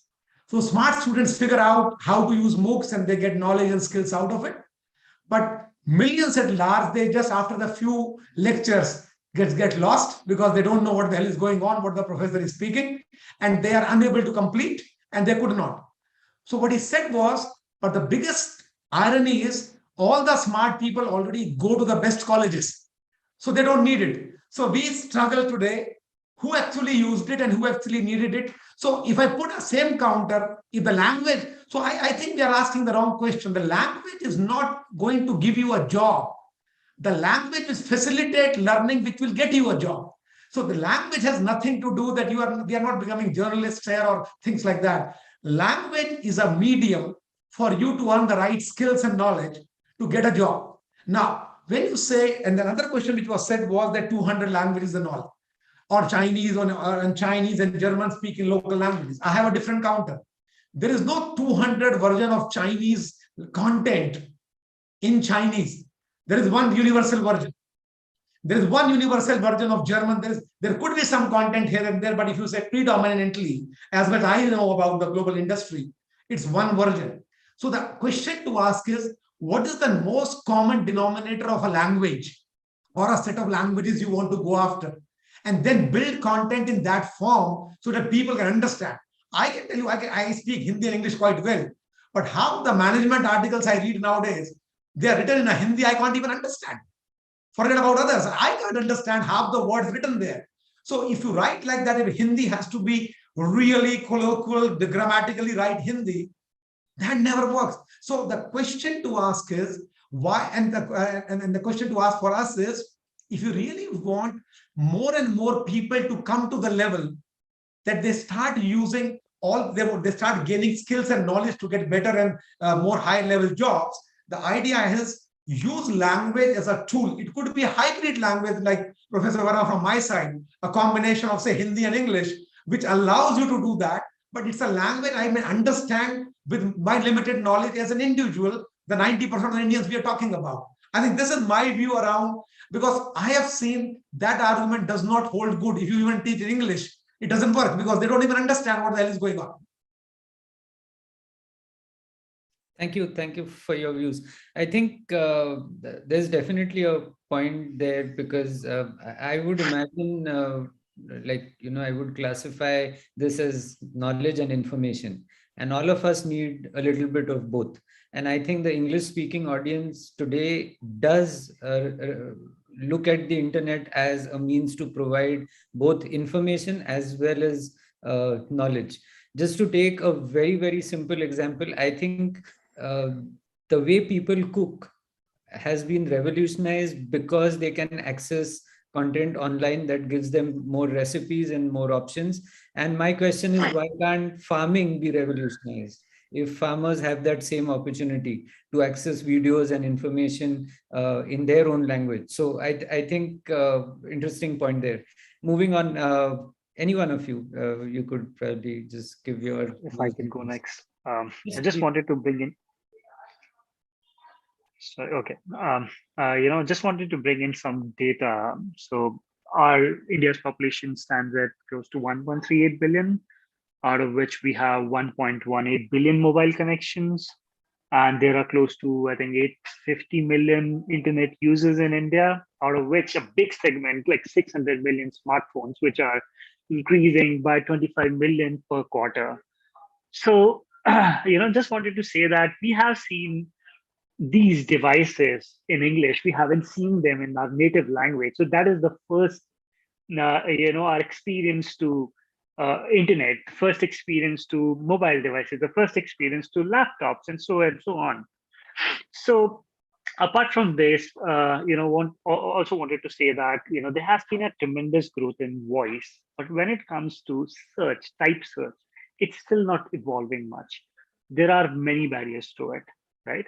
So for an example, there is a lot of challenge in terms of writing or typing. When it comes to writing on a notebook, it's much easier. People just pick up the pen and write it on a piece of paper. But actually, when it comes to a notebook, a laptop or a computer, they have to first install or switch to the keyboard, which there are multiple steps in typing in their own language. Now the voice have revolutionized it. So the voice support in different Indic languages provided by Google, Apple, and Microsoft, and so on, other players have actually helped in increasing the growth or usage of Indic languages. I also want to say that given the size of the content available in English language compared to Indic, the gap is huge, and not sure whether it's easy to fill in with human translation. And hence, there's a huge amount of readers available right there to consume information in regional languages. And we have pretty much seen in terms of consuming entertainment-based audio-visual, information, which is really, really huge. And also the growth is seen when it comes to textual information. But at this time, we don't have enough content available on internet. So I can say that there are a few factors, like growth of language content is equally proportional to the opportunity and discoverability of these underlying opportunity, which is not very clearly understood, or at a mass told to the people. And I would want to echo this. Also, a lack of writing skill, like Professor Vasu mentioned. Articulative writing is again one of the issue. When a reader want to use, they don't want to read it from a user who have just written out something which is not very useful or not very well constructed. So art of writing is also one of the challenges which has been identified in terms of creating a good knowledge content in Indic languages. Apart from this, this is what we see mostly in our Indic communities like Wikipedia, is willingness for community service. In general, there is no lack of awareness, in terms of Indic audience, people who are probably in the fields of writing Indic or creating Indic articles. They don't, in general, come forward to write or volunteer themselves to write information on open knowledge repositories in general. So these are the few things which I wanted to point out. Thank you so much. Before we move on to Professor Katikar, I just wanted to circle back to Professor Verma, who actually has stirred all this conversation. So two speakers later, do you have a comment to make on the need? And is anyone asking? As in, was that really your belief, or was it just to start a conversation? As I mentioned, I hidden my actually what I truly believe. That's going to come later. I purposely took a stand to trigger the controversy, and then I said I will come to my real stand little later. That is the climax. So yeah, I could see how you were sitting back and enjoying, which is why I thought I would just ask you to comment. Sorry, Professor Katikar, if you'd like to comment on why, in your opinion, is there very little content online in Indian languages? Is it because there is no need, or is there any other reason in your opinion? I refer to Dr. Vasudev Verma, who spoke about this. Is the people want that the data in English should be available in their local language? Because in this education type of institutes in Marathi, there were different institutes formed in 1960s, when higher education process was all over in all over Maharashtra. Marathi Vignan Parishad, Marathi Arthashastra Parishad, all those institutes were built to get the knowledge in Marathi, from science to Marathi, from economics to Marathi, and from commerce to Marathi, etc., etc. But now all that institutes are not working now, because it's assumed that this higher education sector is now converted into fully English or partly in English or partly available in the local languages. Is a fact. But the ground reality is that the common man is requiring that all the knowledge or the information in his language or in her language, as now state government of Maharashtra given their Satbara, that in Marathi. Land records, yeah. Land records are available in Marathi. Everyone get his that land record in Marathi, download can in Marathi. So it's available, and he wants in Marathi only. He don't want it in English. So the government of Maharashtra put initiative, and the working is in good condition. So what is that information is required in Marathi for common people. But in higher education sector, there is a resistance, because when I was director in charge of Rajya Marathi Vikas Samstha, we used to have Wikipedia workshops in all over Maharashtra, in all our senior colleges and universities. Most of the students are not knowing Wikipedia. They are not using Wikipedia. So we have to aware about the Wikipedia. It's available in all languages. See the English Wikipedia, see the Hindi Wikipedia, see the Tamil Wikipedia, because in southern languages, the Wikipedia content is more compared to Marathi. At that time, 2 or 3 years back, Marathi content was available for 35,000 pages only. And at the same time, Tamil and Telugu was available in lakhs of pages. So the gap is very, very huge. So we asked the students to convert certain information, certain knowledge to Marathi in Wikipedia. So you used to arrange workshops, so guide the students we took that competition who are going to use giving more data on Wikipedia. The experience was mixed. Some are very enthusiastic and some are just pessimistic. Okay, we will do anything. So the first thing that we have to, the need is there, because we had a survey in colleges like engineering or medical college and science college also. So the mode of instruction is in English, but at the time of practical, all instructions are given in their local languages. If the mixed student group is there, then they use Hindi or English. And in some of the colleges, all the practical base was going in Marathi only. ते असं करणं, ते तसं करणं, असं कर, हे उचल, ते कर. So the language which we are very much familiar, in which we are taking the knowledge into mind, into brain, it was from local language only.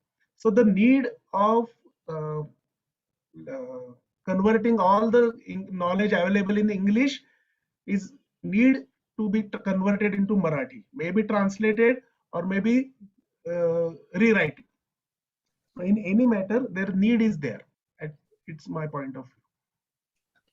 Thank you so much. So, firstly, whether or not anyone really agrees or disagrees about the need, I still feel that there's one thing we can all agree on, that we have not been able to quantify the need or the absence of it. So that pretty much maybe I can actually add on to this. Yes. And I think some very interesting points that have come about while discussion on this question. But I think I'll just try to look at the bigger picture. See, one of the things that, for example, was talked about is knowledge, right? That the content, language, and knowledge are three different orthogonal axes. And if we look at this, the way of knowledge acquisition, if we go into the Vedic times, the way of knowledge acquisition was by recital. So teacher will recite and all that. And ever since then, when the paper got invented, we actually brought in the commoditization of language delivery happened in form of books, and various authors came about. Authors started writing this, publishers started printing this, and users could actually buy the books and read. Of course, it required certain local assistance, which came in the form of teachers. Okay, so teacher, which was a knowledge provider in the beginning, suddenly became knowledge facilitator, right? Textbooks became the knowledge provider. Now, internet has actually changed this entire scenario rapidly. In internet domain, the language provisioning itself has become commoditized. Okay, so every person on the road, every unknown person, every person who could actually do something, take a photograph and write few sentences about it, generally find out how does the solar eclipse happen, or what happens if I have a tooth pain, or what happens if my cow is not giving enough milk, or what do I do if I get fever? All these questions that common person has, their answers actually became available in the form of experiences of common people, right? And they started writing it. Now, in that process, a lot of wasteless, useless information was also created, and therefore the role of so-called publishers and authors essentially became on how do you curate this knowledge and provide a better knowledge. In other words, they are not writing contents, but they are actually curating that content. And unless we get onto that model where internet is actually able to collect information right from the ground level, provide that information, and create curators who can actually curate this information, provide a genuineness onto this information, the information will be needed, information will be useful. Unfortunately, our model, because our internet as is perceived is so-called linear language-based internet. Okay, whether European or Indian or whatever, you actually need a keyboard and type it in and all that, and people are used to typing it and these kind of things.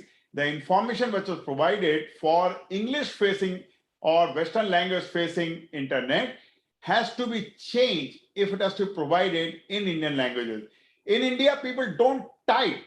In India, people don't write. You go to a village, you go to a local urban person. The information delivery is by spoken form.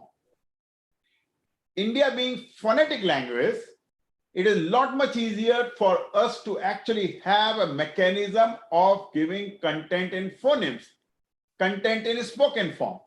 Okay, unless that kind of a thing comes, we will not be able to multiply the content. We have to have a mechanism where every person on the road is able to speak to the internet, provide his content, and every learned person, every experienced person, every author, every publisher is able to curate that and provide this to masses in general. We will not be able to get to a multiplying effect of content provisioning, which was done. For example, Wikipedia is a very interesting example where information is actually collected in a multiplicative manner. This is what my feeling is. And I think if one, just to close the loop that Vasudev started, is there a need or is there no need? The answer is information, there is always a need. You actually ask a person, a mother whose son, 2-year-old son is not well, okay, maybe having fever. She is as anxious as anybody else and would like to know should she go to the doctor? Should she remain in the home? Should she give some kind of a medicine or not? And that information can actually be commoditized, can actually be provided in Indian language to Indian people in various different ways. Okay, so it's not that there is no need. There is a need. It's not that there is no content. There is a content, but I think the model has to change to multiply this content. It has to come from grassroots, get curated, and be made available. Thank you. Thank you so much, sir. I think pretty much my sentiments, because coming from the language and localization industry, I really believe that access to information in one's language is a very, very fundamental right.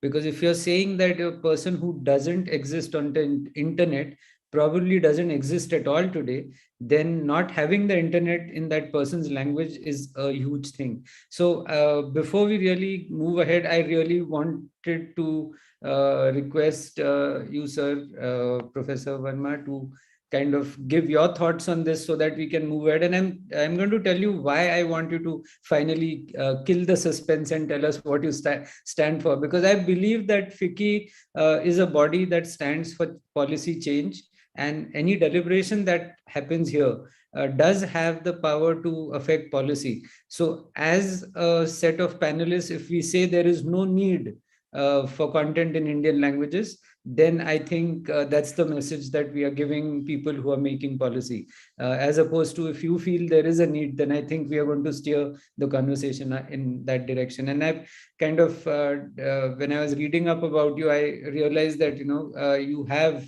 really had some experience in that context. So I would really like to know from you, firstly, what your views are. Sure.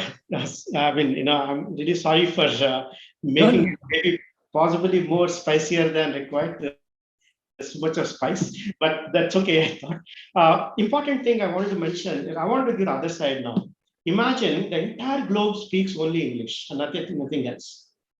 Just imagine such a scenario. Would it be a better world, or would it be a boring world? Would it be worse in terms of ideas, human experience as such? My feeling is it is certainly not going to be an exciting world.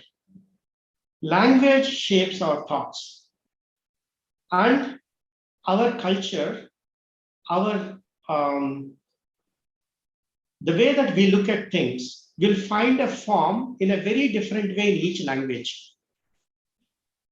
In Indian languages, for example, there is so much perspectives, deeper philosophies, thought processes, concepts that you just don't find in Western culture. And similarly, in all languages, right? Language is not just vocabulary and grammar. It is much more than that.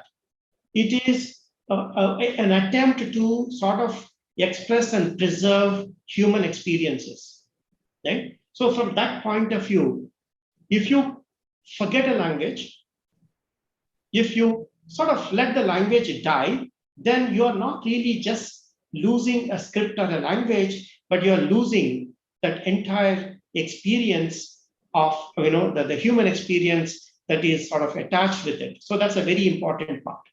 Second thing that I wanted to again reiterate what Professor Moona mentioned, as we evolved, I don't know whether it's really evolving or changing from the oral tradition to writing and then all other whatever typing right now, there is some damage that is done to the language itself. For example, there are many expressions, for example, in the old scriptures that cannot be captured in Unicode or in any other form of even writing. Even the script, invention of script caused some loss in the, in the original language tradition that was there only in a oral form. So that is a well-documented one. Many people have talked about it. And Professor Moona was actually referring to some of those things, I believe, right? So having said this, right, if you want to really capture and then kind of preserve, and then not just preserve as a something that you're going to keep it in a shelf and lock, but preserve something with which you can interact, with which you have a conversation, in which you actually relive your culture, traditions, and actually enhance your human experience. Ultimately, that is the goal. Then there is a absolutely very, very important role of enhancing the content. But by enhancing the content, I really mean something very special here. Let me take an example of France. When the French nation wanted to really bring in their identity as one nation, one language, one cuisine, and so on, in the process, they killed several other so-called sub-languages of French. We don't want that experience. We want an experience where we actually truly are a society that can live and celebrate diversity. And any technology that is coming on the way of enabling this diversity and then sort of, killing the rich human experiences, that's what I wanted to really come back again and again. So that is something that I want to be really careful about. More than the standardizations, all the fundamental problems that I talked about, aspirations of people, right? That I purposely brought out that because that is really the case. If you go to the small towns, people take pride in kind of, like making conversations in English with their children. If that is the kind of, if you go as a guest, speak in English to uncle. That's what seemed to be an aspirational thing. That's what I wanted to address, right? So from that point of view, like having ways by which you actually empower people to be able to enrich their own knowledge, access to information, and also earn their livelihood. That is how you actually help language and culture live. And as again it was mentioned, our languages are meant for, say, best suited for, say, ASRs, automatic speech recognition systems, and so on. May not be for typing in, maybe for handwritten recognition, and so on. So there is a need to build fantastic ASR systems, and where the editing is also very easy and so on. So our investment in terms of technology, in terms of effort, in terms of money should go into those ways that will actually show path to many other languages and many other cultures in India. Anything that is successful in India will certainly be successful in many other languages. 1 billion people, solution for 1 billion people will be a solution for 5 billion people, right? So I think that is a very important. We have to be the people who will show the path rather than we try to fit in our own, problem into an existing framework that came from elsewhere, where there's no natural fit. So that's the point that I wanted to emphasize. And in order to emphasize that, I had to take the stand that I had taken before. Then the other thing that I just wanted to mention, like in order to enhance the content in Indian languages, it is so much essential for various reasons. One is like, why did English become so good in terms of the language of the computers and humans? Because there is so much of content that is available digitally, hence better language models, better machine translation systems, better speech synthesis systems, better speech recognition systems, and better language generation systems were built.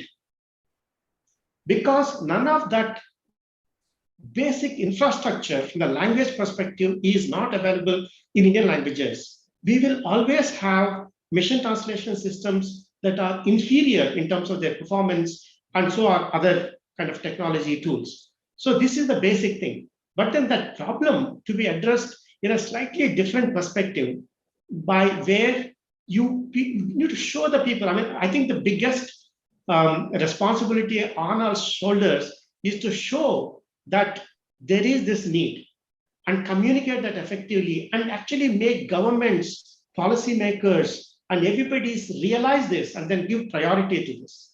So I am for absolutely and actually devoting much of my time in enhancing content, quality content in Indian languages. And that's what I believe in. And that's what, but I wanted to do that in a very, in a manner where we are really convinced. And then we are also able to communicate that need across the sections in the society. Thank you. I'll stop here. Thank you so much. I think this has been such a intellectually stimulating panel that after moderating so many panels, I'm actually for the first time finding that, even a couple of hours more are really not going to be enough to do justice to this. I have 50 questions in my head already based on what people have said, and we are barely going to get through a few. So I'm just going to stick to one aspect that came out through what we have discussed thus far. If you can just say that, there's no denying that there's a lot of aspirational value to English. There's greater employability if you're able to, communicate in English. And that means that the knowledge that you acquire, you finally need to have the ability to convert that into English in your head and be able to communicate it. But if I just restrict myself right now to information, which word to my mind is a lot more common, a lot more aimed for the common man. And I think I'll refer to exactly the example Professor Muna gave a while ago, that if you think of a mother who's just trying to treat some kind of an illness, and if you actually imagine that access to medical care is actually a privilege in our country and not something that you can take for granted in the remotest corner of the country, then I think information is what we are looking at. And that's where I really want to circle back to Praveen, because I think Wikipedia has been doing a lot of work in that direction. And I think definitely it's also knowledge, but primarily it's a source for credible information, of curated information.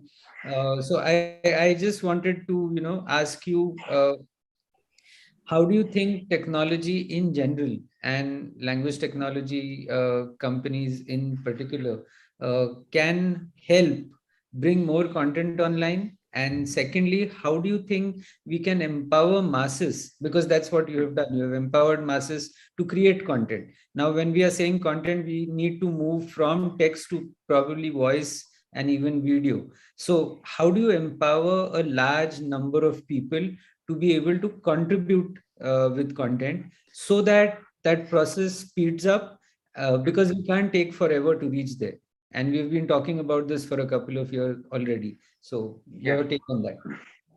So well, let me put some facts. I start with facts. So for an example, we have close to 230 million Urdu speakers, and the amount of Wikipedia articles in Urdu is close to 160,000 articles. When it comes to Hindi, we have close to 590 odd million speakers. That constitutes a good 40+% of our population, and there are almost 146 articles in Hindi.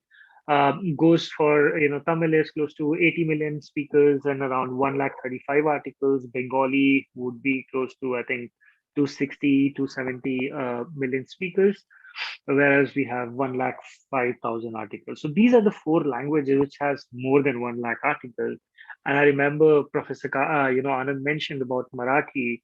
It stands at close to 70,000 articles now with 95 million speakers. Um, so if we see this, before addressing the question, we need to first understand what factors are responsible for slowing the growth of Indic content online. And it primarily, I think there are four different issues. One is missing right set of skill set. As we know that people are more comfortable in terms of creating audio visual based content than a written or a textual information or a content. There is less of articulative, they are in general when it comes to or require more hand holding in terms of when to require those kind of skill set to write an article. The second is less perks or opportunities. It could be related to jobs. It could be related to other growth opportunities. It's kind of less. And then I think discoverability of content is also one of the issue. Even though content is lying there, it is not discoverable still, and technology need to play a good role in terms of addressing this. Followed with that a community service, the lack of volunteerism in general, which is kind of not imbibed in Indian culture so far. When we talk about English content, we need to understand we are not talking about one country. The volunteers come from across the globe. And when we talk about Indic language, it definitely comes within India, except few languages where volunteers are from neighboring countries too. So I just wanted to give you an example here, like what or how technology can address this sort of gap. So the content translation tool was the one thing which was developed by Wikimedia Foundation language team back in 2014 to simplify translating Wikipedia articles, and it has recently reached a massive milestone of supporting creation of close to 10 lakh articles, like 1 million articles. And this is possible only through community, through the tools. And when we talk about human intervention in creation of 10 lakh articles, I'm sure it's going to take ages, So that is the reason I think technology plays a very brilliant role in supporting community. Now we also need to understand, the tool, how it plays a role in terms of closing knowledge gap on Wikipedia by making it easier to translate Wikipedia knowledge into a language. We're also talking about, people don't have the right skill set to discover the content themselves, Hence, technology needs to be built to provide that kind of support to them. And, technical innovation is required. When it comes to enriching encyclopedia or Wikipedia, we need to understand there are multi-layers of issues. One is lack of awareness about input tools. Second could be lack of awareness about the platform itself. And one has to get used to the platform and the tools to create the content. And hence, this content translation tool, which is built by the foundation, allows editors to create translation right next to the original article. So they need not to start from the scratch. They can see the original article on the left-hand side, and on the right-hand side, they can keep doing the translation, and it automates the few of the boring steps like copying text across browser tabs, looking for corresponding links, which is already there, and categories, etc., which is kind of very time consuming when it comes to understanding the platform. Hence, technologies, in general, helps in saving time and help them in creating high quality content that reads naturally in their language. So this is what I feel. We expect that still this translation is in still in active development, and with with this help to expand the sum of human knowledge to more languages, the tool is targeted to users that know two or more languages. So if we are talking about individual who are from tier 3 city, might not be able to speak English or any other language, or might be familiar in only one language, creation of content in one language, then it becomes more difficult. They need to think practically from the scratch, whereas those who are bilingual can actually rely in terms of translating or understanding what has already been created, or they have studied in terms of creating a new sort of article, which is less time consuming. So these are my inputs. Thank you. I'm just going to pick on a couple of words that you used, because I think we will very soon start running out of time, and I don't want a situation where we have not talked about that. And please, any one of you who has a view on this, you can chip in. The words that I really think are the keywords is discoverability, and of course, input tools, because I think that's where part of the problem lies. Now, if I just take two different cases where you look at the publishing industry, they would mostly use TrueType fonts. You look at the IT industry, they would primarily use Unicode fonts. And both of them are producing content using these very different systems in Indian languages. The irony is none of these really came from India, and thereby never really factored in how Indian languages themselves are constructed. Now, if you're trying to discover content that comes from such varied ways of being inputted, then how do you really make it more discoverable? And I'm going to give you a couple of examples from my own industry, and then leave it to each of the panelists to talk about how discoverability and input tools are affecting people in general or your industry. So very simple example, we walk into a meeting, we make a pitch, we say that, look, you need to localize your content into all Indian languages, or at least a few to begin with, because now it's India is over, Bharat is the new word, so you need to do something about it. And people are saying, but where's the need? We don't see the need. Now, that's a loophole. I mean, that's a vicious cycle that we can't break, because they are not lying when they say that they don't see the demand coming in from Bharat. And the reason they don't see that demand, because no one's listening to Bharat, because we are actually not able to aggregate that demand. That really has a direct impact on the funding a language technology company gets, which means there is lesser opportunity for these companies to go and then further create tools. And that's the vicious cycle you're never going to come out of. So from my perspective, from the industry that I have been working in, this is how discoverability and input tools immediately impact our future. So since we will run out of time, I don't want to really pick names, but please feel free. If you have a very, very strong opinion, you can just say what you want this topic. Sandeep, before that, I just want 1 minute of time to quickly mention, English is more of an aspirational language in India. And when it comes to skill enhancement and awareness, I think we need to look at integration of skill development in education, itself. And there's a critical need for quality skill development and training. So introducing these to the students and the employable, skills mentioned above will basically factor in terms of adoption. I will add to that, coming from the publishing side.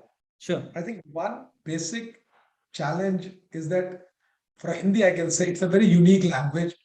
You have English words, you have words from multiple languages. So when you start talking NLPs, translations and all, the global systems do not run in a model of dual language processing. And I think that is where, and then the two systems you talked about, publishing industry and IT industry, using two different systems of building content.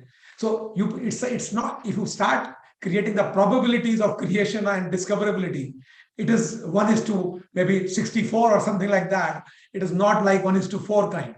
The second challenge you face is that if we as a policy structure think around that if dual language processing is possible and what is available in Hindi in terms of the spoken word or in Indian languages, and for rest you can use English or the base language as a base to translate and create and do processing, I think that changes the game dramatically in automation.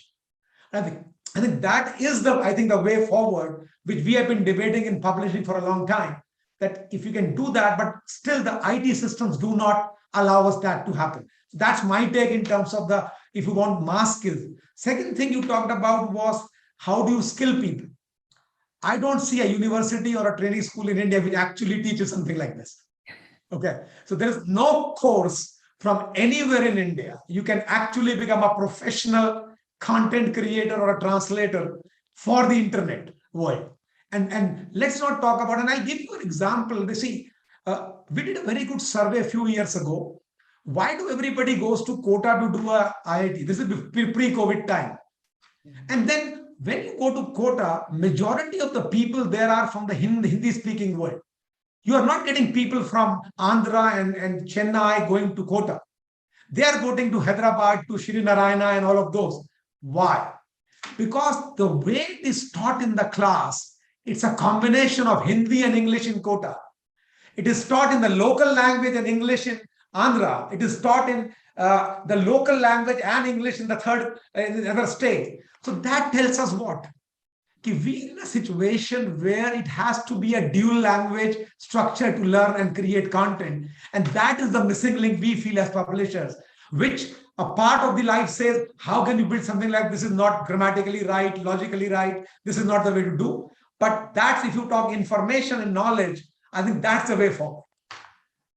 I completely agree. And I think every person coming from a technical background, working in Indian language, computing or technologies, is aware that speaking a code mixed language has been another challenge that they have had to deal with. So no doubt there.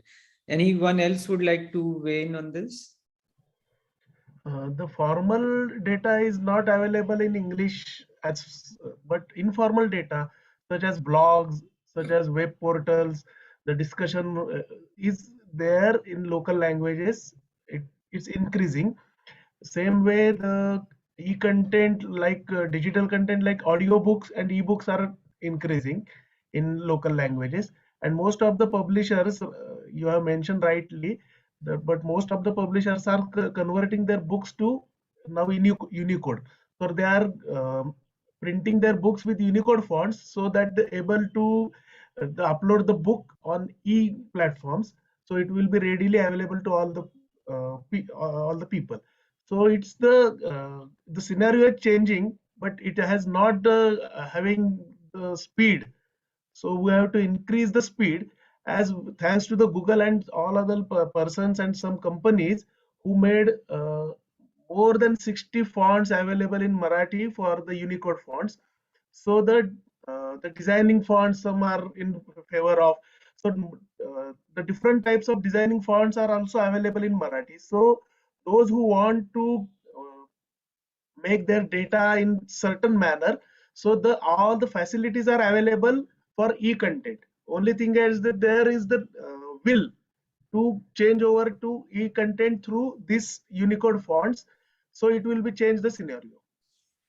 So my question is slightly different, and I think we can, I will just make a statement and then each one of you can give your take on that, and we can probably close with that and keep some time for the Q&A. So does everyone agree or not agree when I say that the need of the hour is that we actually create an indigenous input tool that is common to every Indian language, and where probably the government bodies like FICCI throw their weight behind this and say that every Indian needs to know how to use this input tool so that all of us can contribute, not only contribute, but also access content in our language, which is finally going to be discoverable and has an Indian logic to it. Anyone would like to weigh in? Sandeep ji, Yes, please. Available for all Indian script, which will be useful for that purpose. So sorry, I didn't hear the first part. I hope you. The InScript keyboard is available, and the training for InScript keyboard is necessary for all the people, because it will be helpful that if I'm typing Marathi ka, so at the same key the Kannada ka is there, Odia ka is there, so it will be helpful for all the Marathi, all the Indian people to type in the same InScript keyboard. So this is about the standard, what you are talking, and that has existed for a long time. So the reason why I still didn't acknowledge that is that still doesn't guarantee discoverability of content. So when I say a common uniform input tool for every Indian language, I finally want to really ensure that it's leading to discoverability of content. So anyone wants to weigh in on a technical level? Yes, please. Yeah. See, basically, I have been always saying that we must have a unified inputting tool, which should be closer to the way people actually work. I mean, people actually implement. Language is not, or typing a thing in the language is not natural for Indian speakers. Voice is probably the one. But then, having said that, it will be a collection of many technologies. We should not equate the input in spoken form to only ASR. ASR is one key component and a very important component for this to happen. But then, I'll give you an example of like today we have a touch screen keyboards. The touch screen keyboard is not about a key-based keyboards, but it has many technologies. It has a touch sensor. It has intelligence behind it to figure out what is being pressed, where the signal is being pressed, converting that to corresponding character code, and then integrating it as if it is a keyboard. Now, if you take a PC, on PC, you can actually have simultaneously a touch screen and a keyboard, half sentence typed here, or half the word typed here, or one character typed here and one character typed onto the virtual keyboard. It kind of seamlessly integrates very well. Now, it's not a question of technology as such, it's a question of engineering. And unless that form of engineering happens, unless that form of maturity comes in the inputting tools, we will always be talking of, is this a right thing or is this a wrong thing? It's not about ASR alone. I mean, and then entire debate will change on how accurate the ASR is, right? Then if you actually have the ASR-based inputs, you can also look at the dictionaries, do a correction of data, and provide multiple things where using touch screen, one can say, okay, this spelling is better than that or whatever. So it's not just one form, but I fully agree that we must have a very different set of inputting Indian language content so that everybody on the road, everybody in the villages, everybody in the towns, everybody who actually is not aware of computing will be able to input. The day we convert our computer to Sangadak Yantra, I think we have left 90% of the population behind. And that is the basic problem. We have to actually do it in a way which is common to people, for the people, and used by the people. Absolutely. And I'm just going to make a small pitch for the next session because I think it connects well. The note on which we will end is probably where Vivek Pani will start talking, and he speaks very passionately about how and what ails content input tools and discoverability of content and how it affects a whole lot of things. So if anyone has the time, please attend the next session. We have one question from the audience. It's probably from a student, and I'm going to throw it open to all of you. Anyone can answer that. The question is that how can we motivate students in the technical line to put their interest in the language industry? Right. Maybe I can take one, I'll take a shot and then the others can add to it. We had done a very interesting experiment last summer. We have opened up internship for all the engineering students who also know Telugu. And the internship is not just in Telugu or anything other, it's about technology. It is about building language models and also the kind of connecting knowledge graphs and wiki data, some of these fancy things what these computer scientists wants to know. But the prerequisite is they need to work on Telugu data, they need to enhance Telugu data and so on. So we had a test both in their Python as well as Telugu, 2 languages test, right? And then those who actually, it is very surprising to us that, those who showed skills and an interest in both these, they were able to put together systems in 8 weeks that are kind of amazing and to our delight, So I think by bringing in or thinking about projects like this, you reignite their love for their language. Because all of us, all the engineering students now want to do technology, that's their bread and butter. Right. But then by combining the language related aspects and then also at the same time not taking away anything that they can learn, should learn from technology. So this is one idea we worked out and just wanted to share that. Yeah. Just out of curiosity, are any other IIITs offering such opportunities?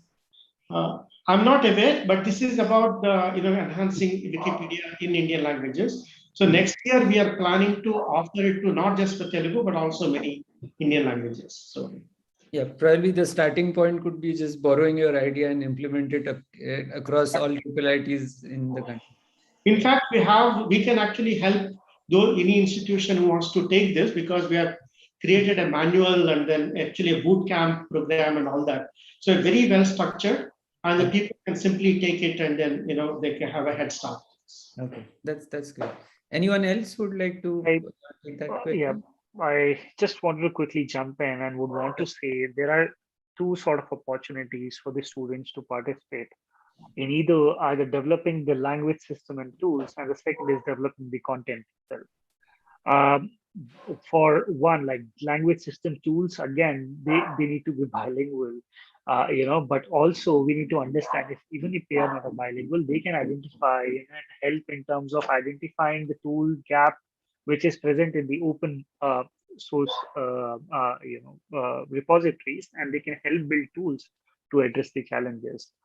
Even in terms of when it comes to developing a language system tools or compatibility, we need to look at various aspects. Like for an example, Unicode is basically used in Wikipedia, and several of Wikipedia uses Indic scripts to illustrate native representations of names, places, quotes, and literature, and so on.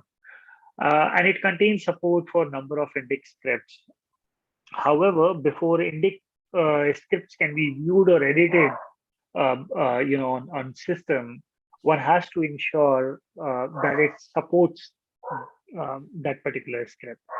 So, for an example, before Indic scripts can be viewed or edited, support of complex text layout must be enabled on editor's device. So these are currently the news devices doesn't require this, but however, the older device, which is already there with a lot of students, a lot of individuals, may face challenges in terms of viewing the content or helping in terms of participating in terms of creating content.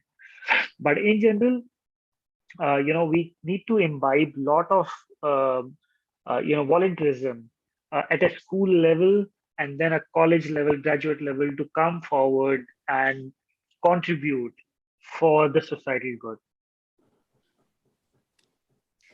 Just to add from a publisher's perspective, I think creating electives in language processing and Indian language processing is one thing IITs and IIITs can very well do very fast. but those courses are not available as electives. I think that changes the game in terms of people's thinking, because it's not about Hindi or any language. It's about language processing. So that, I think, is an area where if a government takes a lead in terms of that, these are the electives which will be added, and in that the projects need to be in Indian languages, I think that could change a lot in terms of the processing side of technology. And then the second part in terms of when people say is about the more and more people taking language. See, I always believe engineering is a few hundred subjects. Okay. They can easily be translated in any damn language very fast. The question is, why not? The question there is that it has to be, first of all, dual language model, Hindi and English, because not everything gets translated logically. But it is the idea of that it is not billion pages of content. The whole engineering education is like a few lakh pages of content. So the idea is, if you do that, it can be really, really productive, because then more and more people can use it. Is another way that, again, the government can sponsor those initiatives in some form and bring private publishers as co-partners and global publishers as co-partners in building that, so that the IP issues are not there, other things are not there, and that makes things life easier. Yeah, in fact, if that can be made open source, nothing like it. Getting it behind paywall content and accessing those content is a discoverability issue again, and would not be helpful in general. But if government has lots and lots of repositories, which doesn't even come under they definitely say that you can use it, but to use those content under open source repositories, we need permission like Creative Commons license and so forth. And these are the challenges which generally open source repositories or organizations face in terms of using those content and creating many more contents like that. I think we are about, it's just about time we stop. And I think, I don't know how many of you realize this, but we started with a question why, and we ended with a question why not. I think that just speaks volumes of how fruitful this discussion has been. And I think I've thoroughly enjoyed being part of this panel, and I hope that's true for all of you.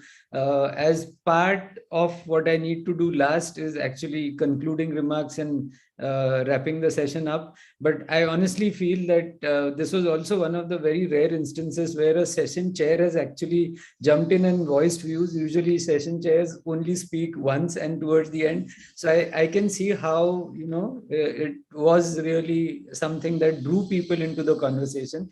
So sir, if you don't mind, I would like you to give your concluding remarks, and we'll then end the session. Thank you so much.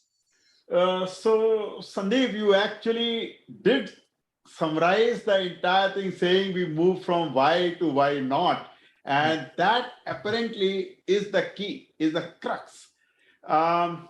When we actually look at people, population and all that, I don't think there is a shortage of aspirations of knowing things in Indian languages. They would like to have it. When we move into the other side, there is, so there is a big disconnect. There is a solution as a content providers and all that, but then it is far much more exciting to provide content in English than in Indian languages, right? Why? Because it actually attaches to lot much more bigger population. It's a chicken and egg story. It's a business that has to be created. It's an opportunity that has to be created. It has to be brought into people. I mean, just, since it has been talked about a number of times, Praveen actually talked about it. Wikipedia is a very interesting example. I mean, if you just go a decade back when Wikipedia was just putting his not decade, more than that, when Wikipedia was just forming his foot, people would have said the same thing. What is the need for Wikipedia? So much information is available. So much things are available. So many tools are available. Today, I don't think there is any question of that.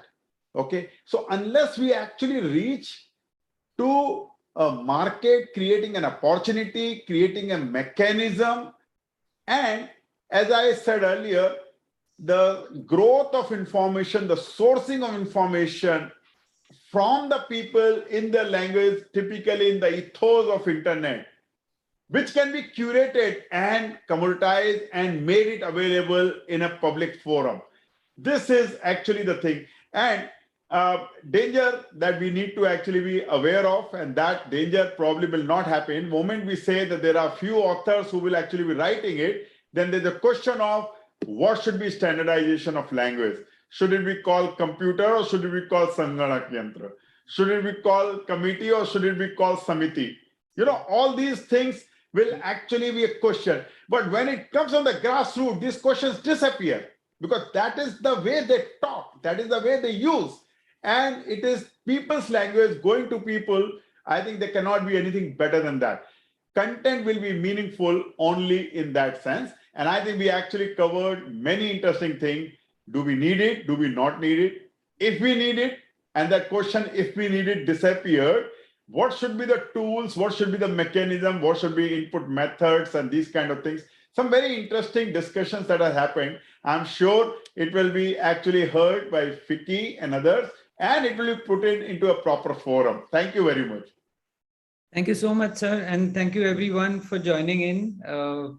Like I said, from why to why not. And we end the session at 3 o'clock sharp, added attraction. So back to you, Sarika ji. And thank you so much, everyone, for joining in. Thank you, Mr. Nulkar. It was really nice, and I think it's well summed up. Professor Muna has done my job, so I don't even have to repeat it. He's already talked about it. How did we move the journey from why? And then, of course, Professor Vasu talking about various content of it. He's just talking about why not just make it an English only thing, and why you obviously need to even look into your language.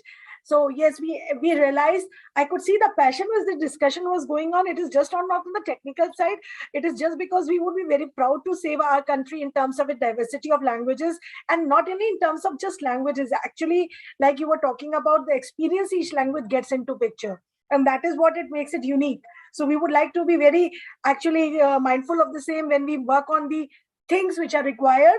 Like I talk about, it was mentioned that we would need the methods which is being understood by the people, is for the people, so that they can use it. So something of those kinds is very important. So yes, we had a very good journey discussion in the 90-minute session, where we started with why it is required, and to the end that it has to be there. And then we have to find the right ways, how the input can be done, how the content can be made discoverable, which in any case, the next session is going to focus on it. So thank you all for joining it. It was really pleasure to have you all with us. Thank you, Professor Muna, for being the chair. Thank you, the panelists, Mr. Vikas Gupta, Mr. Praveen Das, Professor Vasudev Verma, and of course, Professor Anand Katikar. Thank you all for joining in. And thank you to the moderator, Mr. Nulkar, for well moderating the session and handling it on time. Thank you. Mr. Pani, you're already here, so you must have heard the panelists. And next is on you, when you talk about how the right technology can be there and how can you make the content really, I would say, discoverable. So what all things needs to be taken care of in view of our country called India. So thank you all for joining in. It was lovely hearing you. We'll move on to the next session. Thank you. Thank you. Sure. Thank you, Sarika. So yeah, in fact, that was a very, very interesting panel that I got to listen towards the end, but yeah, very, very insightful. In fact, there are quite a few points that would just resonate with what I would like to say. In fact, so let me present because, okay. The way that we discuss that, unless language has economic impact, when I say economic impact, like as long as people are able to benefit from that, even if it is just about gaining knowledge or satisfying curiosity. Unless that impact is happening, it doesn't really make sense. It loses the potential to grow. So I would like to, why exactly we should look at search. The discoverability of content today is so important. When we look at internet, these are the 5 most used services on the internet. Search is number 1. And if we see, barring social networking, everything else is also search driven. So it's basically search that helps us, discover content. Every informative website today has its own search as well, because without that, how does a consumer really, a user, get about going? So anything that doesn't attract attention will die. So like Professor Muna was saying, that unless something becomes useful, it will not be. So it has to be able to draw attention. Only then there is some economy that can be attached to it. But if something cannot be found, it cannot draw attention. And if something cannot be arranged, it won't be searchable. It won't be found. And anything that is not uniform cannot be arranged. So I am literally, pointing towards our Indian language content actually facing two issues. And the most important one is being uniform. Although we have these debates going around that, the amount of content on the internet in Indian languages itself is so scarce. And we also call our languages as low resource languages, which is why a whole lot of people who are trying to work on machine learning and AI for Indian languages, we are struggling.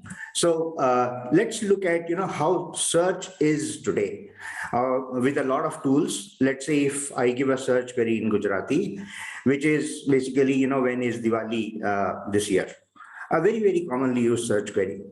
If the machine translation is able to handle that really well, the machine translation, then I'm able to get a direct answer, or otherwise there are a few keyword links that I'm getting. On to the left, we see that there was actually no direct answer because the machine could not translate the query, right? So similarly, let's look at, I mother tongue, Odia. When is Diwali this year? A very simple query, and I got no documents found. And then on the other hand, I actually looked for an author who was also an erstwhile chief minister of Odisha, a great literate and literature expert. So I was looking for his book. So I just wrote, Janki Patnaik books, and I found nothing. So this tells us a lot. Let's look at, why exactly are we there? But before that, I would like to address the content myth. We have crossed 26 years of internet in India. And after 26 years, if this is what is the state of the content availability on the internet that we can look for, then it is very natural that we will not be able to drive people's interest into anything. So it basically forces us to think that if we have to satisfy this curiosity of getting to know, we have to go the English route only. So I wanted to clear the content myth a little bit. Internet in India actually came in 1995. Digital content publishing in India actually began in 1988. So that's really, really far back. And, I'm not sure what's the kind of the age group of this audience, but most of us, if we would know, we would remember the early 1990s, then the government started issuing voter ID cards in native languages. Now, look at a country of the size of India and the kind of voter ID database that we will have that would be storing the voter IDs and their data in local languages and also be able to retrieve them upon search. That is the kind of data usage that we began in the early 1990s. So storage and retrieval through large amount of data sets, including land records, and then the government departments and PSUs having communications across or between the departments and also to the public in local languages. All of that not only being stored, but also being retrieved. So that means search and retrieval, both happening, in the digital medium. So, the scale which we talk about today as Aadhaar, a portion of that in those days when systems used to be very, very constrained. But when we look at the content of today, Indian language internet, I would say, is practically less than 7 years old. I just mentioned 2 slides ago that internet came to India in the year 1995, and we have completed 26th year of internet in India. But Indian language internet is less than 7 years old. That is because the primary device of internet access in Indian languages today is the mobile phone. The first mobile smartphones that had a browser that could connect to the internet and give you Indian language abilities started coming in only around 2014. So we are practically a very, very new world of Indian language internet users. We have very limited but non-uniform styles of representation. So this is a very, very, I would say a very strong claim that I'm making, that there is no particular font or text rendering that is likely to work uniformly across all applications and operating systems. Although we think that Unicode may have solved this problem, but we have probably, by glorifying that, ended up creating a lot more problems for ourselves. So let's look at that. The primary computers or tablets. That means these are all the serious content creation. For example, when a journalist is creating something, or somebody who wants to write a book, and so on. So we end up using the computer or the laptop to create those kind of content. But the primary search device is the mobile handset. We still have 1 in 1,000 or less who are able to write these kind of words, Sadgati, agar aisa likhna hai ya waisa likhna hai. And both these words therefore will have digital representations that would be different, and therefore will require search algorithms to be smart enough to be able to find them. Popular content formats today, for example, if you look at PDF formats and so on, are still non-searchable in most Indian languages. I'm therefore, having to take us to the popular keypad layouts that we see. So, one keypad layout actually looks like this. It has got 4 different layers. 1 and 2 layers are here. There is a 3rd and the 4th layer that appear like this. And I have red circled a particular button that I personally could not understand. And it took me a while to figure out that that particular button tells us that it is a 0-width joiner and a 0-width non-joiner character. To me, and to the minuscule people who would be able to understand what is 0-width joiner and non-joiner, we are definitely not creating a content development platform for only us. We are actually trying to create content development platform for many. Only then their content will be discoverable, right? So, and then I compare that with yet another platform. So which means that we actually have different kinds of keypads. One that was actually filling up a large number of characters in 4 different layers and still was very confusing. Another that has got probably just 2 and appears minimalist and actually hides more characters inside there. So here, you can still see that, it pops up more characters out there. And this is what we use as keypads. In fact, so that this was, I was trying to use an Apple device today, and it took me to search on the Google to be able to figure out how do I activate a Hindi or an Odia language keyboard. And then to be also able to find out where do I find these characters. So if that is the length that we will have to go to, then to what length will a lot of other users would have to go to? I personally have been looking, tweeting and blogging for a long time in my language as well as in Hindi, and I have seen many tweeters who tweet using wrong spellings. And then when I ask them, why is it that you are using wrong spellings deliberately, probably, because it doesn't really even sound like, Odia, but you are an Odia. And I would get to know that I'm unable to find that character, and therefore I'm having to type something that I think that people will understand.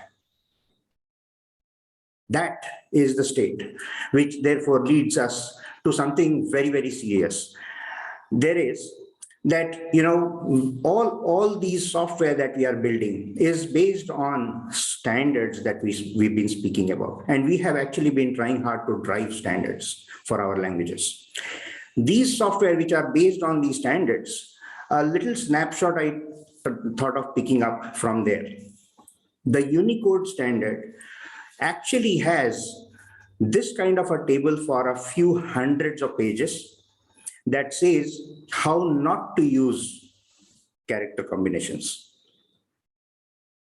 It would be practically impossible for a software developer to be able to implement all of that, because and it is evident that this is the reason why even the founding members of Unicode Consortium and the largest platforms that are implementing Indian languages do not implement all of these.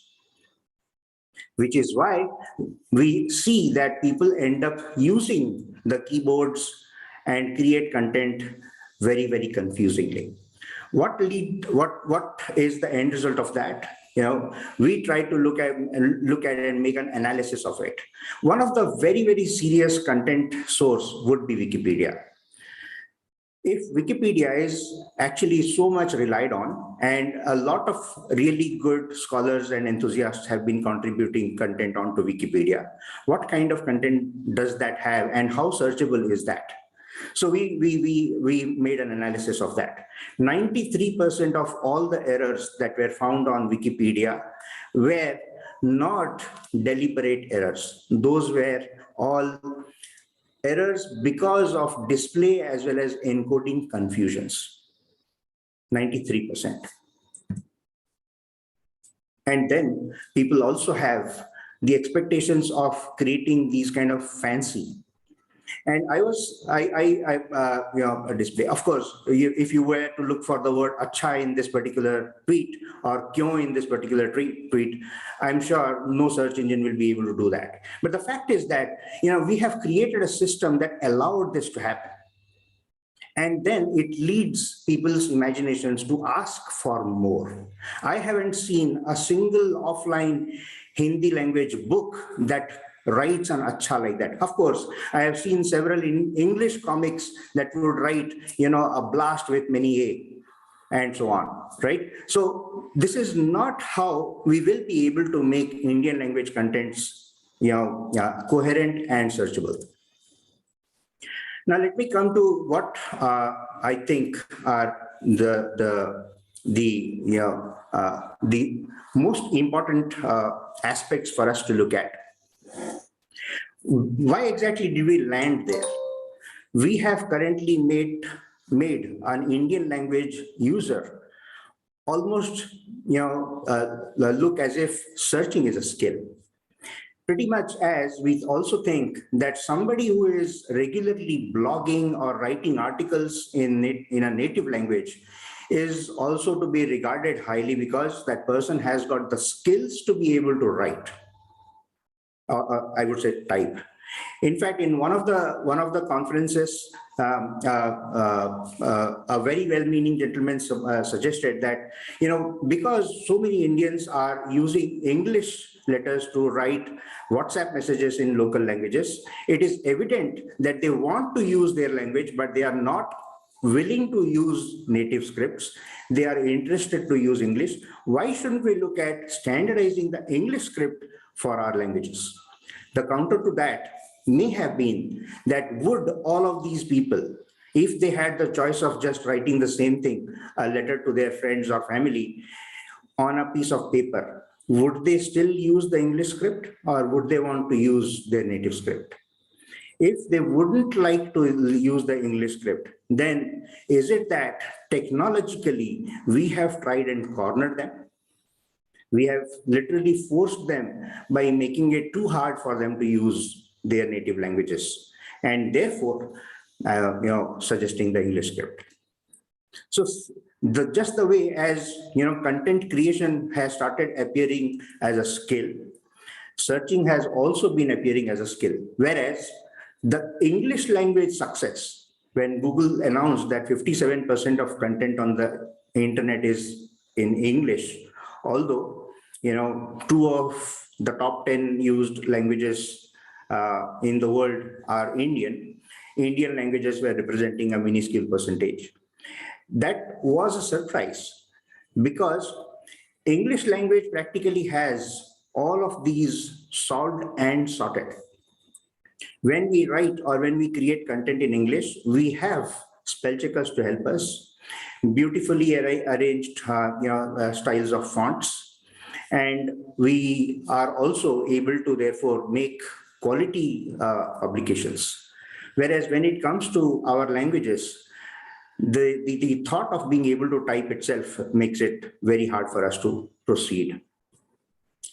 Content creation has to be coherent. So how exactly will we make content creation coherent? I just showed 2 examples of the most popular keypads that are being used in India. And there are a few others that are also popular. Not one is coherent with the other. There will be plenty of ways that people keep making mistakes or writing the same kind of words that look different in others. What happens when we do that?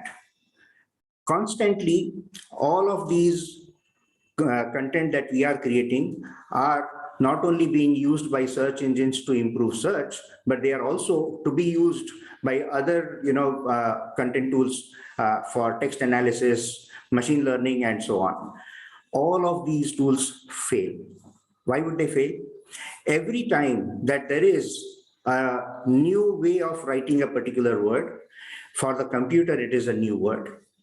And therefore, it has to make efforts to try learning everything about that particular new word. And therefore, it has to keep finding, every such environment where that word has also appeared, against a differently spelled word. And therefore, the amount of permutations and combinations that it has to churn to be able to learn something is practically, unimaginable. While at the same time, it is not that only word. The words that are coming along with it can also therefore be misspelled the same way, just because the input and display method instruments were non-coherent. And all of that will eventually lead to a disaster decline in the way that we can search or index or sort or do an analysis of any of these content. The third thing that we must do is use proofing tools. Unfortunately, like I mentioned that, we in India started off using digital content in late 1980s and early 1990s. The entire digital publishing, which was actually the largest use of literary works, all of that actually needs to use good quality proofing tools. So they were based on all of that. But in 20 plus years or 25 years now, almost 30 years now, the maturity of using our languages digitally instead of that improving, that has actually gone down. We still do not have, when I author something in Odia or let's say Gujarati, I do not know whether sometimes I may have made an inadvertent mistake. So proofing tools often help us keeping something more uniform. Use of coherence tools. Coherence tools basically are the kind of tools that will be able to process a document and will be able to standardize a lot of spellings or mistakes that commonly would appear the same visually, but behind the screen, the data would be different. Use of those tools will make your data a lot more searchable because uniformity of data makes it a lot more searchable. Finally, digital literacy in education. So I have been, a very strong proponent of this, that, the computer as a device, when it was created in the United States, the keyboard that was adopted was for the English language and therefore had the typewriter layout of the English language. However, we have stuck with that hardware as the input method for our languages. What kind of a correlation does our languages have with English? None. Why would I say that? When we learn how to write English, we only learn the letters A to Z. And if we have to write a word, we just have to know its spelling in letters and we will be able to write that. But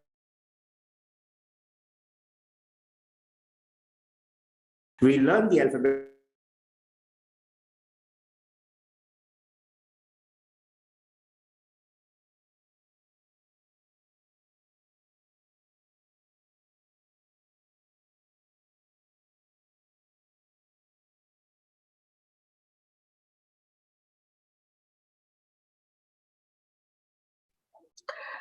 Mr. Pani, we can't hear you.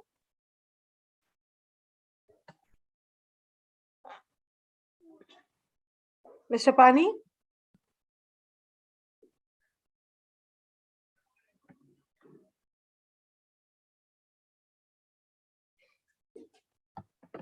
Mr. Pani, would you like to reconnect something? Because we are unable to hear anything from your side.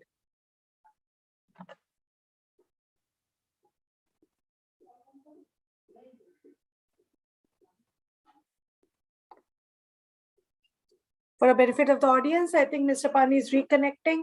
I think there's some technical glitch or a bandwidth issue which has happened. We're sorry for that.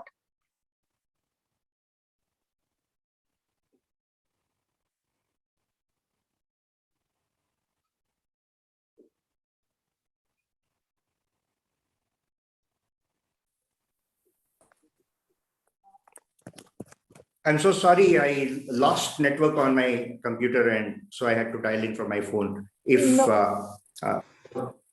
So I'm not sure where I was lost. If somebody can tell me. So we lost you while you were telling about that presentation part, and then I think it went on blank. Okay. So, maybe you can just repeat your last 1 minute statement. That's it.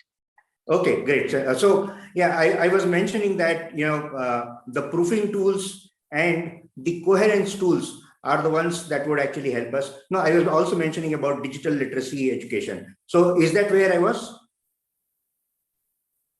Yes, Vivek, you were there. Okay, great. Yes. So yeah. So the fact that we learn English in just by learning the alphabet and we are ready to be able to write. But in our languages, we learn that through those 3 steps: the alphabet, and then Barakhadi, and then Yuktakshars. So when we learn Barakhadi, that itself tells us that there are rules to be able to learn how to use matras. And without learning that, we cannot write. And then we learn Yuktakshars that also tell us the rules to be able to join consonants to be able to create Yuktakshars. Now, these rules exist for our scripts. When they do not come into computing, we would not know how to compose. And the same way, how the 3 steps of writing transform into typing is not going to become easily discoverable by people, which is why there are a whole lot of words that people are not able to type. We, as humans, when we are trying to read, we are very tolerant. All cognition is actually tolerant, and therefore we often do not realize that there are those kind of mistakes that have been there. But when we use computing over the data that is available, that people have been writing and authoring, that is the kind of problem that we continue to face, which is why, if content discovery itself is unlikely to grow, then the discovery will not happen, and therefore the interested readers will not be able to find something. If they are not finding, then the readership is likely to drop. And at the same time, the expectation of the readers will also keep dropping. And when that keeps dropping, we will force people to keep moving to other languages or moving to English to be able to get information. And also, what we are losing out is the last and the strongest pillar that we had is our literature itself. In the past 10 years, I'm going only 10 years because I mentioned that Indian internet has been 7 years, right? I'm not even going 20 years now. But in the last 10 years, the number of graduates in our country have become 20 times. They have grown 20 times. But the amount of authorship in local languages has practically declined to 30%. So if that be the case, we would actually, and this struggle is not because so just the way as in English, people are interested to express, and then people are there who are interested to read and learn. The same way, this property is human. It is not specific to a language. But in Indian languages, the people who are interested to express do not find enough tools to be able to do that. The ones who want to consume do not have the avenues to be able to get, and therefore we are on a decline right now. I hope if we are using these guidelines, I am sure we will be able to improve much of our Indian language content and their discoverability. However, we will still need to solve a lot of standardization issues before we can actually make our roads really robust as highways for Indian language content growth. Without that, it is unlikely to happen. Thank you so much. Any questions? Thank you, Mr. Pani. So, I mean, we have since there's like you were asking the audience. So our audience includes the technical people as well as the industry people from there, like the owners of the different companies, startups, academia. So and even the students who have joined in. So have been a mix of it. So if there is a question which is coming over, which they are saying that okay, for people like a business owner who is just having a business and who's looking into expanding into a multiple languages, so that obviously they can cater to they can increase their reach, right? So what are the 3 priority areas in which they have to look into the investments part to get this decision made, and what are the 3 things which we have to do? There are 3, you can name 2 or 5, whatever you feel like. So the key areas which are, I would say, the CXO has to put in a mind to take this thing forward. What are the 4 or 5 key areas which you feel the CXO has to actually do it so that the technical people can take it forward? Sure. This is a very good question, in fact. So the first thing that we must look at doing is think of the Indian user as somebody who is not from an English background. See, the problem that we end up making is that we think that localization or addressing the non-English Indians would be that we convert our existing English also into other Indian languages. Well, sometimes that may work if your content is actually of that kind, but you cannot start by thinking like that. Start by thinking that the user is actually a native Indian, because it is the native Indian who may have eventually learned English. It is never the other way around. The first language is their language. So we have to look at them like that. The second thing is that often we make this particular, like Professor Muna also mentioned, that we make this, I would say, overdoing or over-localizing by trying to invent words in local languages. That is a serious error. We have to be actually looking at localization as if that is the common way of representing things. People are actually interested in information. That is what they are hungry for. As long as they are able to understand that easily, most easily, that is what we should be looking at. And finally, the third thing is making things uniform. I say that, most often we have this tendency of trying to create something that is unique because we might be thinking that we are doing it and we should be different from others. The fact is that association and searchability will be better, reach will be better only when one is able to associate something that they may have seen elsewhere also with you. So these are the 3 things that you should focus on. And anything from with respect to the government you would like a support in this area? Government, okay. On this area, government especially support. When you talk about the standardization part and all those areas, do you think anything would be required? Because we heard the speakers talking in the earlier sessions that we would want industry to take it up further on their own rather than they mandating it anything. So do you think anything which the industry would like to propose it on this regard so that it becomes easier for the players to make the content discoverable and for the keeping in various aspects which you've just mentioned in last half an hour? Okay, so honestly speaking, the governments, other speakers, if they have also mentioned about the government, it is not basically because the industry has to do something. Industry is actually trying to do probably because they have to do so that they can reach out. It is also a reflection of the fact that the government is actually hopeless at this stage. I mean, the actions from the government side or the support from there. I would just mention that, two things that we should look at where if the government can help would be tremendously impactful. One that we did is that when we transitioned from the offline digital usage of our languages, that means offline in the sense when we did not have internet, to when we moved to internet, at that point in time, there was also a move from our national standard ISKI to Unicode. And the government did not want to mandate a compatibility between the ISKI standard with Unicode with all the popular software that we're introducing into India. Government was the largest buyer, but because they did not mandate that, none of these software were able to offer any compatibility, and all the legacy data was lost. So today we say that 0.01% content on the internet and all of that is seriously noisy is because of that. We lost a huge amount of content. Could the government help get some of that? That would actually enrich great quality content on the digital medium. That's number one. The second that the government probably can do is we have lost a massive way of representing our languages on the digital medium because we do not have the ability to create good quality fonts. The font standard itself is so ambiguous along with the ambiguous Unicode standard. And both of these standards are not being governed by our government, right? These are all governed in the US, which is why we today have a font industry that used to flourish, today is non-existent. And we are left with zero options. So unless they happen, how exactly would we as publishers would be able to create good quality content? And how would readers find it pleasing to read? Sure.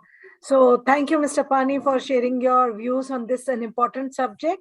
I know that's a core when we're talking about the content, when we're talking about the discoverability. These are the things which we need to be taking care of it. And you've highlighted the various aspects to it. So thank you for sharing your thoughts on that. We would now, of course, take the discussions forward. You've also mentioned about various things which the industry perspective they need to take care of and various things which can also act as an enabler from the government side. So we will take up those discussions and those points in our I would say, in future interactions, and we will see what can, as an ecosystem, how we can drive this thing together. So thank you for joining in. With this, we wrap up your session and we straight away move on to the next session, which is now discussing on an important subject now about how the rise of AI, that is artificial intelligence and natural language processing in language technology sector is going to happen. We heard speakers starting in the first session talking about the role of AI and how it is going to impact. AI is not new, so how AI can even leave a language technology sector. And when we're talking about NLP, we really have to go into those details, and that is what the next session is going to focus on. We are joined by an eminent set of panelists for the next session, which includes Ms. Kalika Bali. She's a principal researcher with Microsoft. Mr. Shantanu Chaudhary, Director, IIT Jodhpur. Mr. Anirban Lahiri, Lead Data Scientist, Fractal AI, and Mr. Partha Talukdar, Research Scientist, Google India. And the session is being moderated by Mr. Vivek Srivastava, Partner, Deloitte. Thank you all for joining in. We really look forward to a really good discussions. Though this happens to be the last plenary of Bhashantara, but I would say that the discussion on this started from the inaugural session itself. So we really look forward to hear you out. How do you see the role of AI and NLP happening in the language technology sector, especially when you talk with other country? Is there anything with respect to the global case studies which you feel could be taken up with respect to our country?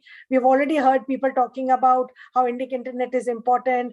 We heard Mr. Pani talking about how to make the content more discoverable. And then we also heard about things on the universal acceptance and how scaling is very important for this sector and why we need to do it. So now we come back to you. There has been many references on the data and AI in the past sessions, and we look forward to further discussions from you all. Over to you, Vivek, to take forward the session. Thank you, Sarika, and very good afternoon, all the panel members as well as the participants. And thank you, Faniji, for a very, very excellent keynote. I absorbed every minute of what you said, and I think all of what you said sets the stage for our this session. Maybe I should probably, if you allow me, Sarika, I'll start with a little bit of storytelling, if you allow me. Let's just go down the history and see where did all this begin, right? How did NLP and artificial intelligence's intervention into languages as a subject started, right? So I did some research, and I'm referring to one of the Deloitte papers on how AI is now impacting, say, the unstructured data in government. It's a 2021 paper, and it has a little anecdote on the history of NLP. So I thought for our audience as well as for our panel member, a little bit of history would be a good way to start this session, right? So in 1940s, a gentleman by the name Roberto Busa, he was an Italian Jesuit priest and a pioneer in computation linguistic, actually. So he is, in a way, a father, or whatever you want to call it, a genesis of why we are here, actually, on the NLP as a subject. He actually very clearly wanted to digitize much of Christian literature there. And one specific one, which is a 13th century Catholic priest, Saint Thomas Aquinas, he wanted to digitize his entire work. So somewhere in 1949, he met with IBM's founder and persuaded him to sponsor a very large program, which was on Index Thomasetica, which is what it's called in Italian, I guess. And this was basically to make computer readable version of all the work that the Saint Thomas Aquinas had actually done. Right. So now let's roll down further. The next 20, 30 years, this project went on. It was a 30-year long project. And eventually 56 volumes of the work that he had done was published in 11 million computer punch cards way back in 1979. One of the every words was analyzed using 11 million computer punch card, right? Obviously, we don't live, thankfully, in that world. And we have, obviously, things have moved on from there quite a lot. And I thought bringing this history would be very helpful, right? So that our audience can appreciate where this journey began. With that little introduction, obviously things have moved on a lot.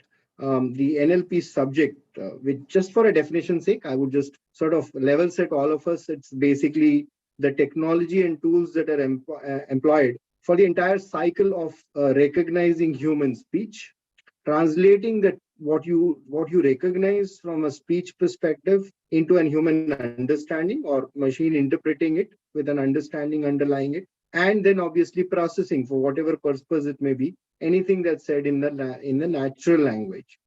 So that's in general what NLP is all about and where it came from. Now, I just want to put some business context to it before I sort of give one example of how government, at least in the developed world, is using it, and another example and how business community, especially in financial sector, is using it. With those two examples, I just want to make this a little practical for everyone to sort of recognize. So there is a $430 billion productivity gains to be had in that could have been possible. And I don't have data to support whether that $430 billion of productivity gains was achieved or not. We have in 2020. This is a data from International Data Corporation, which basically says that if organizations which insight from structured and unstructured large, $430 billion of productivity gain in a year, there is real benefit here in sort of advancing this particular subject.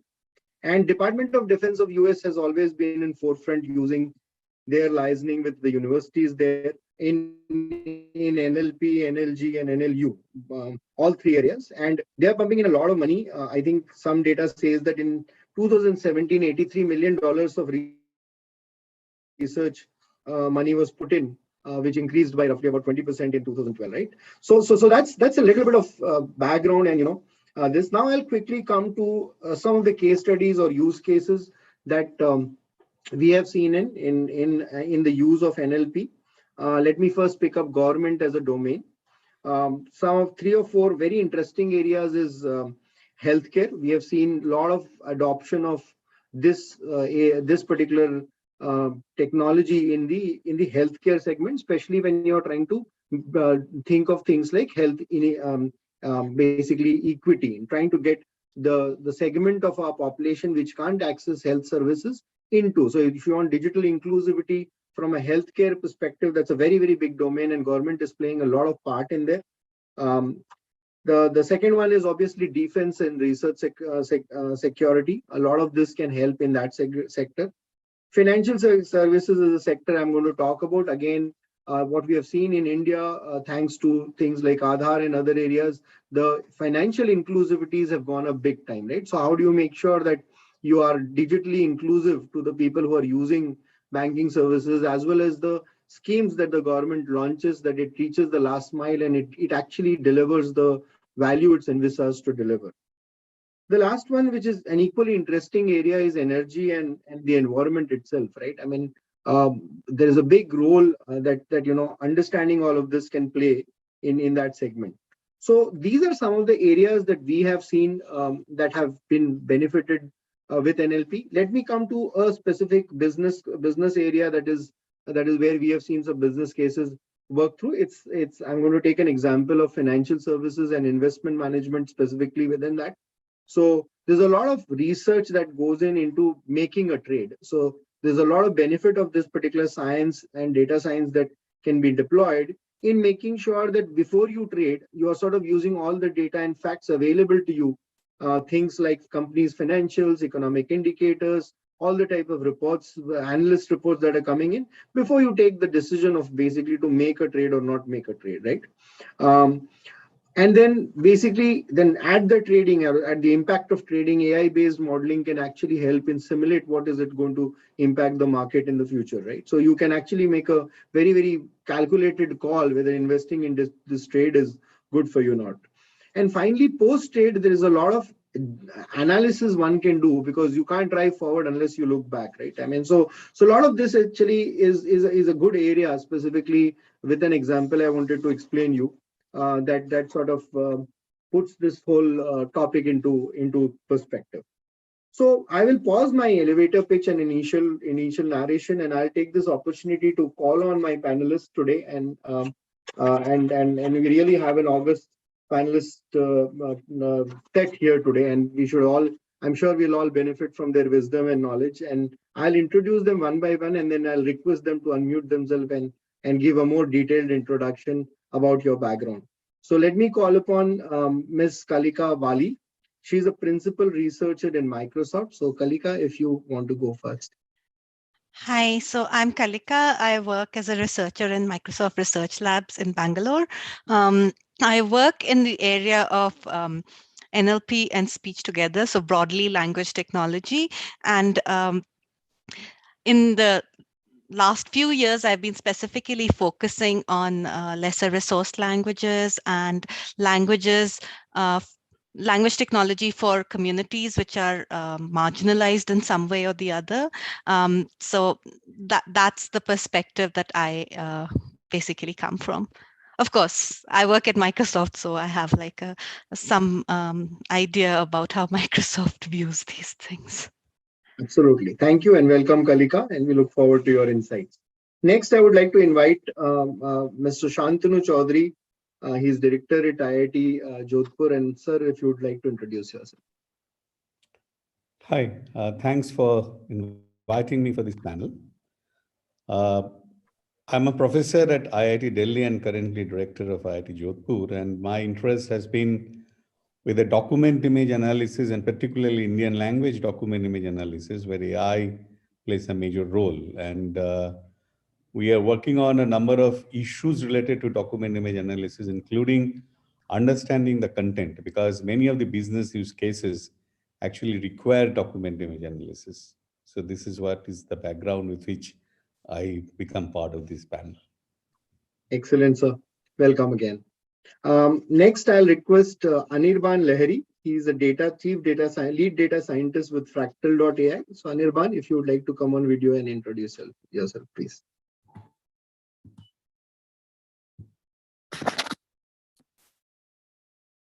Hi, everyone. Hope you can see. Yes, we can. Yeah, hi. So I'm a data scientist of Fractal and working for one of the area of Fractal, which is conversational AI.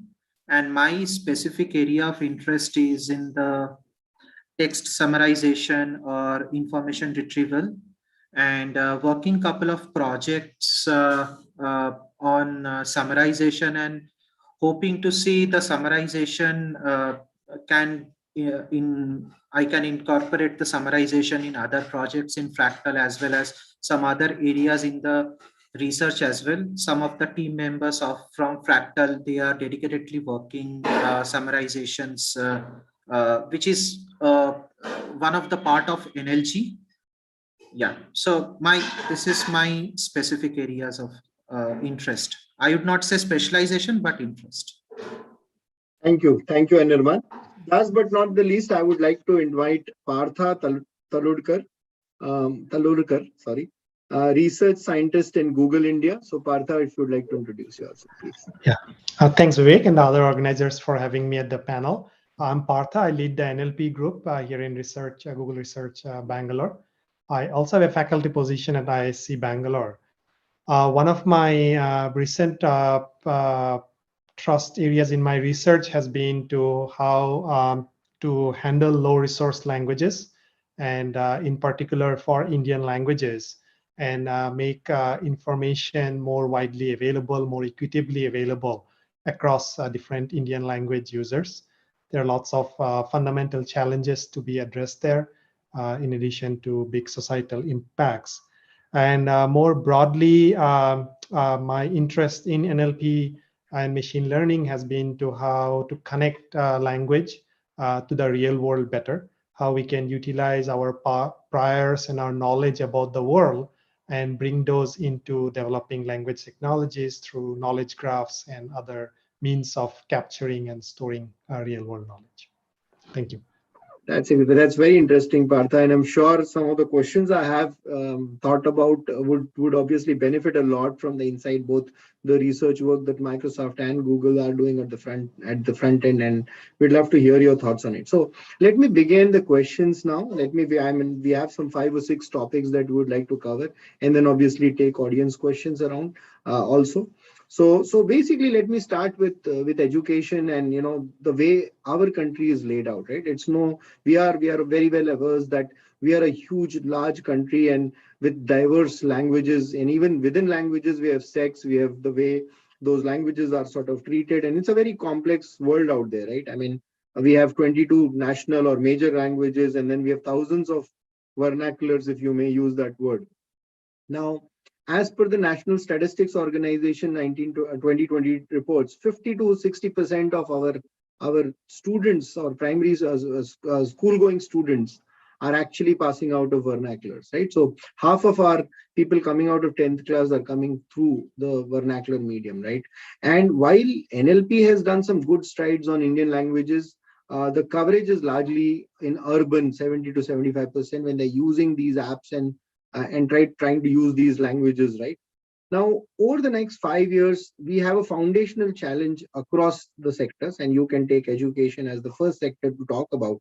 What do you think for a country as diverse as India, especially in the education sector, what do you feel the NLP's contribution or impact is going to be? And we can go around the table and you all can share your views, or if any one of you wants to lead in responding, more than welcome to do.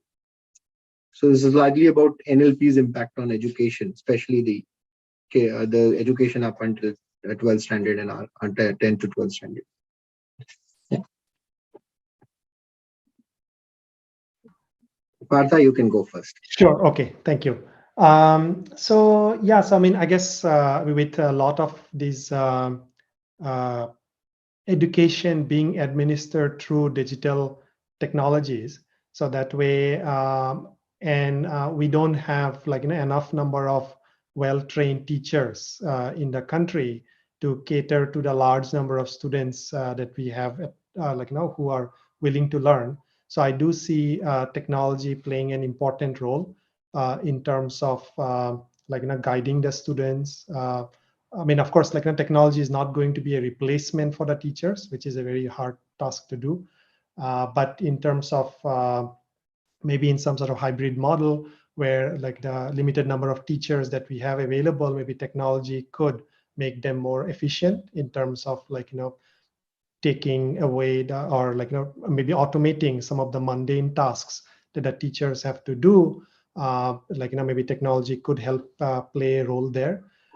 There have been some efforts from Google in helping students learn to read through projects like Project Bolo, where students learn how to read and then in their local languages. So I think technology and AI technology will be kind of in an assistive role there. And for a lot of those automation tasks, AI is going to be important. So that's one part of the puzzle. The other part is that as you go towards higher education levels, a lot of the content that is generated is still in English, at least in the Indian context. So how do we make all of those content available to non-English speaking students is, I think, a big challenge in front of us, be it in textual form, be it video form. There are, I think, students at different gradations of their familiarity with English. Some students may not know anything about English, and according to 2011 statistics, only about 10.6% of the population have some awareness of English. And again, if you take the proficiencies into account, that number is going to be even lesser. But then even if you have some proficiency with English, you might be more comfortable in learning about those material in your local languages.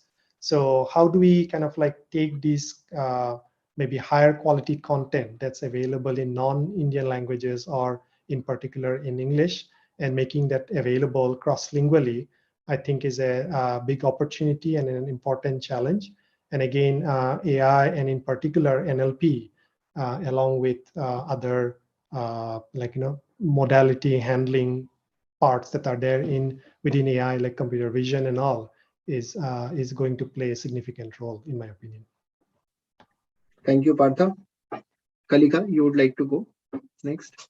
Yeah, so I think this is an interesting question, because all of us were, challenged by this, whether we were in the urban setting or in a non-urban setting in India during the lockdown, when all the students had to go digital. They were forced to go digital without any preparation at all.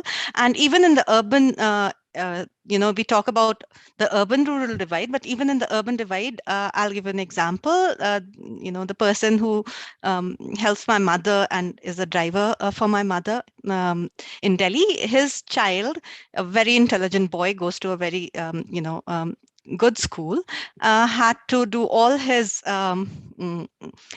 schooling, like all the lessons, on a mobile phone this size, right? So when we're talking about education and digital education, NLP is definitely one part of it, but we have to kind of worry about the entire ecosystem. So just doing NLP, or the role NLP plays, is very, I think, significant, but a small part of the entire ecosystem. And we're talking about infrastructure, we're talking about devices, we're talking about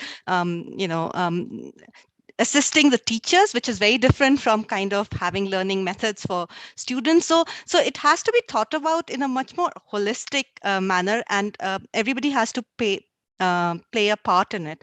The second thing that I would like to emphasize here is that we keep talking about English and Indian languages, but within the Indian languages, we don't talk about, like, say, Hindi and Bangla and all these bigger in terms of numbers and resources languages and other languages, and we assume that all the content, and I think this is like something that Vivek also touched upon in his talk, that we assume that we are, there's a whole lot of stuff and very good quality stuff available in English, and then there's nothing available in Indian languages, which is not the case. So there are students, there have been students who have had resources in, say, Hindi or other major languages, technical resources, textbooks, etc. Look at the CBSE books. They are available in most of the major languages. So then we kind of have to understand how to make these this material, which is already available in Indian languages, accessible to people who want to use it. I think that's a big part that we don't spend enough time thinking about. There is all this material, say, for example, in Hindi, but can somebody sitting in a village in Bihar access it? Is it available digitally? What are the interfaces required? How do they process it? How do they query it? How do they search it? So how can the teachers use if there is digitized content available, how can they incorporate it into their teaching plans, and students incorporate it into their learning plans? So I think those are some things that we kind of forget about when we think about the role language technology has to play in education. Thank you, Kalika. Yeah, that's very interesting perspective you have brought in, and I'll request Shantanu to sort of chime in here, because he comes from education as a sector, and obviously from an esteemed university like IIT. I would definitely like to get his perspective on what is the thinking around this, right? I mean, this is a complex problem to solve. So what is the overall sort of beacon approach to it, and then what do you see how do you see it going in that direction, right? Okay, let me just address certain specific problems. And in fact, procedurally, if you see that class 10 exam and class 12 exam, which currently being conducted by CBSE or any state board, there are a huge number of examinees who are actually appearing in those exams. And their future gets determined by the correcting the scripts, the evaluation of the scripts.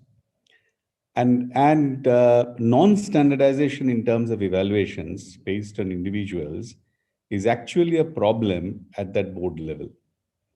Now,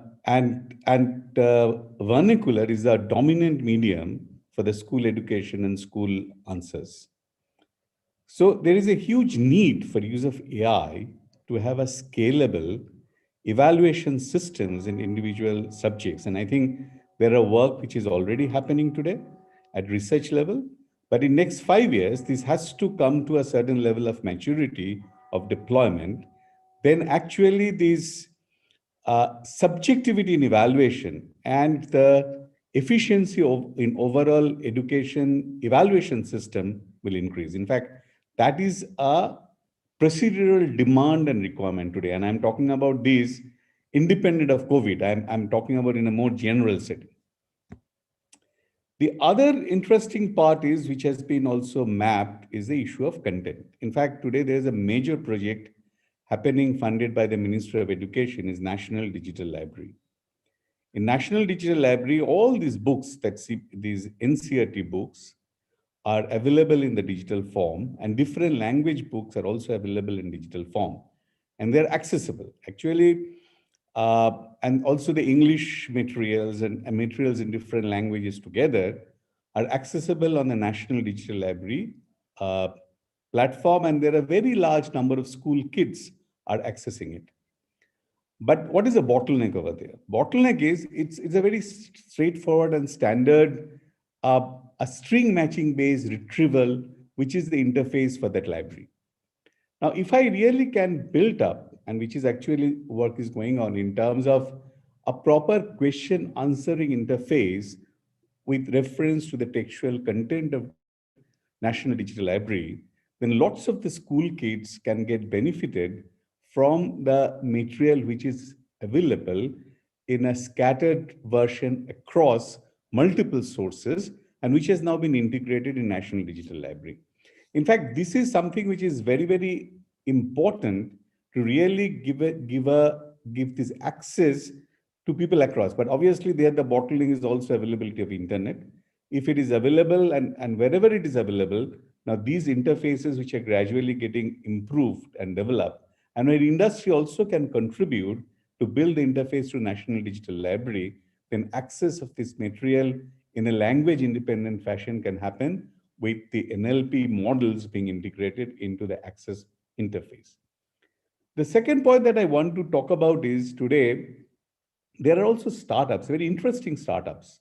In one of the startups by an ex-student of IIT Delhi. Now, he's an educational startup which actually provides answers to questions to the kids. In fact, they can put up a question even by drawing a diagram and scanning it, writing a query in Hindi and scanning it. And he's using computer vision technique to interpret those queries, mapping onto a huge video library. And those video library he has created actually in Hindi. And these answers, actually, that snippets are getting selected from those video libraries and answers are being provided to the students.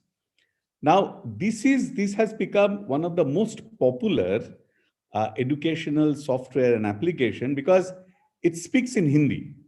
See, all other these branded educational applications which are available on the internet, people are buying and getting into it. They are primarily English-based or one-to-one interaction, where also it's the the medium of instruction is English. But because he's providing answers in Hindi, and in many cases, different dialects of Hindi, so it has become very widely accepted. Even if you see in Rajasthan, the Hindi which is being spoken is actually of a different dialect than that of Haryana or that of Eastern UP. And the students who are coming from a lower strata, what we are talking about vernaculars, for them it's difficult also even to understand very polished Hindi content. So this is a very interesting. He's actually trying to work on a technology where if I have a Hindi, can I do a conversion to a dialect if I have data about the dialects? So now these are very innovative work which are happening today, addressing the problems of education directly. So if you look into it, evaluation is a major challenge in Indian language, evaluation systems which can scale up and make our teachers. In fact, if you look at load of the teachers, the major load of the teachers today in the school is checking scripts, taking tests. Now they can invest more time for interacting with the students, provided we can provide tools for evaluation in Indian languages. Second thing is content accessible. Content is still being built up. MOE is taking initiative. We can take steps to have AI-based interface. And third is provide a number of these applications which really communicate in dialects. Because the spoken AI that we are talking about, the requirement is to move the spoken AI to the dialects or vernacular so that it becomes more easily accessible to the grassroots people. This is my submission. That is a very, very interesting take, and I really like some of the examples of the work that's going on. And I'll here now call upon Anirban, and especially I wrote down his experience on conversational AI, right? I mean, when we talk about education, we sort of start thinking that books and reading books and sort of giving exams are a part of it, but there is a very, very big part of education, especially early education, which comes with a lot of experience-based learning, right? What you hear, how you interact, what you see. And obviously, our technologies can help in that area. So, Anirban, do you have any views specifically on the way human-computer interactions can be sort of enabled or can be enhanced, largely to sort of make sure that all of this becomes more universally accessible? So, if you want to come in on this question. Yeah, sure, Vivek. Vivek, I like to answer some of the part which Kalika, Shantanu sir, and Partha has mentioned. Sure. Please go ahead. Yeah. So, based on my experiences, I just wanted to address one thing. So, whenever we studied in any universities or any classes, or maybe when our younger generation is studying nowadays in any mobile platforms and many other platforms, so they are getting the all the conversation from a particular tutor, or maybe it's purely my background is very it's not very good. No, it's okay. So that's Please why. go ahead. That's okay. Okay, so I just wanted to understand whenever people are understanding based on the classes, maybe it's a Hindi language or it's an English language or Marathi language.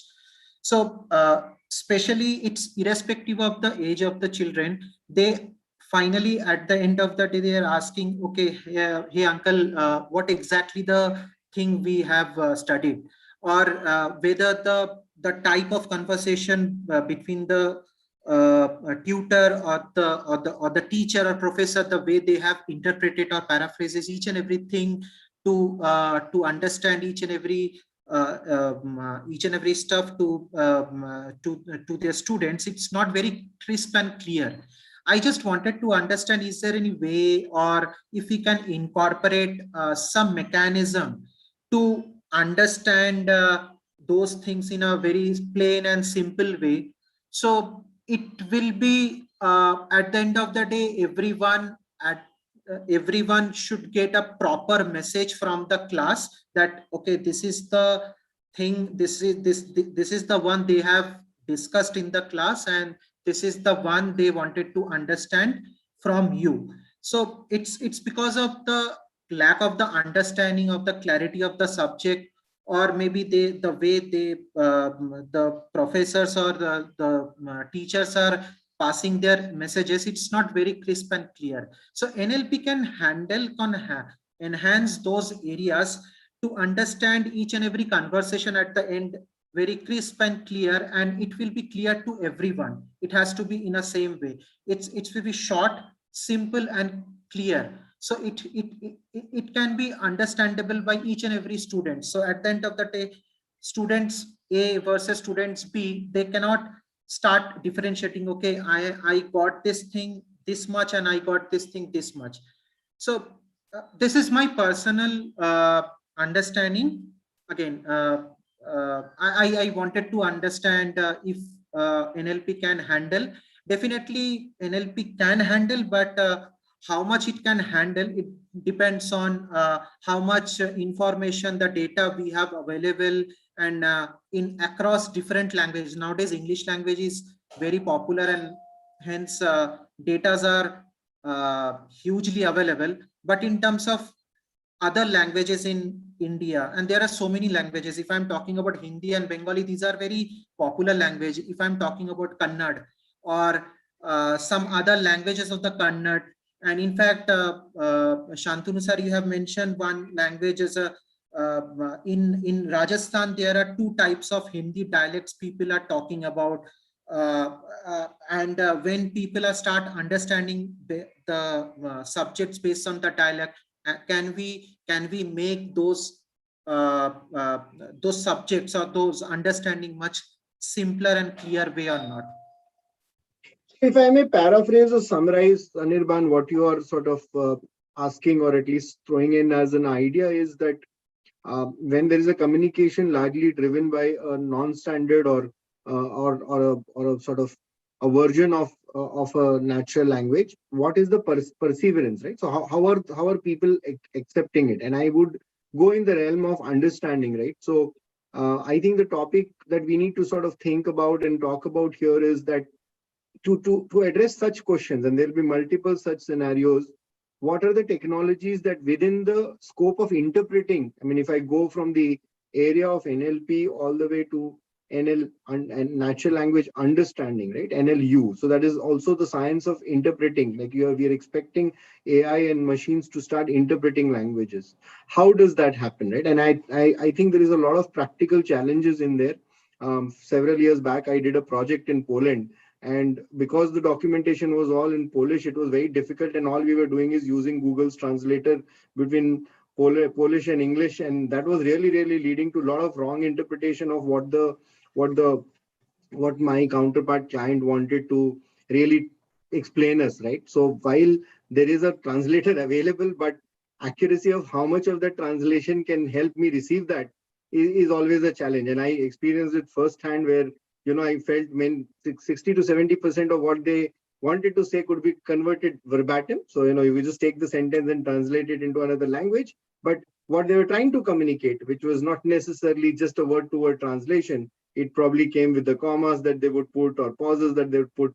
Those things become equally challenging. And that's also a technology problem to solve, because when we are sort of translating human communication and then there is so much gap. So think about it when you're expecting machines to interpret it.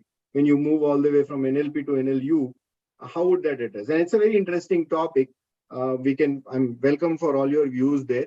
The only thing I would like to add on is I had another question on it, which we just touched upon, but maybe you can include that in the realm of this question in interest of time, which is about making sure that the UI interfaces, the way machines are interfacing with people when it with humans when it came to language, and it's both the way, right? So you're talking about all the three types of interaction: you hear, see, and speak.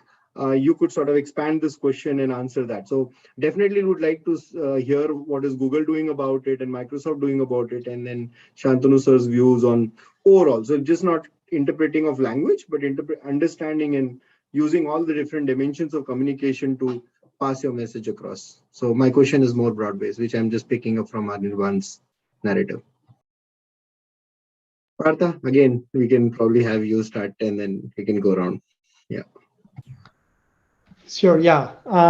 So I think developing human-centered AI is definitely a big focus for us. So in the research lab here, also in Bangalore, so we have a whole team dedicated to that, and a lot of the even AI-related work that happens kind of revolves around that team. So where we understand that people in different situations are going to have different types of maybe modes of access and consumption that they may be more comfortable with. For example, say, depending on what your mother tongue is, you want to maybe the same English word, you are going to have different spellings for that particular word, right? Because of maybe in one way you are kind of doing more phonetic transcription of a particular word. So what we want to design AI techniques is so that it caters to all of those different usage, and not say that there is only one and strict one way to kind of formulate your say query if you are doing say search. But if you have all of these different types of variations, we also should be able to give a good quality response in all of those different situations. So that's kind of one part, to keep kind of people at the center and develop technologies around that, and development of good user interfaces, which is kind of more accessible to them, is definitely a big part of that. The other thing also within that is if you're developing AI technologies, they learn from data, so kind of fairness and bias related questions, so that people from different backgrounds are kind of not disadvantaged, and we have a more equitable way to kind of make access information available to them. And the other part I want to touch on is that not all of us are kind of are have the equal access to all of the senses that we take for granted. For example, you may have say vision related issues or speech related issues or hearing related issues for different senses. So how do you also develop technologies through say live transcribe, or make it more accessible to people with who are differently able? So those are also active areas of interest. And I mean, I can kind of name various products that are there, which are increasingly supporting more languages with people in these kind of different categories. But yeah, I'll just stop here. Thank you. Kalika, do you want to share your views? Yeah, so everything that Partha said, I think all the at least major big tech companies are kind of focused on those kind of areas. But going back to what Anirban was talking about, definitely the thing that we as researchers, and maybe in different parts of the NLP community, that we don't do is we do not interact with HCI researchers. We probably don't even have access to HCI researchers if we are in a smaller setup, etc. Right? And the kind of interface that Anirban was talking about does really require someone to who knows about how human communication occurs, right? And then distill that out. We had a project sometime back that we called socio-culturally aware AI, and a lot of this is about having the machine be more aware of what the socio-cultural norms are along with the language. A lot of these are encoded in the language itself, but a lot of it has to do with the way we speak, and so the cues can rest in other places as well. And it is, I think, an NLP plus HCI kind of a problem. And as far as dialects are concerned, I can't agree more that we definitely need more dialectal representation. In the past, and it's changing now, but in the past, what we did was we went and got like, whatever, 200, 300 at that time, that would be like a lot of data, but 200 hours of standard Hindi speech data from the standard Hindi speaking areas. And now that's changing. We also have something called Project Karya in MSR, where we do data collection in a way that is much more equitable, and we pay a lot of focus on dialectal coverage. And these things are becoming important. People are becoming more aware of this. I think overall in the community, we will see a lot more progress in the next 5 years or so, because this is something that everyone now realizes that is an important problem to solve. And just like doing a standard variety of language and just focusing on that does not scale to the rest of the population. So I hope I answered the question. Yes, you did. Yeah. I think totally. That's a good point of view. Shantanu ji, do you want to sort of chime in with your views? Because this is a very important topic, right? I mean, how do you try to move from listening to what people are saying to interpreting what language has been spoken? And it can be in any direction. So then I'm sure it's an interesting research topic. There's work going on. We'd like to hear about that. Yeah, actually, let me just first try to address one point which came up, is that of expressing in a dialect. In fact, typically, we have examples where you get the subject taught in very precise Hindi.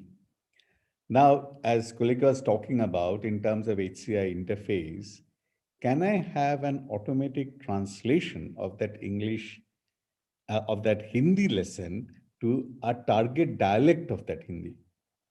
So it's a kind of a problem, slightly different from a problem from what we talk about. Is not NLU problem, but a kind of transformation, which is easier in terms of mapping. But mapping has to happen more maybe at the phoneme level than really at the word level. But also word level, there are differences. So it's an interesting translation problem. And people are talking about it, but I really have not seen results in that space. But that also is one way that I keep the Hindi or say Bangla, okay, as a base language for any kind of conversational AI. And can I create an interface? Because that NLG can be in Bangla, but the other part can be transforming Bangla to the dialect of Purulia, say, for example, or Hindi dialect of Rajasthan, for example. Now, it is a very interesting research problem. I think AI can actually provide a solution to that. And this is something which has to be explored and will have a huge acceptability in the Indian community. The other question that you have also raised in terms of listening, seeing, and speaking. Now, one part of it is which was the interest in which I moved into the language space was trying to understand the printed documents, okay? And if you see in terms of Indian language content, and we actually also complain about non-availability of Indian language content on internet and literary contents. See, the key point is today, if you see in terms of in English, lots of literature in English is directly available in electronic form, which is not true for, say, Bangla. My mother tongue is Bangla, so I know more about the Bangla literature. It's not available. But now the challenge is of transforming that printed, because typing them in is a huge problem that not happen. But there are lots of work is happening in terms of transforming those languages. Therefore, that is the C part of it. Okay, so a computer can see, and that also provides a eye to a person who cannot see. That means if I now take those document digital form and generate a speech synthesis, okay, which is there, then someone can actually listen to it. And I have really worked with some of these blind school kids. Now, they really do not have access, although maybe on Braille, some of the standard literature is available. But if they want to expand their horizon of learning, it's not easily available. And digital media can really help them. Digitalization of books today can be of a huge help to them. And there are books also, speaking books also, but automated conversion and AI can come in that space in terms of interpreting the textual content and putting it across in another form. The other part which comes up is in terms of conversational AI, which is very important, is that if you are talking in terms of a avatar, okay, or there are lots of work is happening in terms of with metaverse, with avatars coming in, etc., then Indian language expressions, the culture-specific facial expressions while talking, that is something to be explored with AI, is a very interesting problem. And I've talked about 3 problems, which are absolute AI problems, but AI problems contextualized in the Indian language scenario. And obviously many of the industries are working into it because there is a market, but there is even a set of open problems where there can be a very serious research, and academic institutions are into it, industry are into it, and we'd like to see what is important, that these academic institutions and industry coming together to solve these problems. These problems have, in some of the cases, may not have even business implications. Very interesting, Dave. Thank you.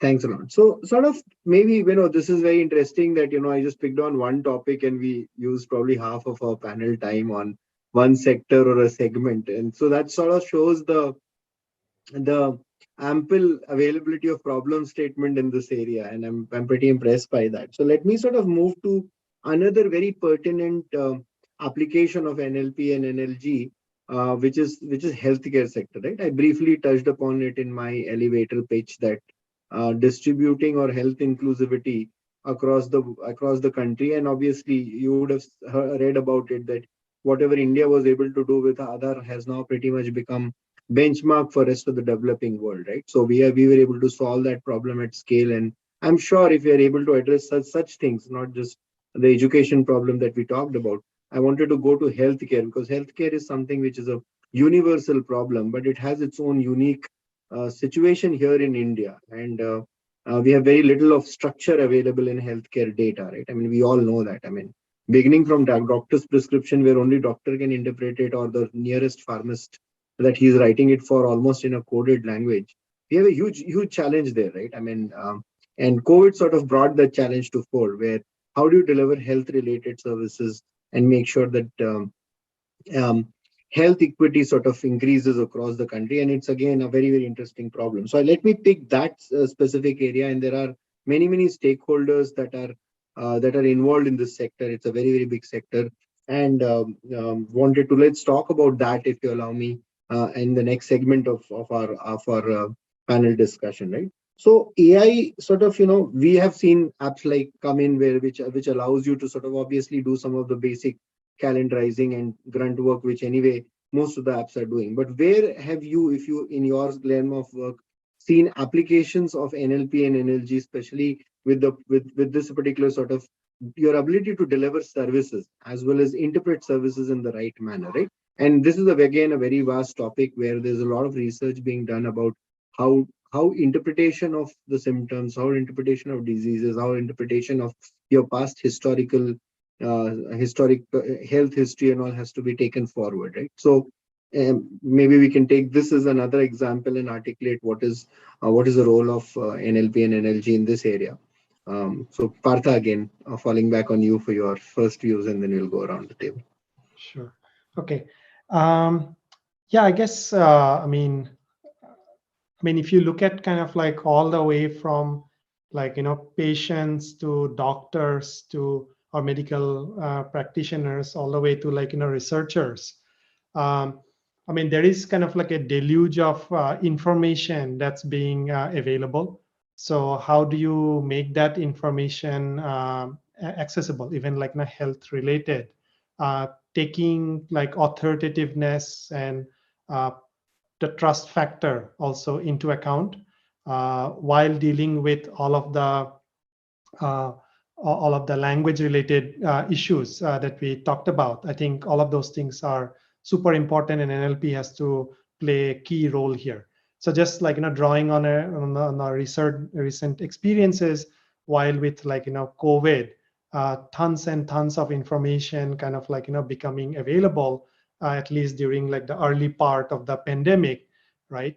And like research literature, many people like giving their own opinions with the misinformation going on. How do you make and that's all of that is like happening to a large extent on a textual medium, and people are asking those, trying to access those informations through queries, again in text media. So both kind of like understanding documents, understanding queries, and doing like a good way to retrieve the right information at the right time. I think like all of those things are big challenges for NLP that I don't think we have solved that. And the in addition to kind of like doing the regular the language understanding bit, the additional complexities here are that like the world state is changing very fast, right? So like new information, say if we stick with the COVID example, like new information is coming in like every hour, every day. So how do you make sure that you are giving the latest information to the users in the most authoritative way, right? So that's kind of like on the user-facing side of things. How do you make it maybe like expert information accessible to like non-expert users while taking all of these other factors that we mentioned? But then also for like the medical practitioners, and then also for researchers, they also face the similar problems in terms of like research publications becoming available, like large number of them every day. How do you kind of like keep pace with that, and then make sure you're up to date so that you're able to deliver the best possible healthcare to your patients? So in all of those things, like NLP has like a central role to play. But of course, like more broadly, AI, even going into like genomics and other types of non-textual data that you need to do to improve the healthcare practices altogether. That's kind of like whole another dimension. But just even focusing on the access to timely and authoritative health information, I think like NLP has a long way to go. And then other use cases which are probably more relevant in the Indian context, like say, how do you digitize healthcare information, because we don't have like a EHR or electronic health record system on top of which you can do like various types of AI, right? So how do you kind of like say recognize doctors' prescriptions, as you very rightly pointed out, and then integrate that information with other types of structured and unstructured data to create like a holistic profile of the patients. I think all of those things are super important problems, and NLP and more broadly AI will have a central role to play in all of that. Thank you. Thanks, Partha, for your views. Kalika, you want to go next? Yeah, so we've been doing some work in the healthcare space, but actually taking a case study from Africa and not from India. And when we started that in our group, we started surveying the kind of NLP technologies that are there for healthcare. And we found that there's this huge amount of research that's there in NLP plus healthcare kind of domain, like really, really huge amount of cutting edge research in that area. And then we looked at what is deployed. And there's just a tiny fraction of it that is deployed, Plus, it's not cutting edge at all. It's very simple. So, for example, the COVID information bot, most of the, or any health bot, deployed in the healthcare space is mostly a glorified search bar, right? So you put a bot in front of a search bar and that's what it's doing, right? It's not doing anything more than that. But if you go into the the research literature that's there, you'll find really amazing ideas. And then we were trying to figure out what stops this transition from this cutting edge research to deployment. And the biggest bottleneck there is not that people don't know how to deploy it or people are not interested in deploying it, but healthcare is a risky thing. You can't, the person who deploys it has to take the responsibility, has to ensure the policy and the trust, etc. are the risk mitigation things are all equally in place, because you can't just give somebody the wrong information. This is health. It can actually have a really dire consequence. So again, I keep saying this, that NLP has a lot of role to play in things, bringing healthcare to the people, patient facing, as well as within the health industry, at the back end. But it has to work within an ecosystem, and we need AI and policy and technology to kind of language technology to kind of move together, right? So that's been my experience in the field.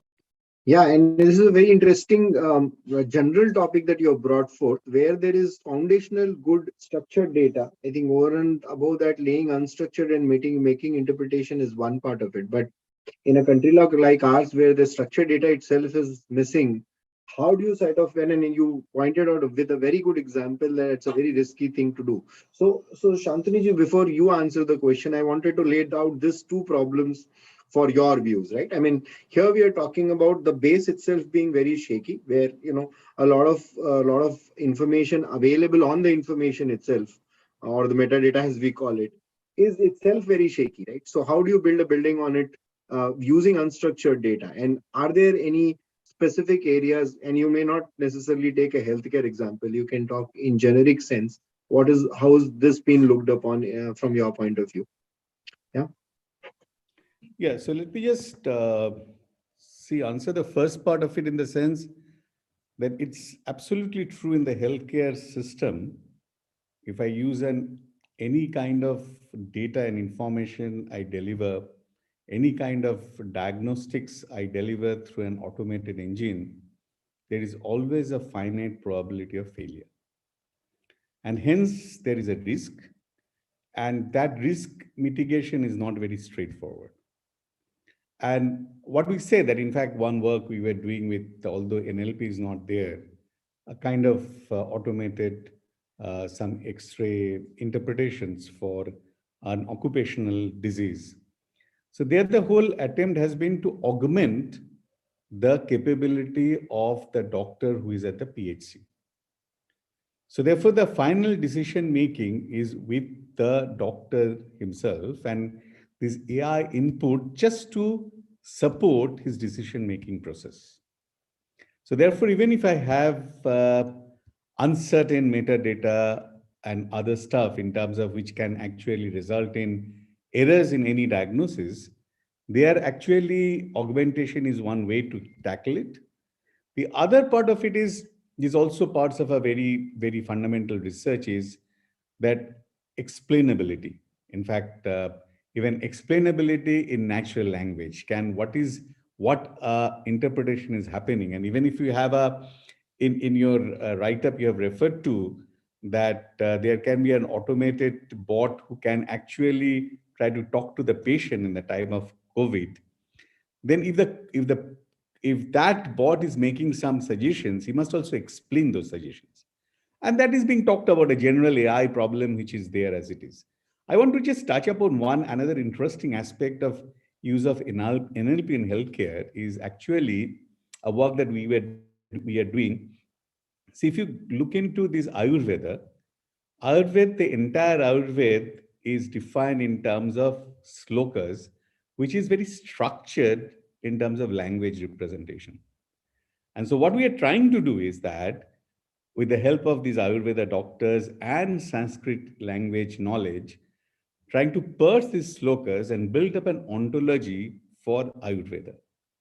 Because the point is that Ayurveda has a huge source of traditional knowledge, which can also help our health services, also, in fact, pharmaceutical industries as well. But that knowledge has to be available in a structured way so that other knowledge consumers can use it. So this is one area where your NLP knowledge can help to generate and encode traditional Indian knowledge. So this is a very interesting area of AI research we are taking up. Excellent, excellent. I think that was a very good example. So Anirban, again, coming to you for your opinion, because you have been working on conversational AI and areas like that. How do you see this, right? I mean, you may again take a services-based example, not necessarily health services, but we have obviously been very, very limited in our exploration of our ability to converse with people, with our end consumers of information. Where do you see this going, right? Your views. Yeah, sure. One example I can take from our project. So we were working for one healthcare project where we wanted to understand different prescriptions, and majority of the prescriptions are handwritten prescriptions, and it's an image-based prescriptions. And at the same time, when we have received those prescriptions are coming directly from the insurance people, and they wanted to understand the prescription has submitted by the patients and they are claiming something. Can we understand whether the sanity is there or not with respect to the prescriptions? So we have done couple of work on that. For example, in the digitization part of the prescriptions, if it is purely on the image prescription or it's a PDF format of the prescription. So to understand whether the claiming process and the prescription, how much it is similar, whether the prescription prescribed by the doctor for a specific disease is present when the specific disease is mentioned in the insurance claim and all. So this to and fro process we have done for a particular project, and we received couple of we got good amount of success, but to be honest, it's not that much. When we have done those reading the prescription manually, and again, it's a good amount of manual effort is there, but NLP is bringing those manual effort into the AI part day by day basis. When we are getting good amount of prescription digital information with good amount of advanced technologies, how we can mitigate those issues and how we can smooth the entire process of the insurance people as well as the customers who basically failed for all the the claims as well. So this entire process we are making much more simpler by incorporating NLP, but there is a good scope of using good amount of NLP. When I'm saying good amount, advanced NLP, and data is there. Then understanding of the data, applying the NLP with good amount of infrastructure as a scalable way, it's very important what we found.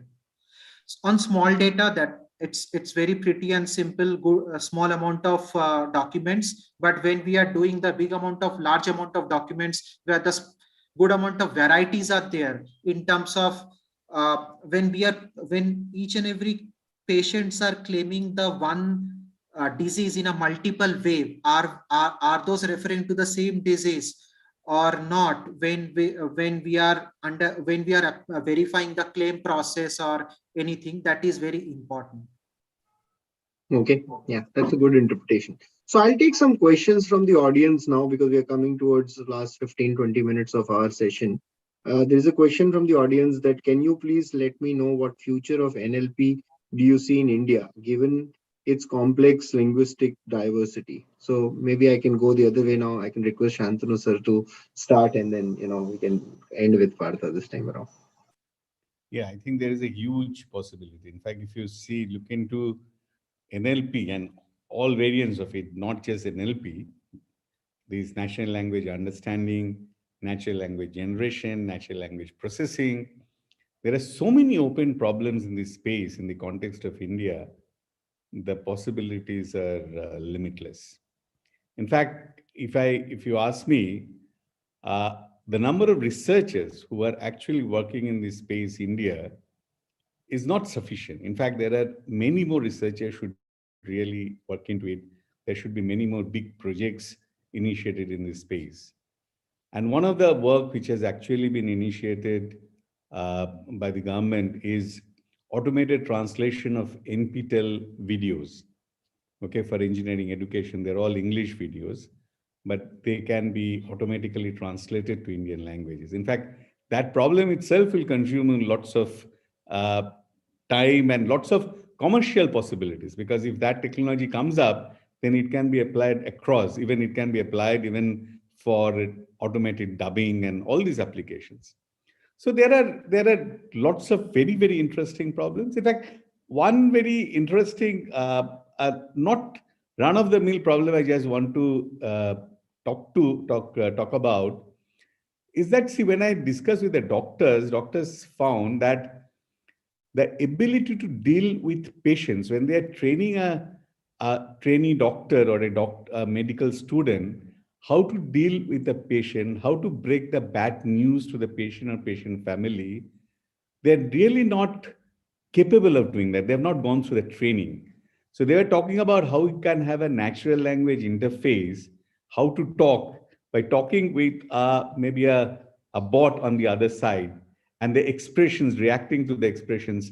Can such a NLP and HCI combined system be there for training the doctors? So if you start talking, and that too, it can be in various languages. If we're just exploring, there are no dearth of problem, and it's possibly an endless series of problems we can work on. So there's a huge, tremendous future for NLP, NLU, NLP, and NLG research in the country. Thank you, Shantanu. Kalika, you want to go next on this one? So I've been doing this for over 2 decades now, and I think there's always been a future for NLP in India. In India, with its linguistic diversity, poses challenge, excites researchers. It's like the hotbed for doing real NLP. And I have never been more optimistic than now about the future of NLP in India, because I see there's always been this core set of people who've been, going on doing the work that they needed to do to take NLP forward for Indian languages. But now I see that group has grown bigger. There are people from allied areas who are coming in. Industry recognizes the importance of NLP. And, Partha and I ages ago worked on a project, and he'll tell you at that time we had this whole system ready, but the industry wasn't ready to kind of take it up and deploy it, right? So I think it's the right time for NLP and NLP in India, but we shouldn't lose momentum. Everybody has a responsibility, whether it's government, whether it's industry, whether it's academia. We all have a responsibility to not let this opportunity slip again, and make sure that we are able to get the benefits of this technology, AI plus language technology, to every community, every person in India. Thank you for that, Kalika. Do you want to go next, Partha? Sure. Yeah. So I share a good deal of optimism about progress in Indian NLP over the next few years. And that's why I'm investing my own time as well, because I would like to see progress in this area. But there is, I think, kind of the ingredients that are necessary in terms of both people, number of people, and then also the data that's necessary. That's kind of like, missing to a large extent. Still, a lot of Indian NLP is like, low resource NLP. I would say like pretty much all of it is like, low resource NLP. While that's like, great for research, and like, we should like continue to push on that side.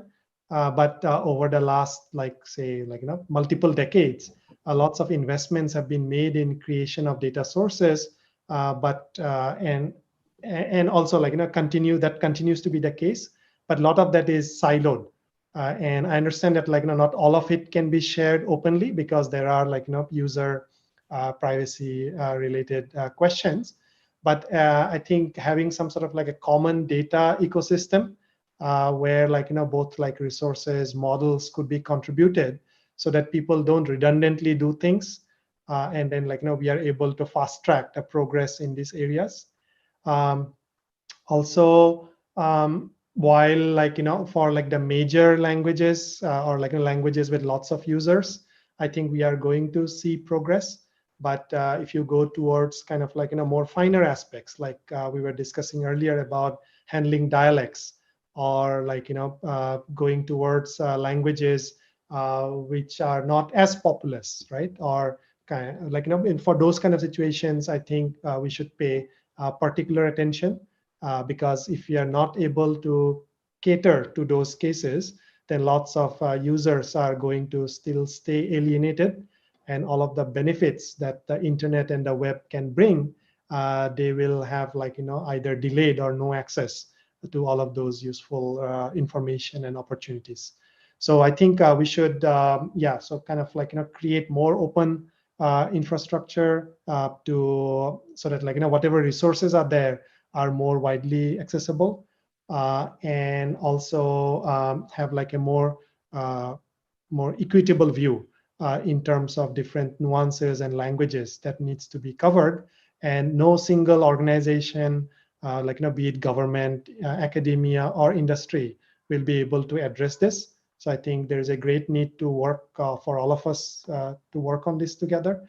With this view, we launched a challenge called CHAI, which that stands for Challenge in AI for India. So that ran from like August to November this year, looking at how we can engage with the broader community, even outside of the research community, to solve Indian language problems. So we are very encouraged to see the participation, not just from India, but from all world over. So that gives me some hope that even people outside are interested in making progress in this kind of problems. But I think we just need to structure it well, so that the frictions in participation is reduced. And yeah, so whoever kind of different people can bring in complementary skills, so that we can make quick progress in a more uniform way across these languages and dialects. Thank you. Thank you. Thanks a lot, Partha, for that. Anirban, do you want to take a stab at this question? Sure. So, yes, to be honest, I'm very much excited and optimistic view about NLP, specifically on India. A lot of research, in fact, when we are solving different type of problem, whether it's a service problem or non-service problem, and we are doing a lot of research, and when we found the good amount of publications and the research, it is humongous, to be honest, and it is humongous. And I don't have good amount of experience on NLP in terms of years of experiences, but again, based on when I started my journey in NLP, and in few years, the amount of development has done NLP by Google, Microsoft, and Amazon, other research units, extremely well. So I have huge optimistic view on NLP in India. Thank you. Thanks a lot. So we do have one more question, but I don't think I have time to take all panelist answers on that. But anyone who feels that they can contribute to this question, please do. The question is on the policy itself. So what kind of policies do you believe may need undergo change, or may need documentation to sort of obviously increase the research investment, as well as sort of fast tracking, if I may use that word, to sort of solve the problems that we have here at home, right? So what kind of policies, especially from government, that you guys would like to see, which you, in your opinion, could enhance development here? That's a question from the audience. Anyone would like to go and sort of take a stab at it? Please go ahead. Shantanuji, maybe I can request you for that. Okay. In terms of policy, I think there has to be very clear cut, as Partha has also stated, that data policy and data sharing policy and creating a common shareable data in Indian languages, which is very, very fundamentally required. And that policy initiative can come from the government, because as part of AI, this task force, initial task force, we had also recommended creating a data bank across the country by the government. I think in a natural language and these kind of AI applications, data bank is a very critical thing, and that should be available. That is one thing. The other thing is in terms of research investment, there are investments is happening, but the investment from the government, where the academia comes in, investment has to come from the government. What is the amount of volume of investment? Is it really meeting the expectations which the government wants? That is something there has to be an assessment when they are making a decisions of the investment. I think these are the two things I can only make comment about. Thanks. I would like to add to the data thing by saying even tools of some sort and standardization. Those two things from a policy perspective should be looked into.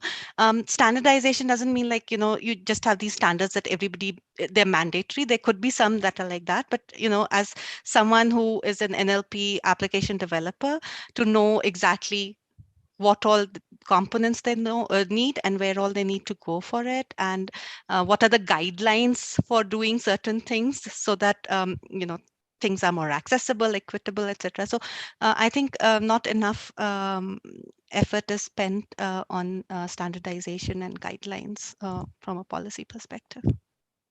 Thank you. Thanks, Kalika. That's an interesting take. Partha, Nirban, any one of you wants to add anything to that? Yeah, so so the data piece we already talked about. The other thing could be like grand challenges, right? With the the end user, that government floats say some challenge problem, right? And then if you're able to make some progress, meet the quality bar, that there is a guarantee that that type of solutions will be taken up. I mean, that could be one, but even surfacing good and interesting problems that people can work on. So like the chai challenge that I mentioned was kind of just like our humble attempt at doing something like that. But if you look at kind of say US, where lots of progress has been made, so it's kind of like say DARPA and they kind of forming important challenges, which kind of with the right support to support the research that's necessary to make progress on those. I think that has been a good driver in other markets in terms of developing technologies, and I think we can benefit from that in India also, and especially in the NLP context. Yeah, thank you. Thanks, Partha. Anirban, do you want to add anything? All good. No, I'm good. I think so. Yeah. All right. So I think I just have 4 minutes. Let me quickly summarize the session for audience benefit. And first of all, definitely I would like to thank all of you, all my panelists, and you brought in a lot of varied sort of insights into all the topics that we had discussion. From a summary perspective, we started with the history or evolution of this subject itself, and then we quickly got into one of the most impactful sort of problem statement when it comes to this topic, which is education, right? And we started focusing a bit more on primary education to see how that sort of impacts us, because in a country like ours, majority of the primary education gets done in our vernacular subjects, right? And then Shantaniji pointed out a very, very interesting superset of that problem, I would say, which is about assessment itself, the standardization of assessment itself, that is sort of at today probably can benefit a lot with NLP research and areas. Then we moved on from there on to a business problem at hand. Again, very something that affects all of us in this country a lot because of our size and scale. Which is health services delivery to every citizen of our country. So with those two sort of areas of interest or topics of discussion, I think we have taken the whole journey of where this has come from to where this is going to go.